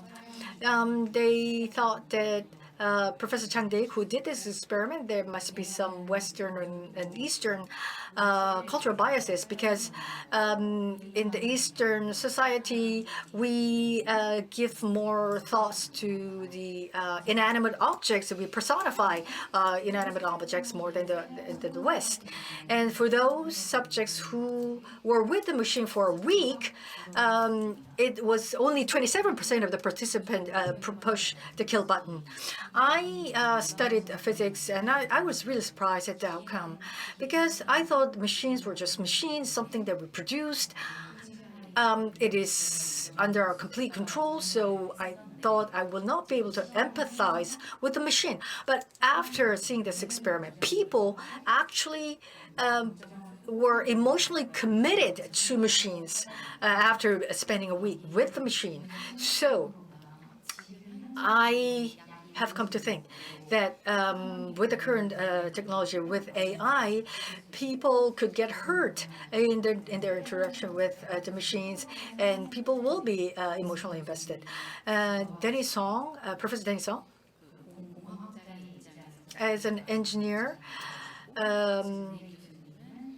professed his belief as an engineer. He talked about the machine being the machine, but Professor Chang, he in the end gave a different view on AI. He talked about the risks and dangers and talked about the sensibilities. So that was very interesting. And this experiment was a turning point for me. We now begin to see the AI versions, and these are quite primitive versions, and yet people are able to invest their feelings. But when AI becomes more developed and they become more like people, then there are a lot of things that we have to rethink. So my conclusion was,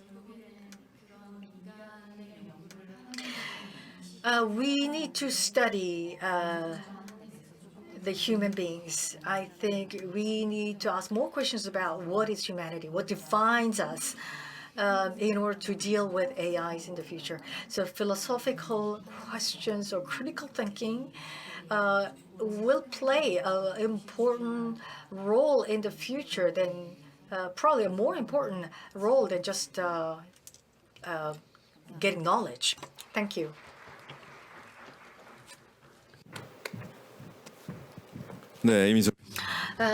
Thank you, Ms. Imi-so. Thank you for saving time. We're right on time. It's 3 o'clock. So we will have a 30-minute discussion with the discussants, and I think I can open the floor for questions from the floor. So why don't we do this? For about 10 minutes, we'll have a discussion amongst the discussants or speakers. I'll give 30 more minutes to the questions from the floor, and also I will be taking questions on the internet as well.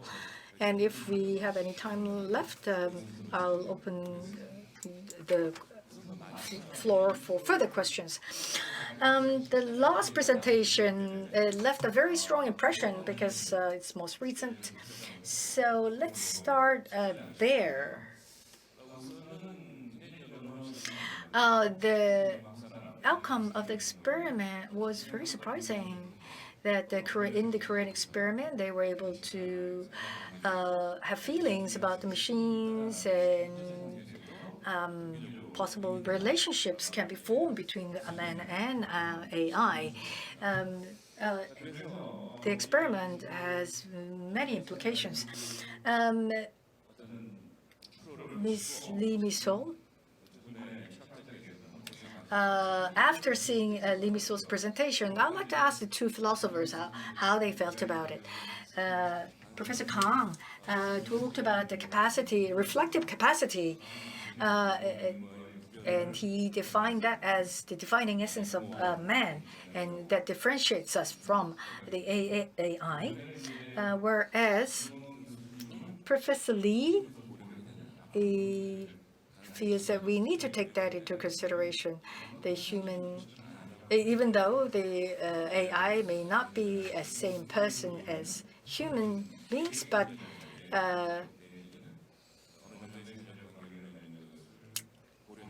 we have to consider possibly formulating some kind of social relationship between the two. So how do you feel about the last experiment that you have just seen on the video?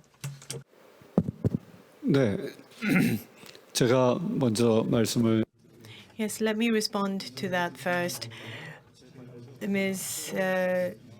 Lee Mi-so's presentation, I think that if she had presented before me, then there may they could have been more effective, as I think what I presented is well in line with what she has presented. So let me take this opportunity to just emphasize what I was intending to present. When it comes to the consciousnesses of human beings, there is intentionality, and this is a very difficult concept talked by philosophers. When human beings think of the world, there is one's intention, one's perspective, or the purpose. So human beings look at the world through these different lenses.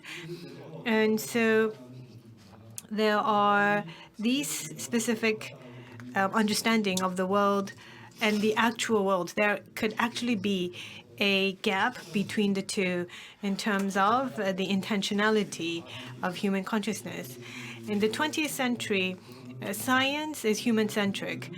So human beings have many different language framework as well as thoughts. We only know of what can be expressed through that language, what could be expressed through the concept. Same goes for experiment apparatus. It's something that's developed by humans, and so only the information that humans can develop an apparatus for to capture that information can human beings only understand. So there could be that ultimate gap between the two. So artificial intelligence, from the intentionality perspective, basically AI, are they on equal footing to humans? Does it have that legal personality? That's not what's important. AI, as long as it has the thoughts, the words, the emotions, the sensibilities commensurate to humans, then human beings, from the intentionality perspective towards that AI, whether it be in terms of emotion or whether it be in the relationship between the two entities, that will be the perspective through which humans will view AI. So the question is not about the existentialist aspect of AI. What's important is how humans view that AI, how the humans interpret that AI. What is the status that human beings imbue on AI? How does it understand it? So that was basically what I was trying to convey. Machine is a machine. It's an object. But the fact that human beings feel certain emotion is when that machine develops into an AI, what you've seen in movies. The emotional relationship, and maybe going a step further, feeling attraction to that robot, feeling the sense of love. I think that age will come, but that will all be through the lens of human beings. Professor Kang, I think there are three different issues. Number one, how can the machine mimic, how closely can the machine mimic people, and can we give some ethical status to the machine? And thirdly, what Professor Lee said, can we have an emotional bonding? I think we're talking about three different issues. I talked about the first question.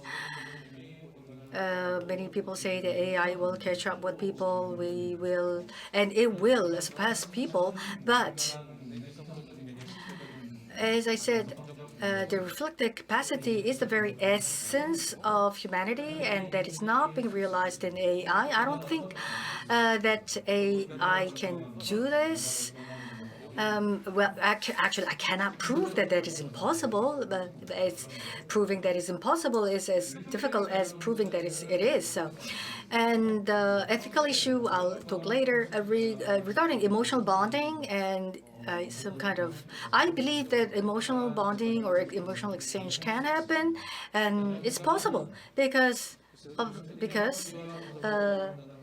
Miss Imi Sol, she was surprised about having that kind of empathy with inanimate objects, but people are able to do that. Like my daughter is so attached to a teddy bear, and I'm attached to a washing machine. I used it for 15 years. If I throw that away, I'll be very sad to see go. Did you see the movie Far and Away, Tom Hanks was stranded on an island. There was nobody else. And remember, Tom Hanks had this very intense relationship with Wilson, the volleyball, and the people are able to do that. So having such an emotional bond with an inanimate object is possible, and it could happen. But that's a different issue. Can we imbue a machine with some kind of ethical status? Of course, we can get it attached, but you will not give it some ethical status. That's a whole different issue. And should the machine be a subject of ethical standard, or it should be an object of ethical standard? But the machine doesn't feel the pain, and so whether it can be a subject of ethical standard, I don't know. That's a whole different issue. And Ms. Imiso, how do you feel about this discussion? I learned a lot by listening to two people's presentation. That is something that I just thought abstractly was explained very well. Regarding this issue, I feel that as technology evolves, and the machines can develop beyond the realm of our control. It's like a child.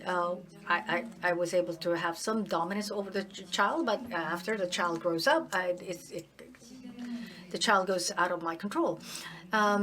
Professor Kang talked about ethical status. Of course, after a while, I believe that we will see a world where we will impose some kind of ethical status on machines.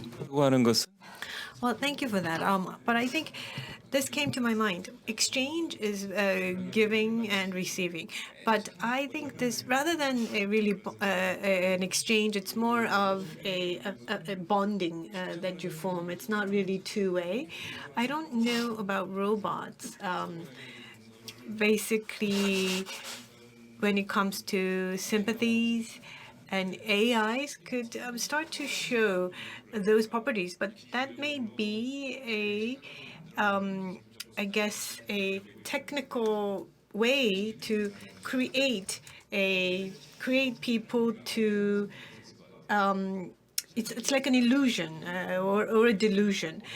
I think technology has to really contribute to making a better relationship between the two. But I think when it comes to technology, if we think about the relationship between human and machines, maybe that whole relationship could actually not really advance, but to go backward. What is your view on this? Maybe we should begin with Ms. Lee.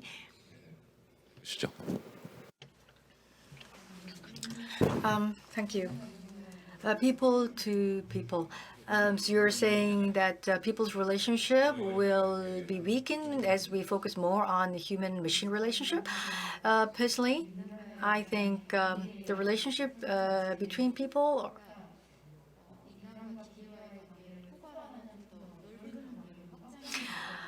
I think the people-to-people relationship. I think it's going to be enlarged to encompass man and human relationship.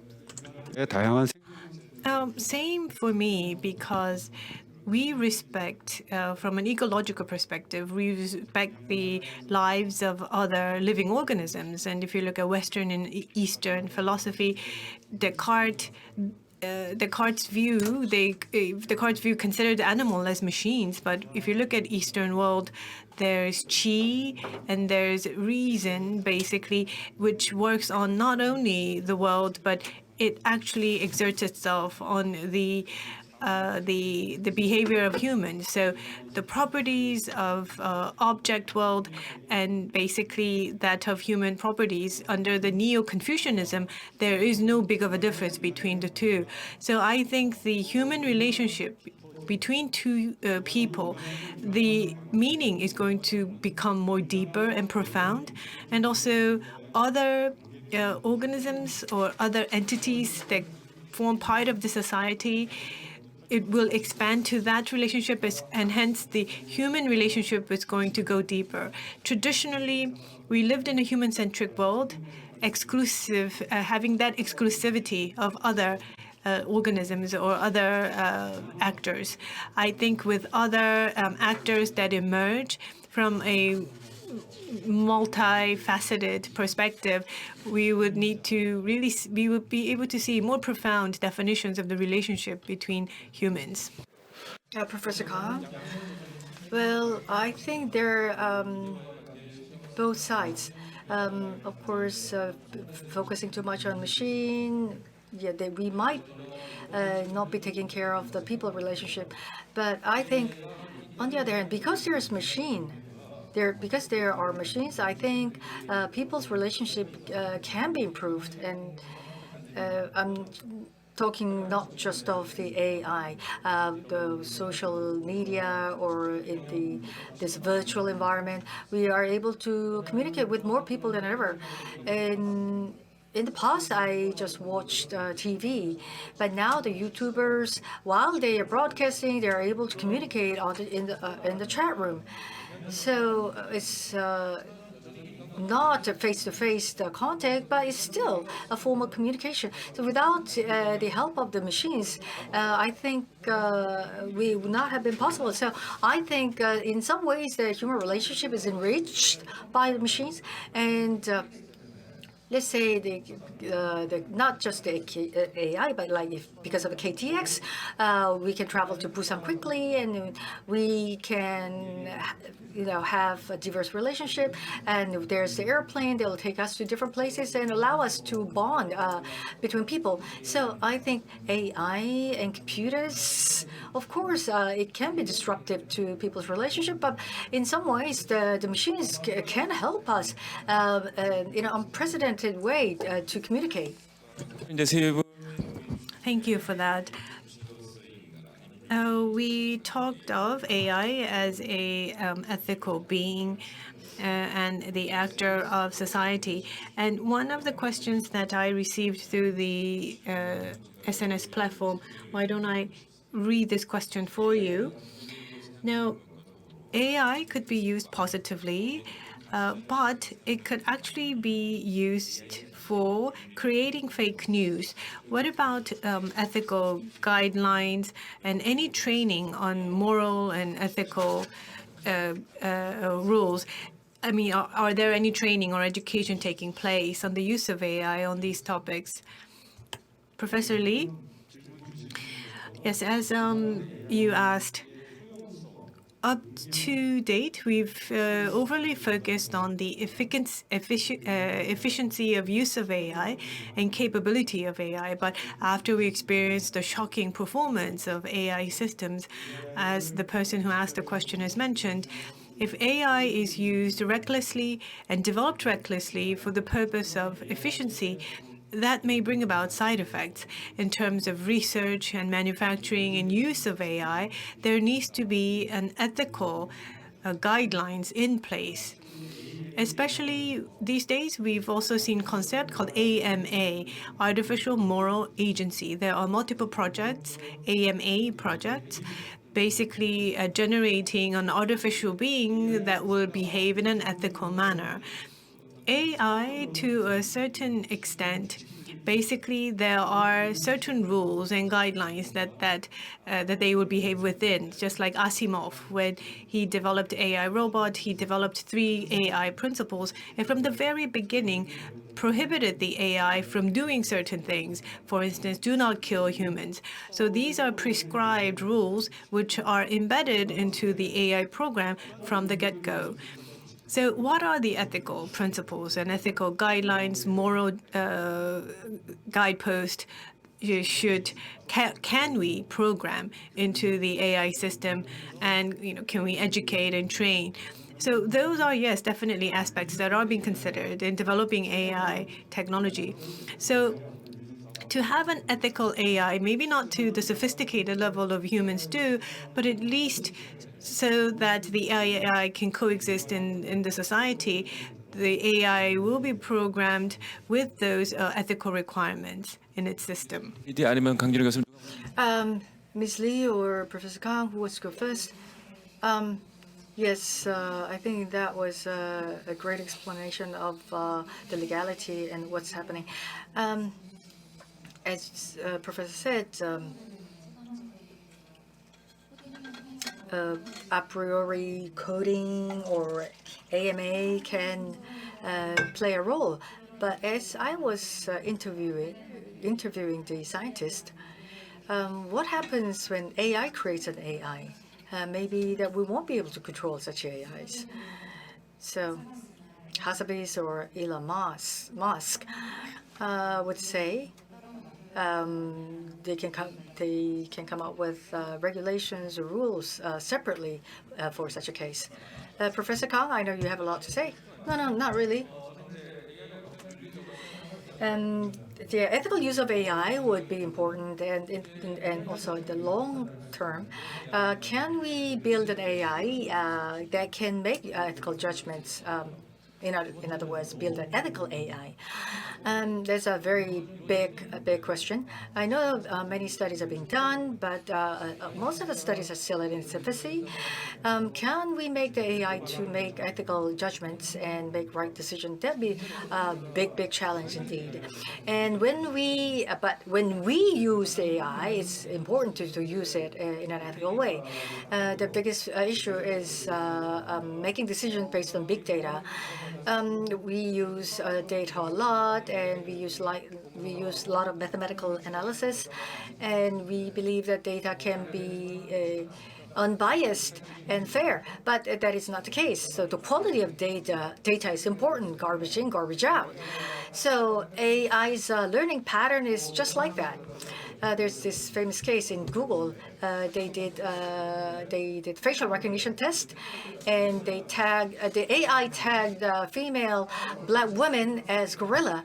So most of the learning data that model used were of the white people. So when they saw a black person, the AI labeled that picture as gorilla.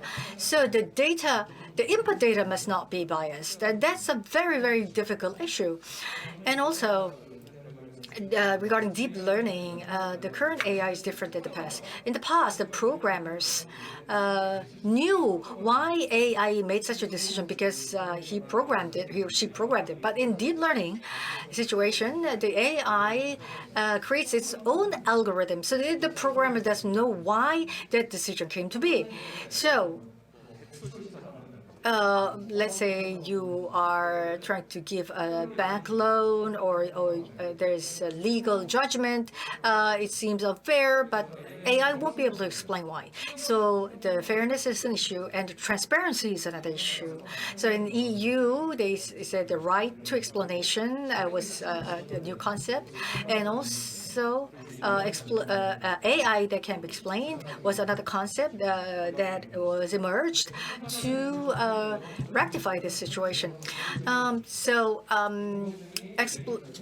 The AI that can be explained, the ultimate goal is for ethical issues and to have transparency of the decisions. That's why we want to create such an AI that can be explained.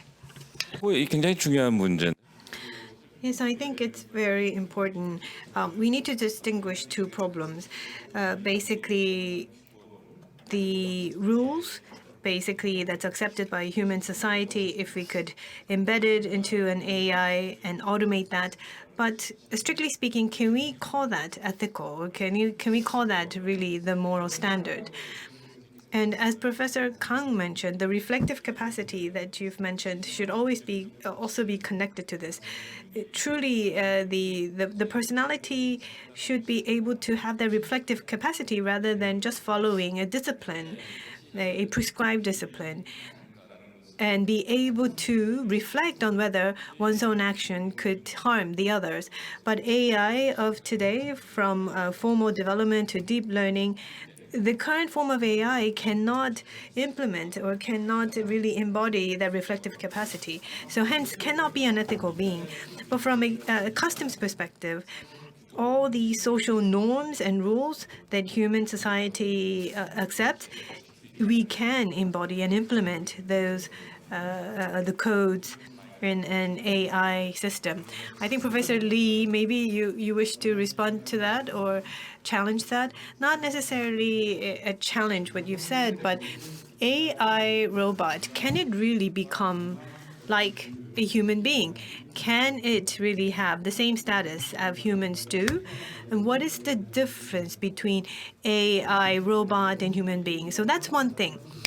Right now, we accept the fact that AI is inferior to human beings, but AI is still emerging as an important social actor.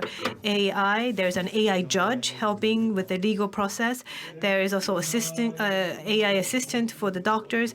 But sometimes what the doctor decides compared to what the doctor's decision is or judgment is on certain scan, AI is, for instance, giving out better result. And also there are different types of care robots in the setting of healthcare. And so you will see that these AI robots are not like teddy bear. They are a actor of the society and playing the role that it's expected. So if we just define these AI robots as just a tool, then when problem arises, all the liability and responsibility is going to be attributed to humans.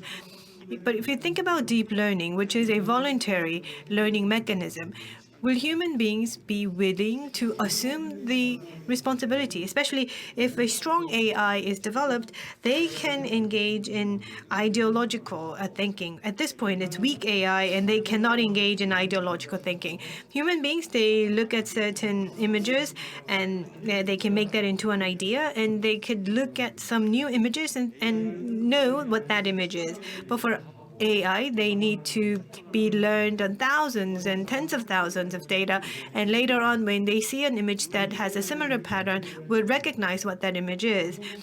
But if we move into the level of strong AI, then that AI capability is going to become much more sophisticated. So when that time comes, who has the responsibility?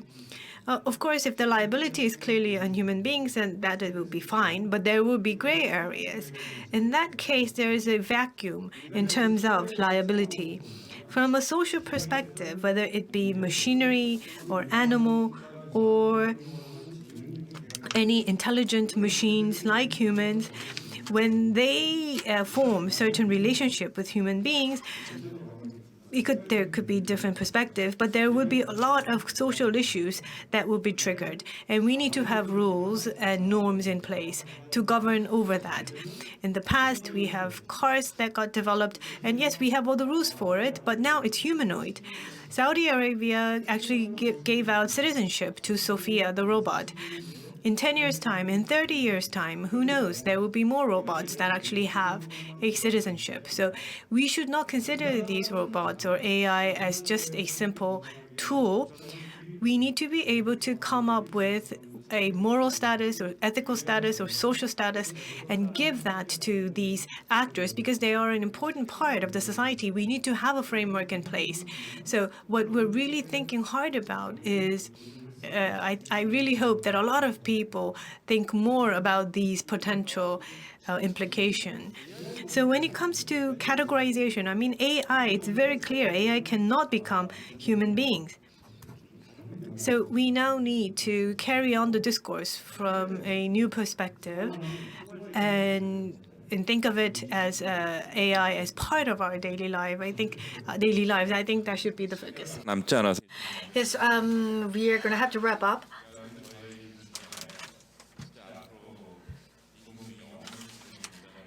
Well, I guess among us there's just one person who will see how AI will evolve. Maybe strong AI will emerge by 2045. I don't know, but I think Ms. Lee will be the only one who will be able to witness this. So this is a very important discourse in our society. If the strong AI appears and it is imbued with a person status,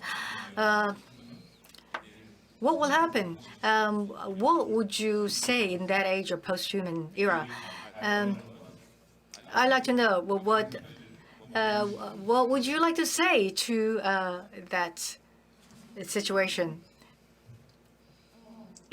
네, 제가 이거를 1년 동안 I spent a year interviewing and preparing for the documentary. Before, I was concerned about the future, and I was really scared of the advent of AI in the future. But after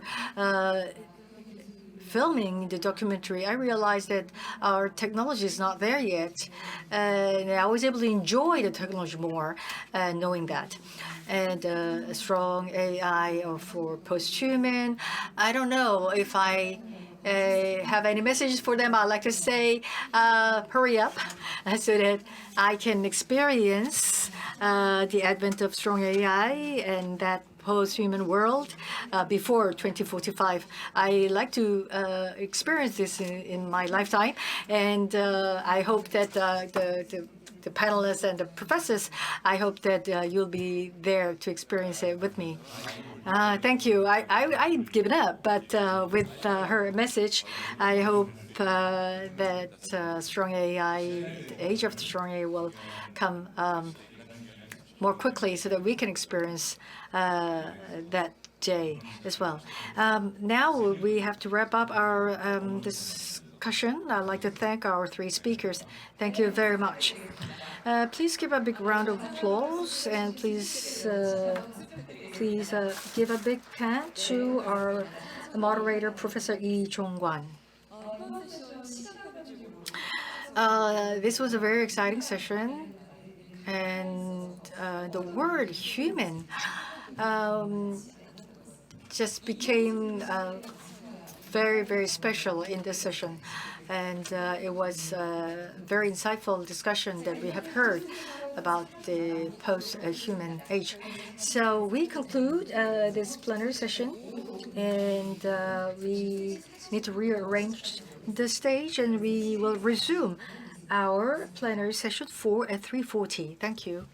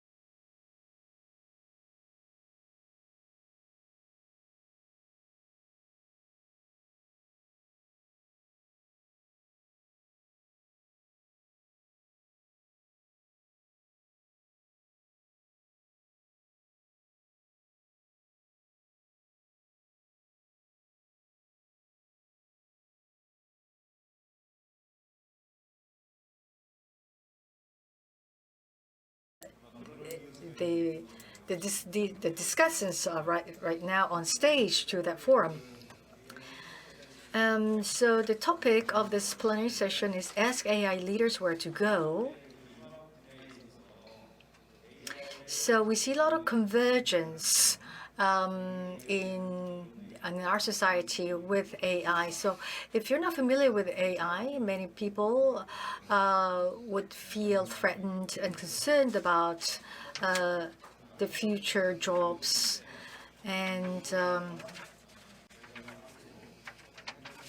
so how to deal with that fear is important for the society, and how to allay that fear would be quite meaningful. So we have experts from totally different areas of work, and it would be interesting to find how they feel about AI and how they are using AI in their field. So we will hear from each of the discussants. So I'd like to ask our discussants to please introduce how they are using AI in their field. And I also would like to ask if they have any concerns or issues about the future of AI in their fields. So I won't be able to give them a lot of time. We have 60 minutes for Q&A. So if you want to talk more in detail, perhaps you can entertain them during the Q&A session. With your permission, I'd like to take off my microphone, my mask, excuse me. So to my left is Professor Kim Eun-hae. Professor Kim Eun-hae, he is an interventional cardiologist. He has served at Asan Medical University, and he's a director of Health Innovation Big Data Center, and he is currently at the Asan Medical Center. He is a medical doctor and is a scientist.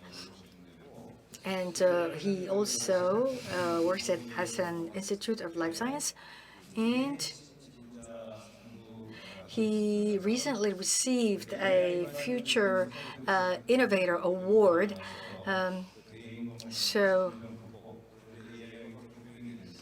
he has done studies on how to use AI for healthcare, and I'm sure he has many important information for us.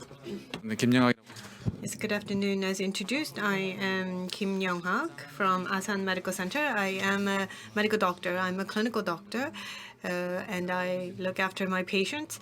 And at the same time, I research into how we can apply artificial intelligence and these new technologies in the domain of healthcare. Now, healthcare is an industry that's very difficult for people to understand. But hospital is a place where we see a lot of AI technology in use. But hospital is not that accessible.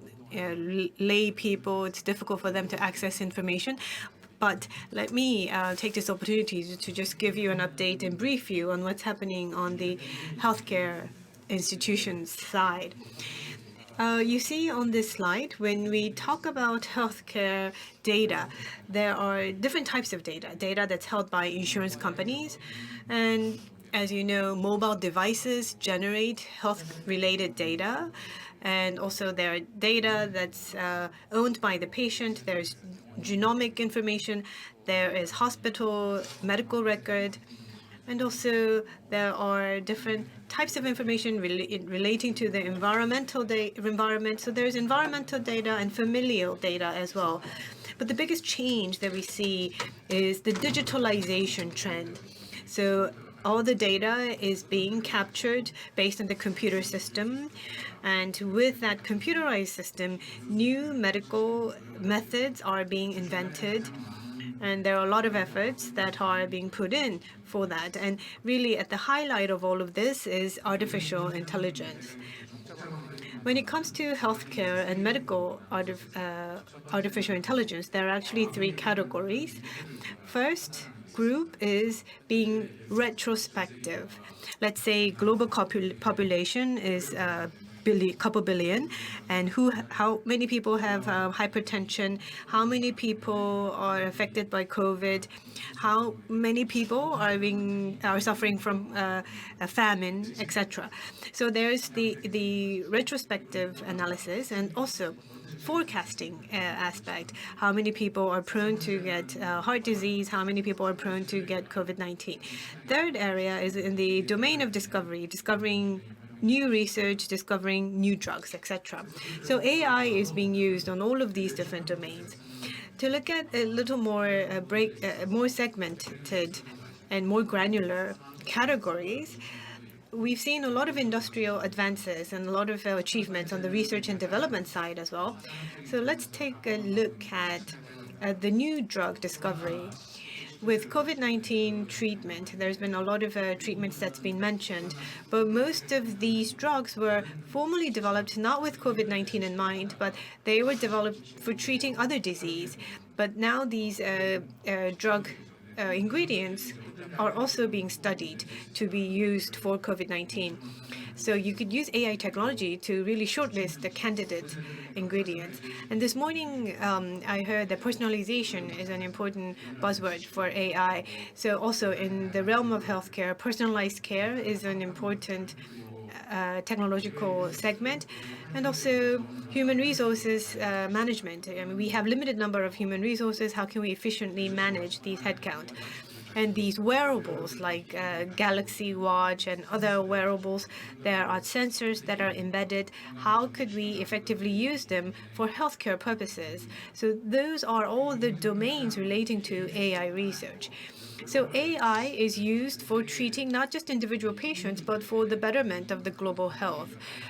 We expect that AI will play a very important role in bettering global healthcare. Left, you see this cartoon. There are a lot of experts gathered together, and they can try to find a cure for some patients. But in other countries, it's impossible to gather these many number of experts. In that case, artificial intelligence could maybe fill up that gap that human beings have left behind. So international organizations are also looking at ways to really deploy these AI technologies to especially underdeveloped countries. So AI could be used for diagnostic purposes and also projecting mortality rate. And basically, people want to prolong their lives. So what we could do is we could use data to predict which geographies are prone to have pandemics.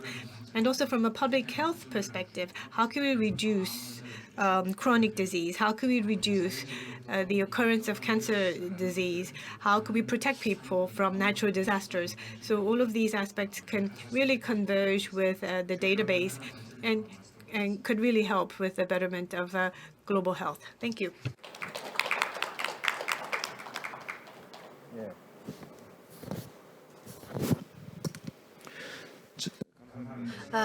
Thank you for keeping the time. I'd like to introduce our second discussant. I'd like to introduce Mr. Eun-hae. He has a very diverse background. He studied biology, mathematical psychology, and brain science. And he passed the bar, and now he is working as an attorney. In 2010, he founded the Intellicon Lab. And so he did research on legal AI with mathematics, physics, and statistics for the first time. And he won numerous awards. And he entered a legal AI competition. He lost, and he won. And he held the Alpha Law competition. And so he was very successful in expanding the horizon for AI in the legal world. Hello, my name is Eun-hae. Thank you. The area of my interest, as was introduced, is the legal area, and I also do medical area as well. So AI judge or AI lawyer is what I'm talking about. 10 years ago, law, ICT, and AI were the area of my interest. I wanted to converge these disciplines and create the first AI judges and AI attorneys. And many colleagues of mine bought my lie, and we embarked on this project. But we quickly realized it has a 60-year history of studies. But we never saw artificial intelligence judge or attorney. And it was in 1990 that we had that shock in the AI landscape, and that endeavor was no longer pursued. But it was quite surprising that that research started 60 years ago. And in the West, they call the law code. And in computer science, we call it code as well. So in the West, I think they understood law as an algorithm or code. So in 1956, the following year of the Dartmouth conference in France, they tried to create an AI judge. And they worked on it for 60 years, and they were not successful. And now, the virus, it was like a virus. It went into hibernation, and then AlphaGo was created. It's machine learning AI came on the scene, and we saw this remarkable progress. So in that null, I developed many other things while waiting for AlphaGo. In the legal area, it has been dominantly a human area, and if you look at our courtrooms today, the AI has no place there. But now we see many AIs in the legal scene because law in itself is a very logical algorithm, and so when you look at AI, I'm sure you bring together a lot of the cultural bias with you. But so when you have a fresh look at this, the technology, you can come up with something very creative. This is what I felt. This might bore you, but legal AI is about understanding human language. Is based on natural language processing. So AI needs to understand speech and also be able to speak, and image recognition is another area. Image recognition has seen a lot of progress, and it's now currently being applied. And for speech recognition, you see chatbots. But based on machine learning, that speech recognition is gaining. And if you look at the Google technology, AI is already imbued. And in the area of medicine, we see a lot of convergence with AI. The message that I'd like to share with you is that never say never. We thought it will never happen in the legal system, but we already see the legal area being permeated with AI technology. It's quite shocking. And so if AI is possible in the legal area, there's no sanctuary. And so AI is not a unique tool. It's a universal tool that can be applied everywhere. So the implication is We have the big data system, and we have various IoT systems. So these physical data are being accumulated in the virtual sphere. We're not aware of it, but it predicts the future. And so the AI will keep grow and co-evolve with us. So with this, I'd like to conclude my remark. Thank you.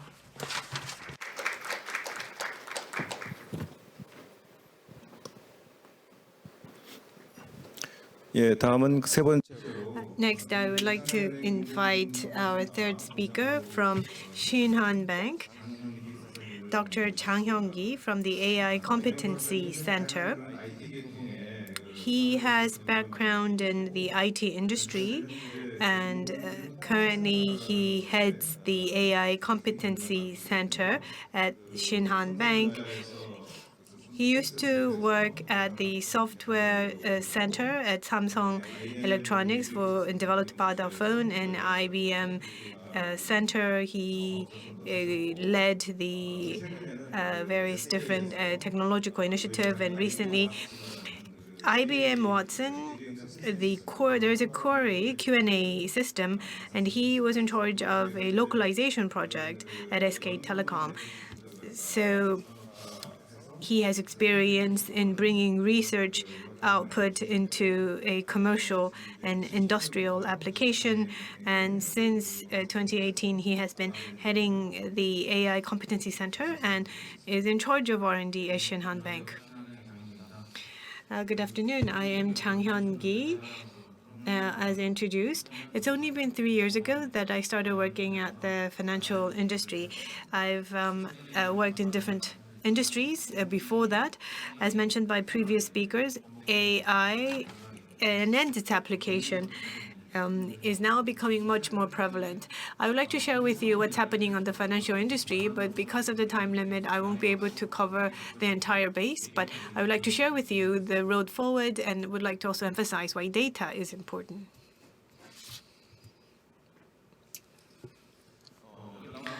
Now, if you look at this slide, there are all these questions that people have in their minds. Can AI really threaten our jobs? Why is AI not performing up to our expectations? And could there be an AI that supersedes the abilities of humans?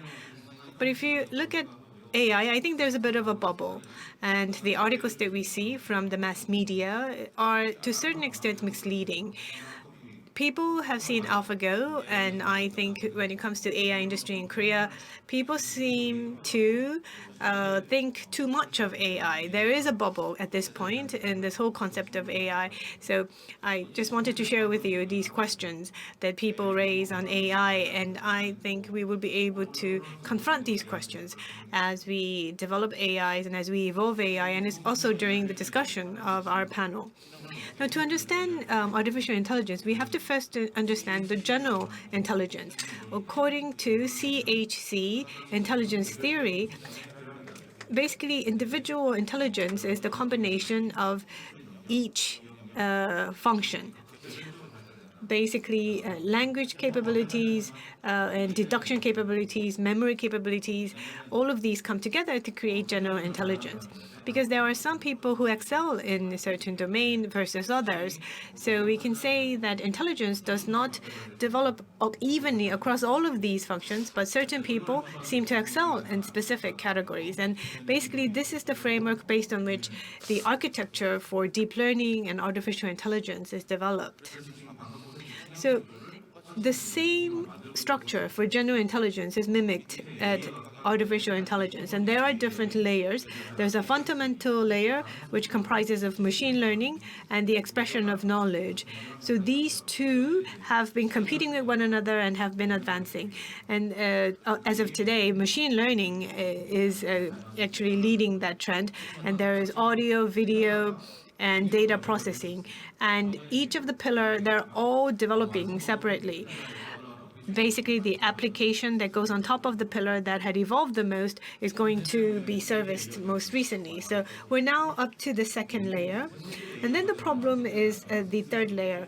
if the third layer is not perfected or completed, then this application layer cannot be perfected. And I think that still there's a long way to go for the third layer. So all the applications that are developed just too early, like chatbots, that are not complete, that are not perfected, are facing problems because natural language processing is not enough.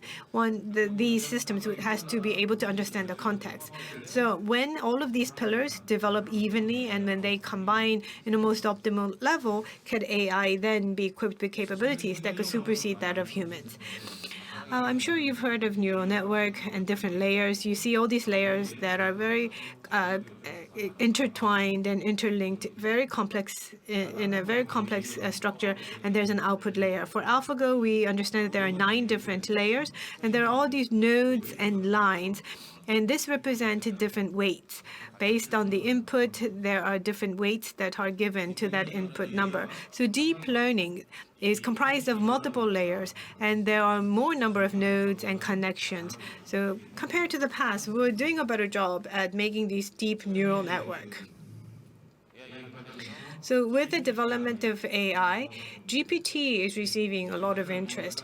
I read a news article and I've heard that there's been generation of GPTs and the parameters. Parameters are the lines, the weightings that are given to the input. In just a year or two, we see the number of weights actually increase exponentially. For GPT-3, there's about 179 number of parameters. So basically, that's how many nodes are connected. So as we see number of parameters increase, the computation is going to give you a more accurate output.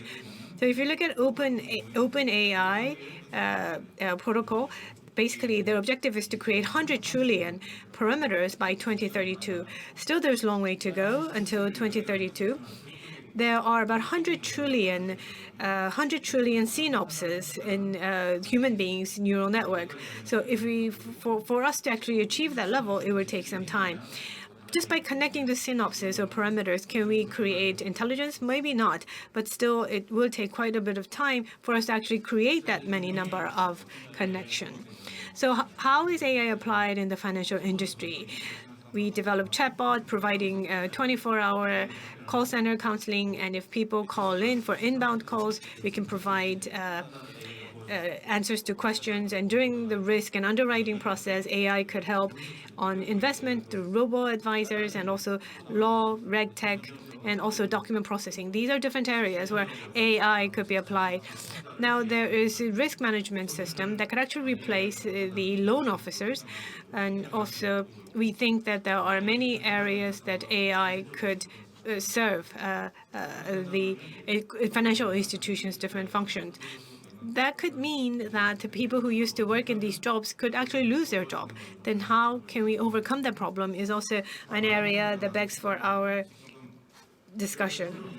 Now, but there's always also an area where new jobs will be created. Some jobs will disappear, but other jobs will be generated, like data. Data is very important. Generating data is important for AI to develop. If you look at Netflix, most of the films or the movies, there now is a job called Netflix tagger. And basically that feeds more data and that will help better the level of analytics. And also data wrangler is another job that is being created with the emergence of AI, because data and analytics is becoming more important and it's creating new jobs. So with the advancement of AI, there's higher demand for data, and also processing of that data is important. So in that process, new jobs are being created. And I think all of these developments will help to be the bedrock of AI for the future. In terms of how AI will develop in the future, I think in parallel, we need to see improvement of data quality in order for us to achieve more development of AI. Thank you. 예, Thank you. We saw the process of developing the AI. And now I'd like to introduce Professor Park Jong-ha. He is currently a professor at the College of Music at Seoul National University. He is a concert pianist. and he performs with orchestras, and he's interested in music and also in machine and technology, and he has been exploring the convergence of technology and music, and he, I understand, has undertaken project with Professor Nam-Juan at the Coexist. I'm sure his presentation will be very interesting, and he has done a project called Expressive Piano AI. And yes, please enlighten us. Hello. Thank you for the introduction. My name is Park Jung-ha. I'm a professor at College of Music at SNU, and I'm also a concert pianist. I'd like to introduce myself a little, and I like to share with you why I got interested in the AI area. And I also like to share with you what I felt in the process. Before becoming a professor, I was just performing piano concerts, and while working as a concert pianist, my work entails a lot of repetitions, a lot of practices, and also in concert I have to engage with the audience. And when I meet a legendary artist or older or more mature artists,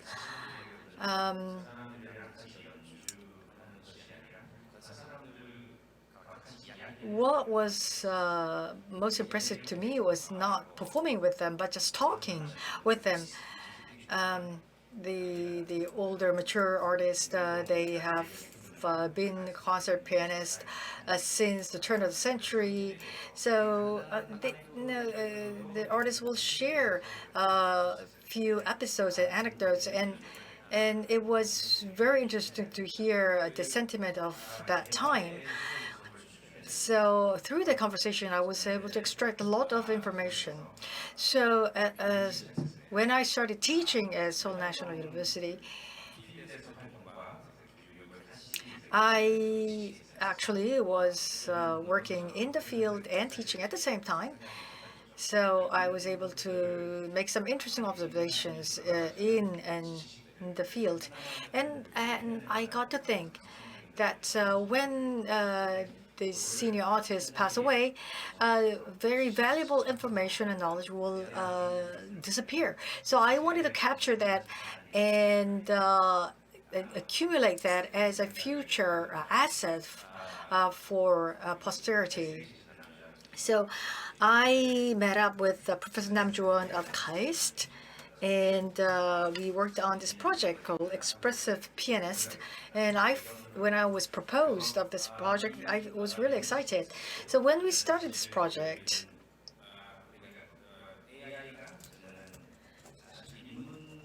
I come from liberal arts background. The whole point of liberal art is to save the knowledge and pass it on to posterity. And I thought AI might be able to help me do that. And many speakers alluded to the strength of AI, and AI is actually being utilized in many fields. So we have a very specialized knowledge pool, and when you have an algorithm for that, I thought that I can preserve sentiment and emotions and have a very specialized pool of knowledge that deals with sensibilities, and that's why I took part in this project. So I got started, and it was very interesting. And I was doing things very repeatedly, and I was trying to teach that to the machine. And in order to teach that to the machine, I had to observe myself very carefully. And Of course, the things that I've learned, I could apply to the performances, but also I could use that knowledge to accumulate the knowledge. And when more people are involved in the project, I was able to have more data. And in the end, I thought I could use it as an educational tool.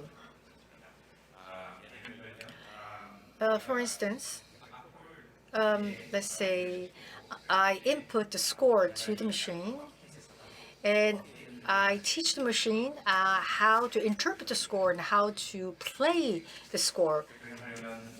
And in order to do that, of course, the thing is that when pianists play the score, they don't do it literally.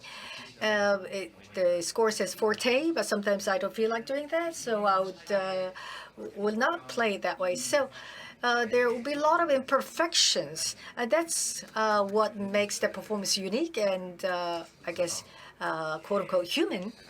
So we started the process with the machine. And I begin to see that this can be applied in many other areas as well. So the biggest challenge in that process was this, collecting data. As I was doing in the project, I was collecting data within the walls of the College of Music. And initially, the students were quite resistant. They didn't want to participate. They thought the AI will take their job away. And so I needed to do a lot of explaining and persuade them. But once the students took part and experienced it, they changed their mind. They began to realize that this could be beneficial. So the project went on for 3 years, and a lot of people began to see differently. Because of COVID-19, the world has gone virtual, and for the past year, many people took interest in our work, and I guess people became more open-minded about using technology. Regarding data collection, as we were conducting the project, of course, we conducted a study on AI algorithm, but as we were collecting data, we were able to collect some unique data. Those very delicate differences in the execution, or how the performer would perceive the music and how the listener would perceive it. So the intent of the performers. And we also listened to what the performers explained about this performance, and we also collected data on the listeners. So the data collection process is very tedious and is repetitive, but once we get a lot of scale to this data, I think it would be very, very beneficial. Because not only for this study, I think this data can be applied in other areas as well. Now, AI has become popular, but for me, I am more interested in how to work with data. I know that my time's up, so I am going to conclude my remark, and I hope that I can share more thoughts during the Q&A. Thank you. 예, 박종환. Thank you very much, Professor Park. Because I've only given our speakers 5 minutes, each of our presenters share with us some high-level, broad perspective. I actually have some questions that I brought, and we will also be taking questions from our audience, both offline and online. And I will try to navigate through those questions and make sure that there are no redundant questions being asked. Now, Professor Park gave us a high-level view, and then he went on to talk about the Express AI pianist. He talked about some more details. my intention for this session was, after hearing high-level messages, I felt that since this topic is very abstract, it would be helpful if each of our speakers could talk about more specific details of their initiatives, like AI plus X, or in each of their domains, the initiatives that they are currently implementing. I think with you sharing with all the audience more specific experiences, that would be more helpful. So why don't I ask each of our presenters more specific questions? And after this round of discussion is complete, I would move on to ask about the challenges that they're currently facing and concerns that they're currently haggling with. So I will proceed with this session in that manner. So first of all, to Mr. Lim, I understand, as introduced before, you talked of AlphaLo. So you started this competition.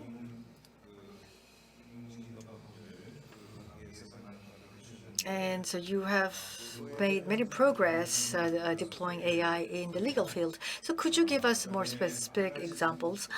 And in your talk, you said, how dare AI come into the legal area? That's what people used to think. So I'd like to know, now that the legal area has accepted AI, what kind of expectations do you have for AI? What do you think the AI can do for the future? Thank you. To answer the questions, in the process of development, there's been some episodes. Last year, there was the AlphaLo competition, and the machine that entered the competition is this machine. If you put in a legal document as a Word contract, if you feed it into the machine, within a second, the machine will tell you the Article 7 and Article 8 has issues. So I must be able to feed thousands of such legal contracts for the machine learning to occur. So something like you can only get about 100 types of contracts from the Google data. So it's very limited. And machine learning, it's all about data. So who has quality data, who has more, like tens of thousands of data, will determine the outcome. As Professor Park said, it's the same thing for me. We need the participation of many lawyers, but many of the legal professionals, they feel that the machines will take away their jobs, and they're very adversarial towards AI. So I think we need more communication. It took me 2 years just to persuade them to take part. So when you say AI lawyer, people immediately think of Terminator, but it's not like that. It's a more smart Google. So especially in the legal field, the legal data is hard to come by. And because most of the legal documents are classified, people don't give up their data. I think you need a special trick. Let's say I have only 500 data. How can it make it to become 5,000 or 10,000? Then you deploy AI for that. You use meta AI, like let's say you needed 100 people, you just 100 people, but then you actually need 10 people when you use the metadata. So these were the challenges that I faced. So you have this document analyzing machine, then you have this Terminator lawyer. But actually, there are like 100 to 3,000 legal documents or different types of contracts. So you have to collect the contracts by each of the category, and it will take about 100 years to do that. So not in my lifetime. So I think the things that I've accumulated will only be used to complement our conventional practices. So my dream is to have a QA machine. If I ask something, I'll get an answer.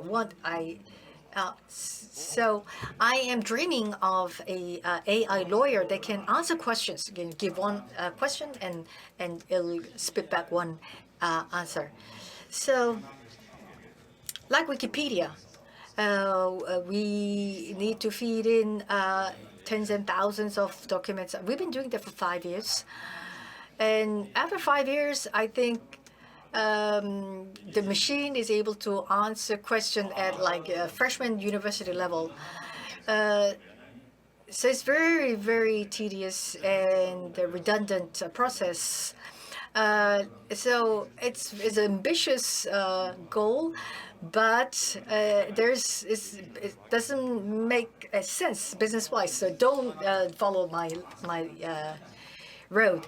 So we need a model where people can take part freely and benefit a lot of people. So I'm hoping that we can find a better model. And also efficiency-wise. When you walked in here, we checked our body temperature and we had to wear a mask. Sometimes you see on the news that you're asked to wear the mask and people resist and they throw a punch. So you have to ask a question. The person will say, how dare you to tell me to wear the mask? If you ask an AI lawyer, the AI lawyer will tell you, according to article something something, that you have to wear it. So we can diffuse a possible lawsuit or some dispute. So I guess the area of law is something that we would like to avoid as much as possible. But so if we can prevent it, it will be better. So like preventative medicine is preventative law. So through AI lawyer, we can prevent some of these possible disputes and troubles. Like kickboards. Then we can ask the AI lawyer, can anybody ride a kickboard? And the AI lawyer will give an answer. So the Terminator lawyer, we're not there yet. It's not an issue of lack of data, but the limitations of the current neural network. So AI has some limitations, and I'll share some of my challenges. And there was another question, right? Okay, we'll entertain that question later. Thank you. So for legal AI, you have given me some interesting examples. And one of the issues that you pointed out was the issue of data. So you need machine learning. So the input material, input data is so important. I think it's the same in other areas as well. Perhaps even more so in the medical area. Because you need to be able to protect privacy, personal data, and also when it comes to the field of medicine and field of law, the students with good scores advance into these disciplines. If we think of the contest between AI and human beings, I would think that there would be that fierce contest between the two in the field of medicine as well. So in the same light, I would like to ask a similar question to Dr. Kim. In medicine, at Asan Medical Center, you've done many different projects, and you probably know of other cases and best practices abroad. Could you be a little more specific in sharing with us the utility of AI? To what extent has AI been applied in real use in the field of medicine? it would be helpful if you could be specific. We've just heard the perspective from the legal aspect. If you now look at the medicine, also from an industry's perspective, if you want to actually start up a business, it's very promising. If you look at Korea, there are still already a handful of companies whose valuation is around 300 billion, 400 billion, regardless of the top line revenues they're generating. So I think that Korea is advancing quite quickly in this aspect. And I think it's all underpinned by data. Because unlike the US and unlike other countries, if you look at the hospital system in Korea, and the same applies to Asan Medical Center as well, we have 1,500 or 2,000 beds in our hospital. And in other countries, you don't really see hospitals with this much of a scale. And Korea also has a very good IT infrastructure. So these large hospitals in Korea, they have in-depth and massive amount of digitalized data. Using this data is another issue, but the fact that such data exists is an advantage for Korea. Just a couple of examples that I could share with you is at our hospital, we have embarked on 3 different types of artificial intelligence system. It was actually one of the big initiatives, and 2 of those are something that we're doing together with the government. It's called Dr. N's. But 25 hospitals in Korea are all part of this network and collaboration. There are 2 types of software, which is not developed by our own hospital. We're just using a product that's been developed by another hospital. One is for chest X-rays, looking at any nodes in the lung to diagnose lung cancer. And we tested this system, and we were very much shocked. Our radiologist, compared to their reading of the result, the accuracy level was very high, because there are certain nodes that the human eye or the human readers or radiologists could not identify.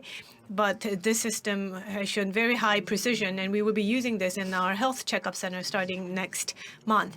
And also, a second software is for colonoscopy. In English, it's endoscope. Basically, we use colonoscopy, and we can identify any nodes or any lesions. There is also a software that was developed, and I understand that the accuracy of colonoscopy reading also is very high, but it's right now in the validation phase. Oh, and our endoscopic doctor really didn't like it, and the reason why he didn't like it is because the sensitivity of these endoscopes basically. The polyp, the intestinal polyp that this endoscope is supposed to detect, the endoscope basically considers even a little droplet as a polyp. So the false positive rate of these endoscopic software was very high. Now, if you're developing a product or recommending a product, or if you want to purchase something, and if there's false positive, it's not a problem. But when there's a false positive in medical diagnosis, even if there's no medical impact, basically some people might have to go through biopsy, which could harm the patient. And doctors could also get confused if there is false positive. So this could actually hinder the false positive diagnosis may hinder the work of the medical doctor. So false positive is a very important indicator that doctors really pay attention. So what's the difference between the two? For the chest X-rays, the X-ray is based on DICOM, and the protocol itself is very much standardized. So all of the hospitals will go through the same protocol in taking the X-ray and saving that scan. But when it comes to colonoscopy, depending on where the doctor was trained and depending on the personal skill set of that person, the whole process is not standardized. So if you think about it, the data standardization is what's making the difference. And high quality data is very important in the medical application of AI. So depending on that level of data quality, if there is more standardization, then it's helpful. If there's less, then it could be a hurdle. Now, having said all of this, if you look at these large hospitals in Korea and how they are using AI application, although there's only a small number, I can tell you that Korea is at the forefront of adopting these AI applications. And we are seeing good performances across many different domains. And there are already 50 AI-related applications that have received KFDA approval. So in medical application, I can tell you that AI application, once again, is at the forefront, is leading. So in a year or two time, when you go visit a hospital, you may be able to experience an AI software or AI technology helping with your diagnosis. 예, 감사합니다. Thank you. Professor Park already gave specific examples. The recurring issue that we hear today is that as AI develops, it's going to take away jobs from people. So maybe that allegation may have some ground, and but I guess it depends on the occupation and the area that you work in. So in the case of artists, creativity is important, sensitivity is important, or sensibilities are valued. And I'm not sure if the AI can reach that level. I'd like to ask Professor Park Jong-ha. AI and music, it seems opposite each other, and yet you are converging the two. So let's say if you play the piano through a machine, there might be some resistance. So I'm asking about the utility of the machine, having the machine play the music. And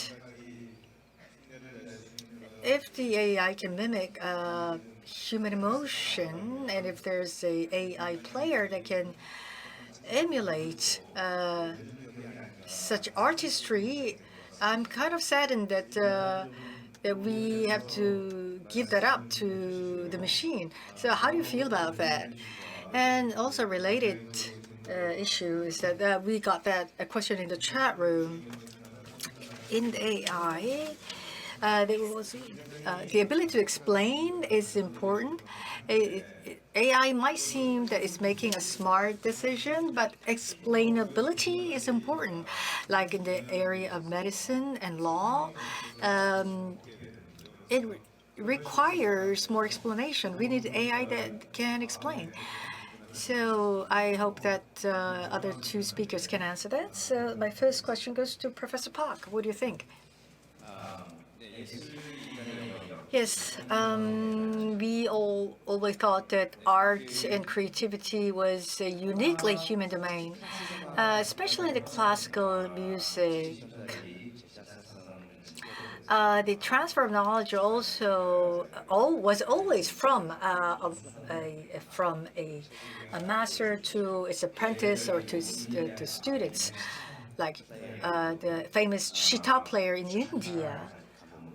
Like they come from Shankar family. Anushka Shankar is now the master of sitar, and the father accepts a disciple. The knowledge or the skill that he passes on to his daughter is different than what he passes on to the disciples. So that that coveted skill is kept in the family. So many people fear that AI will take our valued and guarded secret away. And technology and music has a really deep relationship. In 17th and 18th century, the development of instruments has to do with technology, and especially the development of recording technology in the 20th century. It was revolutionary. Before, you had to go to a concert to hear the live music. But with recording technology, all you had to do was buy a record or a CD. But of course, that was just auditory. Video or a visual stimuli was not provided. But if you have some training in education, just listening to the auditory sound, you could find the techniques, that you can find the hidden secrets. But these days, like on YouTube, everything's transparent, everything's out there. The millennium generation students, they have a lot of knowledge. And the things that you only could acquire by in-person contact, they know because they've seen YouTube how the violin's played, how the bow moves, what kind of bow movements a particular performer has. So because there's a lot of visual data, so the speed of learning is really, really expedited for these young people. So the young students, they become proficient in playing the instruments much quickly than us. So as a professor or the artist at the master level artist, I don't think they need to really be afraid, because that's the way the trend is going, and all the knowledge is becoming very open. So in the area of art, I think creativity will become more important in education than techniques. Regarding technique, I think technology will be helpful. So when you're expressing certain emotion, in the Express AI piano project, let's say you're inspired, you want to express something, but in the case of instrument, like with instrument, the execution itself is absolutely technical. You press the keys on the piano, you blow into the tube of the flute, or you use the bow. And if the robot can represent the movement or can represent the technique, perhaps you can get a flawless performance. But when it comes to expressing emotions, I think the machines can mimic it, can imitate it quite closely. But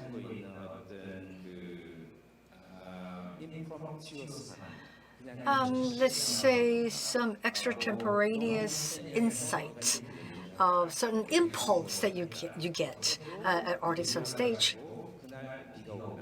Let's say you prepare for a concert, you thought you were going to play it this way, and you get on the stage, and depending on who your audience is, whether it was rainy or sunny that day, how the environment was, you will perform differently. And let's say you have planned it for a long time, and yet because of sudden insight or sudden inspiration, you can play it differently. I'm not sure if AI can do that. It might take hundreds of years. In that regard, I think people are still safe. 예, 저도 교수님 말씀. Well, I do want to believe what the two professors has said, but if you think about natural language processing, as Dr. Chang has mentioned, just like GPT-3, if you look at its performance, it's actually quite surprising. So emotional element can be embedded, and it does write up a text that does express the emotions of people. So I do agree that it will take time, but probably not 300 years. Now, moving on to Dr. Chang, I would like to ask you a question on AI, and you've shared with us AI from a development perspective. And since you work for a financial institution, when you bring AI application to the realm of finance, unlike other areas or industries, are there any special aspects that one has to be mindful of in financial AI application? And there are a lot of jobs that in workplaces that banks and financial institutions provide. So I think with the emergence of AI, there would be issues relating to displacing certain jobs. So how do financial industry respond to this? And since you're the head of the AI Center, how do you persuade these people working on the non-technical side of things?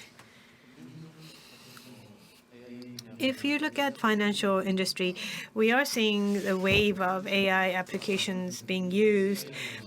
In XAI, the explainable AI, that actually is very important, especially if there is a loan application. Right now, what happens is that loan officers would make assessment and will provide information as to why the loan cannot be given to a certain borrower. But if that process is done by AI will come to a conclusion that loans should not be originated, but there is no explanation that accompanies this. If you ask AlphaGo to explain why it played the game the way it did, it cannot provide that explanation. There's no way AlphaGo can provide and give justification as to the moves that it made. Same goes for R&D as well. Because of the limitations, there is no way that there could be a perfect explanation given to a decision of an AI. But what we could do is that we could change different parameters. We could take out certain parameter and see whether that loan will be approved. So we are researching into the explainability of AI. And also there are limitations in terms of regulation. There is regulatory constraints. So even if we could do something from technological perspective, it's still barred from legal perspective. And so I must go back to the topic of data. If you look at Google and Naver, they have huge amount of database in terms of general information, but in terms of finance, there's limited amount of data. AI, if it's a closed loop system, and if basically there is abundant data, then AI will be able to win against humans. Like AlphaGo, for instance, if you look at medical system, if there's a lot of CT images, then basically that CT image could be very quickly analyzed by AI as opposed to humans. But if you look at financial system, there is a closed loop system for like a lending data, but there is shortage of data. Let's say if you have data on default companies, but we don't have enough amount of defaulted company data. So, and it's not easy to generate that data because there's only a limited number of companies that go default. So very difficult, and it's constrained to develop a default prediction model. So how do we secure that data is an important question. So when you're designing an AI service, you need to be able to check those two theses. And if there is no abundance of data, you need to be able to find other options. And then there is an issue of workplace. You have to ask whether this was something that people wanted to do. If it's a job that humans are doing, but it's very tedious and it's boring, but there's no other way, and we've made people do it. For instance, you call the call center, and there are frequent questions that people ask, and the answers could be given by a robot rather than human beings, but there are different variations of the same question. So if a person receives that question, they would immediately know what this question is about, but not necessarily a machine. But nowadays, what happened was that since we have abundant amount of database and data at call centers, typical questions could be answered by chatbots or by robots rather than a human being. So I think these work that people have done but not necessarily wanted to do could be easily replaced by these technology.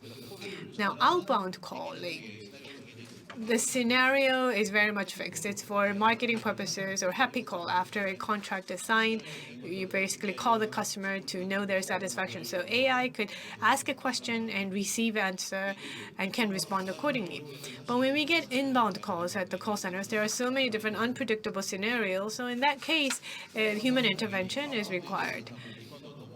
And if people who used to work in the outbound call center start to work to respond to inbound call centers, then they have more knowledge to be able to respond to questions. Right now, if we basically increase the number of headcounts that could respond to inbound calls with the use of AI for the outbound calls, then it will be much more effective. So the typical and menial work could be transitioned to an AI system.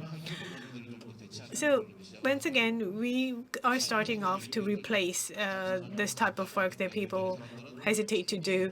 Of course, it will all take time, but I think at the end of the day, it will not take away all the jobs for people. 감사합니다. 그 말씀 중에 이제 Thank you. You said that what are the challenges for AI? In open area, it will be difficult, but if you are in a closed system, AI would prevail. So maybe when we have time, we can talk about what was happening in the open domains. And regarding the ability to explain the outcome of the AI, I'd like to give the question to Professor Kim Young-hak. The explainability was a very important issue. They think AI seemed to be giving an intelligent answer, but if the doctor cannot be persuaded as to how such conclusion was derived, it was a problem. Well, when AI was symbolic, it was okay, but through neural network, it's become very difficult to reach this explainability. So in the process of creating medical AI, would that pose a problem? And so could you allude to that? 네,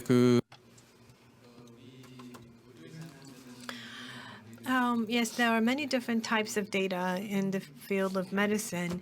What types of AI application are we going to develop and use? It will all depend on that.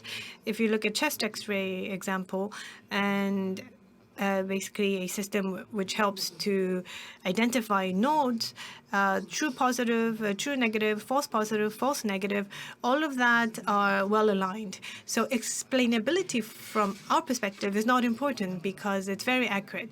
We read 50,000 images and doctors and the system. If everything is well aligned, then we can trust that system and take that result as is. So that is why in the field of medicine is used widely on image-based data. This is something that helps the work of doctors.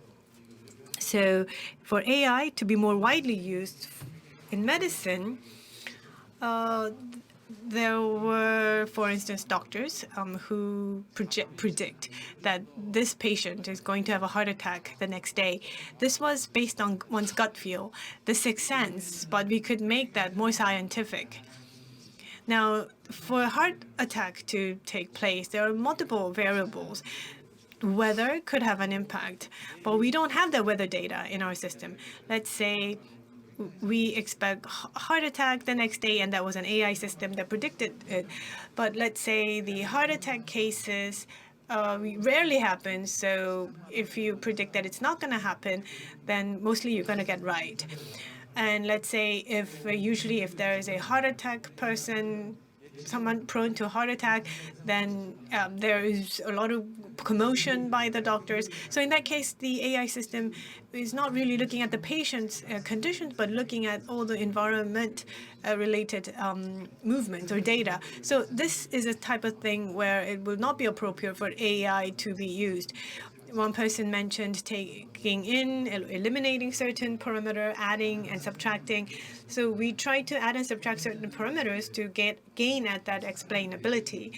And also secondly, in order to more aggressively do external validation, the algorithms that have gone through the learning process, and if you apply that to different situations, although we won't be able to get 100% explainability, we could, for instance, deduce that there was biological interpretation that was reached, but that's still not a full explanation. So when it comes to very complex data set, time series data set, and multimodal data, when there exists such multimodal data, there is a low level of explainability, and then it is detrimental for use. Because for us, true positive rate is important, but false negative is also an important measure. So true positive, true negative, of course, important, but false positive, false negative is a very important data point as well. So traditionally, doctors, their understanding of the physiological changes, and unless there is explanation on the natural aspects of things, it will be difficult for you. It would be quite difficult to use. We talk of conceptual AI. I think in order for AI to spread more widely, we need to have those other core aspects of technology be developed. 예, 감사합니다. Thank you. Personally, neural-based AI is now popular, but I believe that in that regard, symbolic AI and neural AI should go hand in hand. And I like to give the same question to Mr. Im Young-ik because the legal area requires very sophisticated reasoning. So when AI is developed and AI gives a certain solution or answer, and if it's not explainable, will people be able to use it? 되고 있는 그 설명 가능. Yes, the explainable AI. When we engage in that discussion, I guess depending on the domains, some domains require explanation, some domains don't. Just because it's trendy, it doesn't mean that we have to study this in depth. So as for the applicability of the explainable AI, we need to really distinguish. Let's say, when did Japan invade Korea? In 1592, that's the answer. So this, for those factoidal answers, you don't really need the explanation. But if there was an inference involved and the answer was not in the data, then it is needed. In the legal field, it becomes important. Let's say you're in the courtroom, there is an AI judge. So you input a certain value, and this person committed murder. Is he guilty or not guilty? And you make predictions. Let's say the perpetrator is 90% certain, and certainly that he did commit a murder. In an AlphaGo type AI cannot answer that. So explainability is very important in the legal area, like the image area. Let's say you have shown a picture of a dolphin, and the AI say, "Oh, it's a dolphin." And why do you think so? You ask the question. Why is it not another fish, and a dolphin? And I think you can apply that to text and speech processing. You give the machine a certain document, and let's say, if you read this sentence, is this an insult or is this a compliment to me? And if the AlphaGo cannot distinguish the two, but within the sentence, they read the feedback. If there are some profanities within the context, the the AI will say this was an insult. So another way to approach is this, as the professor mentioned, when people make inferences, the people first think about the principle or law and do the inference, or you can do it based on your experience. Let's say in a cross section, if it's the light is yellow, you have to make a decision to stop or to go. So why did you stop when it was a yellow light? And then the AI will say, according to the article so and so in the traffic law, that I had to stop. Or by empirical observation, you can say, that's why I stopped, because I see many people stopped. So it's the ex parte system. And the mainstream neural network machine learning. So when we combine these two, I think we can have quite good AI applications in the legal area. So machine will constantly try to imitate what the people are doing and make observations and accumulate that empirical data. And so I think there are two different approaches. So, well, people are actually curious about the outcome. So depending on the domain, I think it could be different. Just like in medicine and in the legal field, the ability to explain will become important. 예, 감사합니다. 여기 지금 그 온라인으로 Thank you for that. I've received a lot of questions through our online platform. I think some of the questions have already been covered through my previous questions. There's one question, though, I would like to ask. I think our audience was very intent. The question is that I listened to all the presentation. All the professors emphasize the importance of data. So for AI, is it impossible to for AI to infer or reason without data as the base? As a researcher, we say we need to have ample amount of data. We need data. We need data for the purpose of making that algorithm learn that data. Human beings have the ability to learn even though there's limited amount of data. But one-shot learning, human beings just look at one illustration and can immediately learn something out of it, or several shot, or even with zero-shot learning, even without referring to any data, we want to make that AI system be able to learn those knowledge based on just one shot or several shot data acquisition. There is research taking place in that field, which means that AI still is not up to the level of inference capability that human beings have. So one of the issues that is emerging is that since AI is not going to replace the dominance of humans, AI would have to live with humans, just like COVID-19. Then how do we live together with AI? Then is the question we have to ask. Artificial intelligence, therefore, and its humans' collaboration with AI is going to be an important topic for discussion because each of us, we have strength in certain areas. Rule-based behavior is something that's done well by computational program, and then data-based inference is something that AI does well. So there's a very clear difference between what humans can do well and what AI systems can do well. So that leads me to my next question. To each of you, I would like to understand what your view is on how you see the collaboration between humans and AI. What is the most desirable model? Not necessarily from the question of the ratio, the share of that between humans and AI in terms of the amount of I guess, contribution. But why don't we start with Professor Park?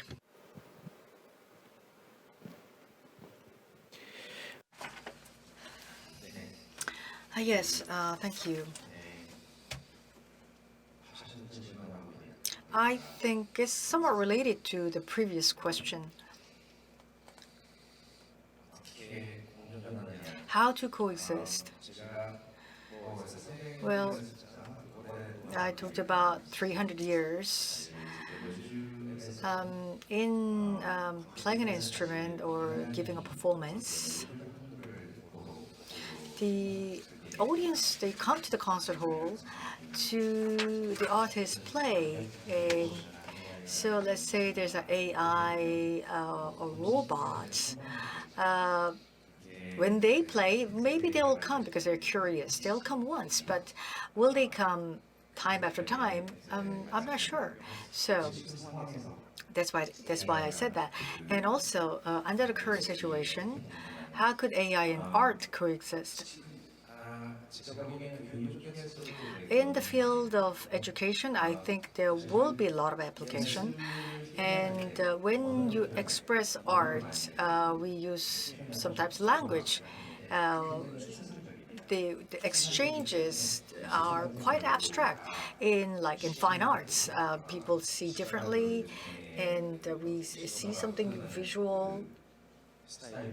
And how they process, what each people process the visual data is different. And auditory stimuli is the same way. Well, people hear differently. So when I hear something, it's very difficult to make students understand what I've heard.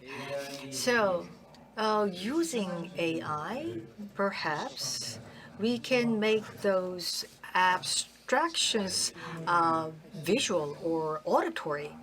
And then I believe that AI can really help in communications. So, of course, that would be for educational purposes. So, of course, I'm limiting to my own project.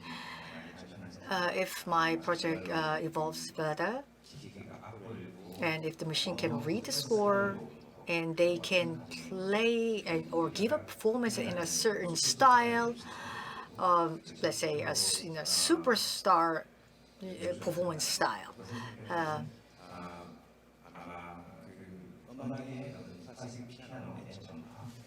Then I believe that it will help to broaden the people's access to classical music. And in the world, there are a lot of people who want to learn to play the piano. And I think with the AI technology, people can easily learn to play the piano. And AI can assist people to play a certain music well. When you are bench pressing, sometimes when it's too hard, the coaches will be there to help you, to assist you.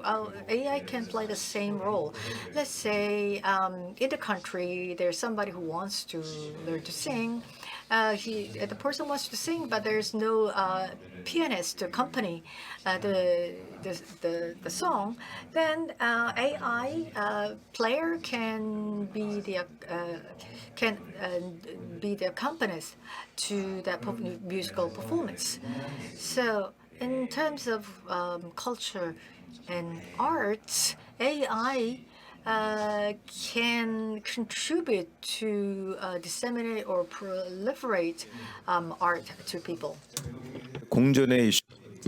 Well, thank you. So I think there is an issue of coexistence, and also from a cognitive capability perspective, there is definitely a limitation for AI, and also there's limitation of humans as well. So humans and AI, how we could collaborate together so that we could overcome the challenge and problems that were unsolved in the past. Moving on to Professor Kim, could you like to share with us your insight on this question? I will be able to tell you more specific cases. Artificial intelligence is already deeply in the field of medicine, and in medicine, of course, coexistence is important. But for us, we want to know what the best process is for us to use AI. And currently, hospitals are developing different types of system. Let's say if you need very accurate diagnosis, meaning if it's a very difficult case to diagnose, then we basically give 2 cases and have AI diagnose and have the doctor diagnose. And if there's any mismatch, we would check that mismatch. And if there is any matching, then we would confirm. And also there are processes where efficiency is more important rather than accuracy. If we took chest X-ray, and most cases, normal X-rays, there are more number of normal X-rays. But let's say if there's a very urgent case, in that case, AI could first sort out normal versus abnormal, and the doctor would just receive that abnormal X-ray and go through reading the image in that priority. And also it could be used in training and education. Residents and med school students, they could make that diagnosis and have the AI do a check and confirmation, and they could learn from that process, the students and residents. And if there is any items that needs to be discussed, then the medical doctor could also provide guidance. And if there is any emergency, because medicine efficiency is very important, and let's say in certain field and discipline, if there's only a handful of experts and we can't wait for that doctor to come because it's an emergency situation, then we could have AI to diagnose and then have the medical doctor come later and confirm that judgment. So in medicine, we don't talk of replacing doctors. We talk more of coexistence. What is then the best protocol, best standardized protocol that we could apply in the field? That really is at the stage where we are at. So we think very hard about how we could apply this on field. I wish we had more time. I'm afraid we're running out of time. We only have 2 minutes remaining, so I'm going to have to wrap up the session. There are questions in the chat room. For people in their 20s and 30s, especially the liberal arts major, AI is still very challenging. So what kind of, if you are a liberal arts major in this changing world, what kind of goals can we set for our future? So I guess in each areas we see a paradigm shift depending on the area. The impact would vary, but we've got only 1 minute and 30 seconds. So could we go from to my right, starting from Professor Kim? Could you give some answers to the young people because they want to know how they should respond to in the world of AI? Since I bring AI application to hospitals, the gap is that we have technology and we have medicine. What's important and what's lacking is how we could use this consumer-centric and domain-friendly. So that's an aspect that's missing at this point in time, and I think that's an area that people with majoring in liberal arts could really contribute and fill the gap. And so I hope that, with that background, people from humanities could really provide some insight. Mr. Lim, I'd like to say this first. I think we should not distinguish between the science majors and humanities majors. I'm a lawyer, and I studied science, and so what's my background, science or humanities? In the past, such distinction was arbitrarily set by the government to push the industrial development forward. So there is no such dichotomy. In my lab, about 30% of the AI developers, they have humanities backgrounds. Now the government is establishing AI universities. Don't go there. So what must you do? The Google will tell you everything. The YouTube will teach you everything because most of the lectures are open. So find the lectures that is suited to your needs.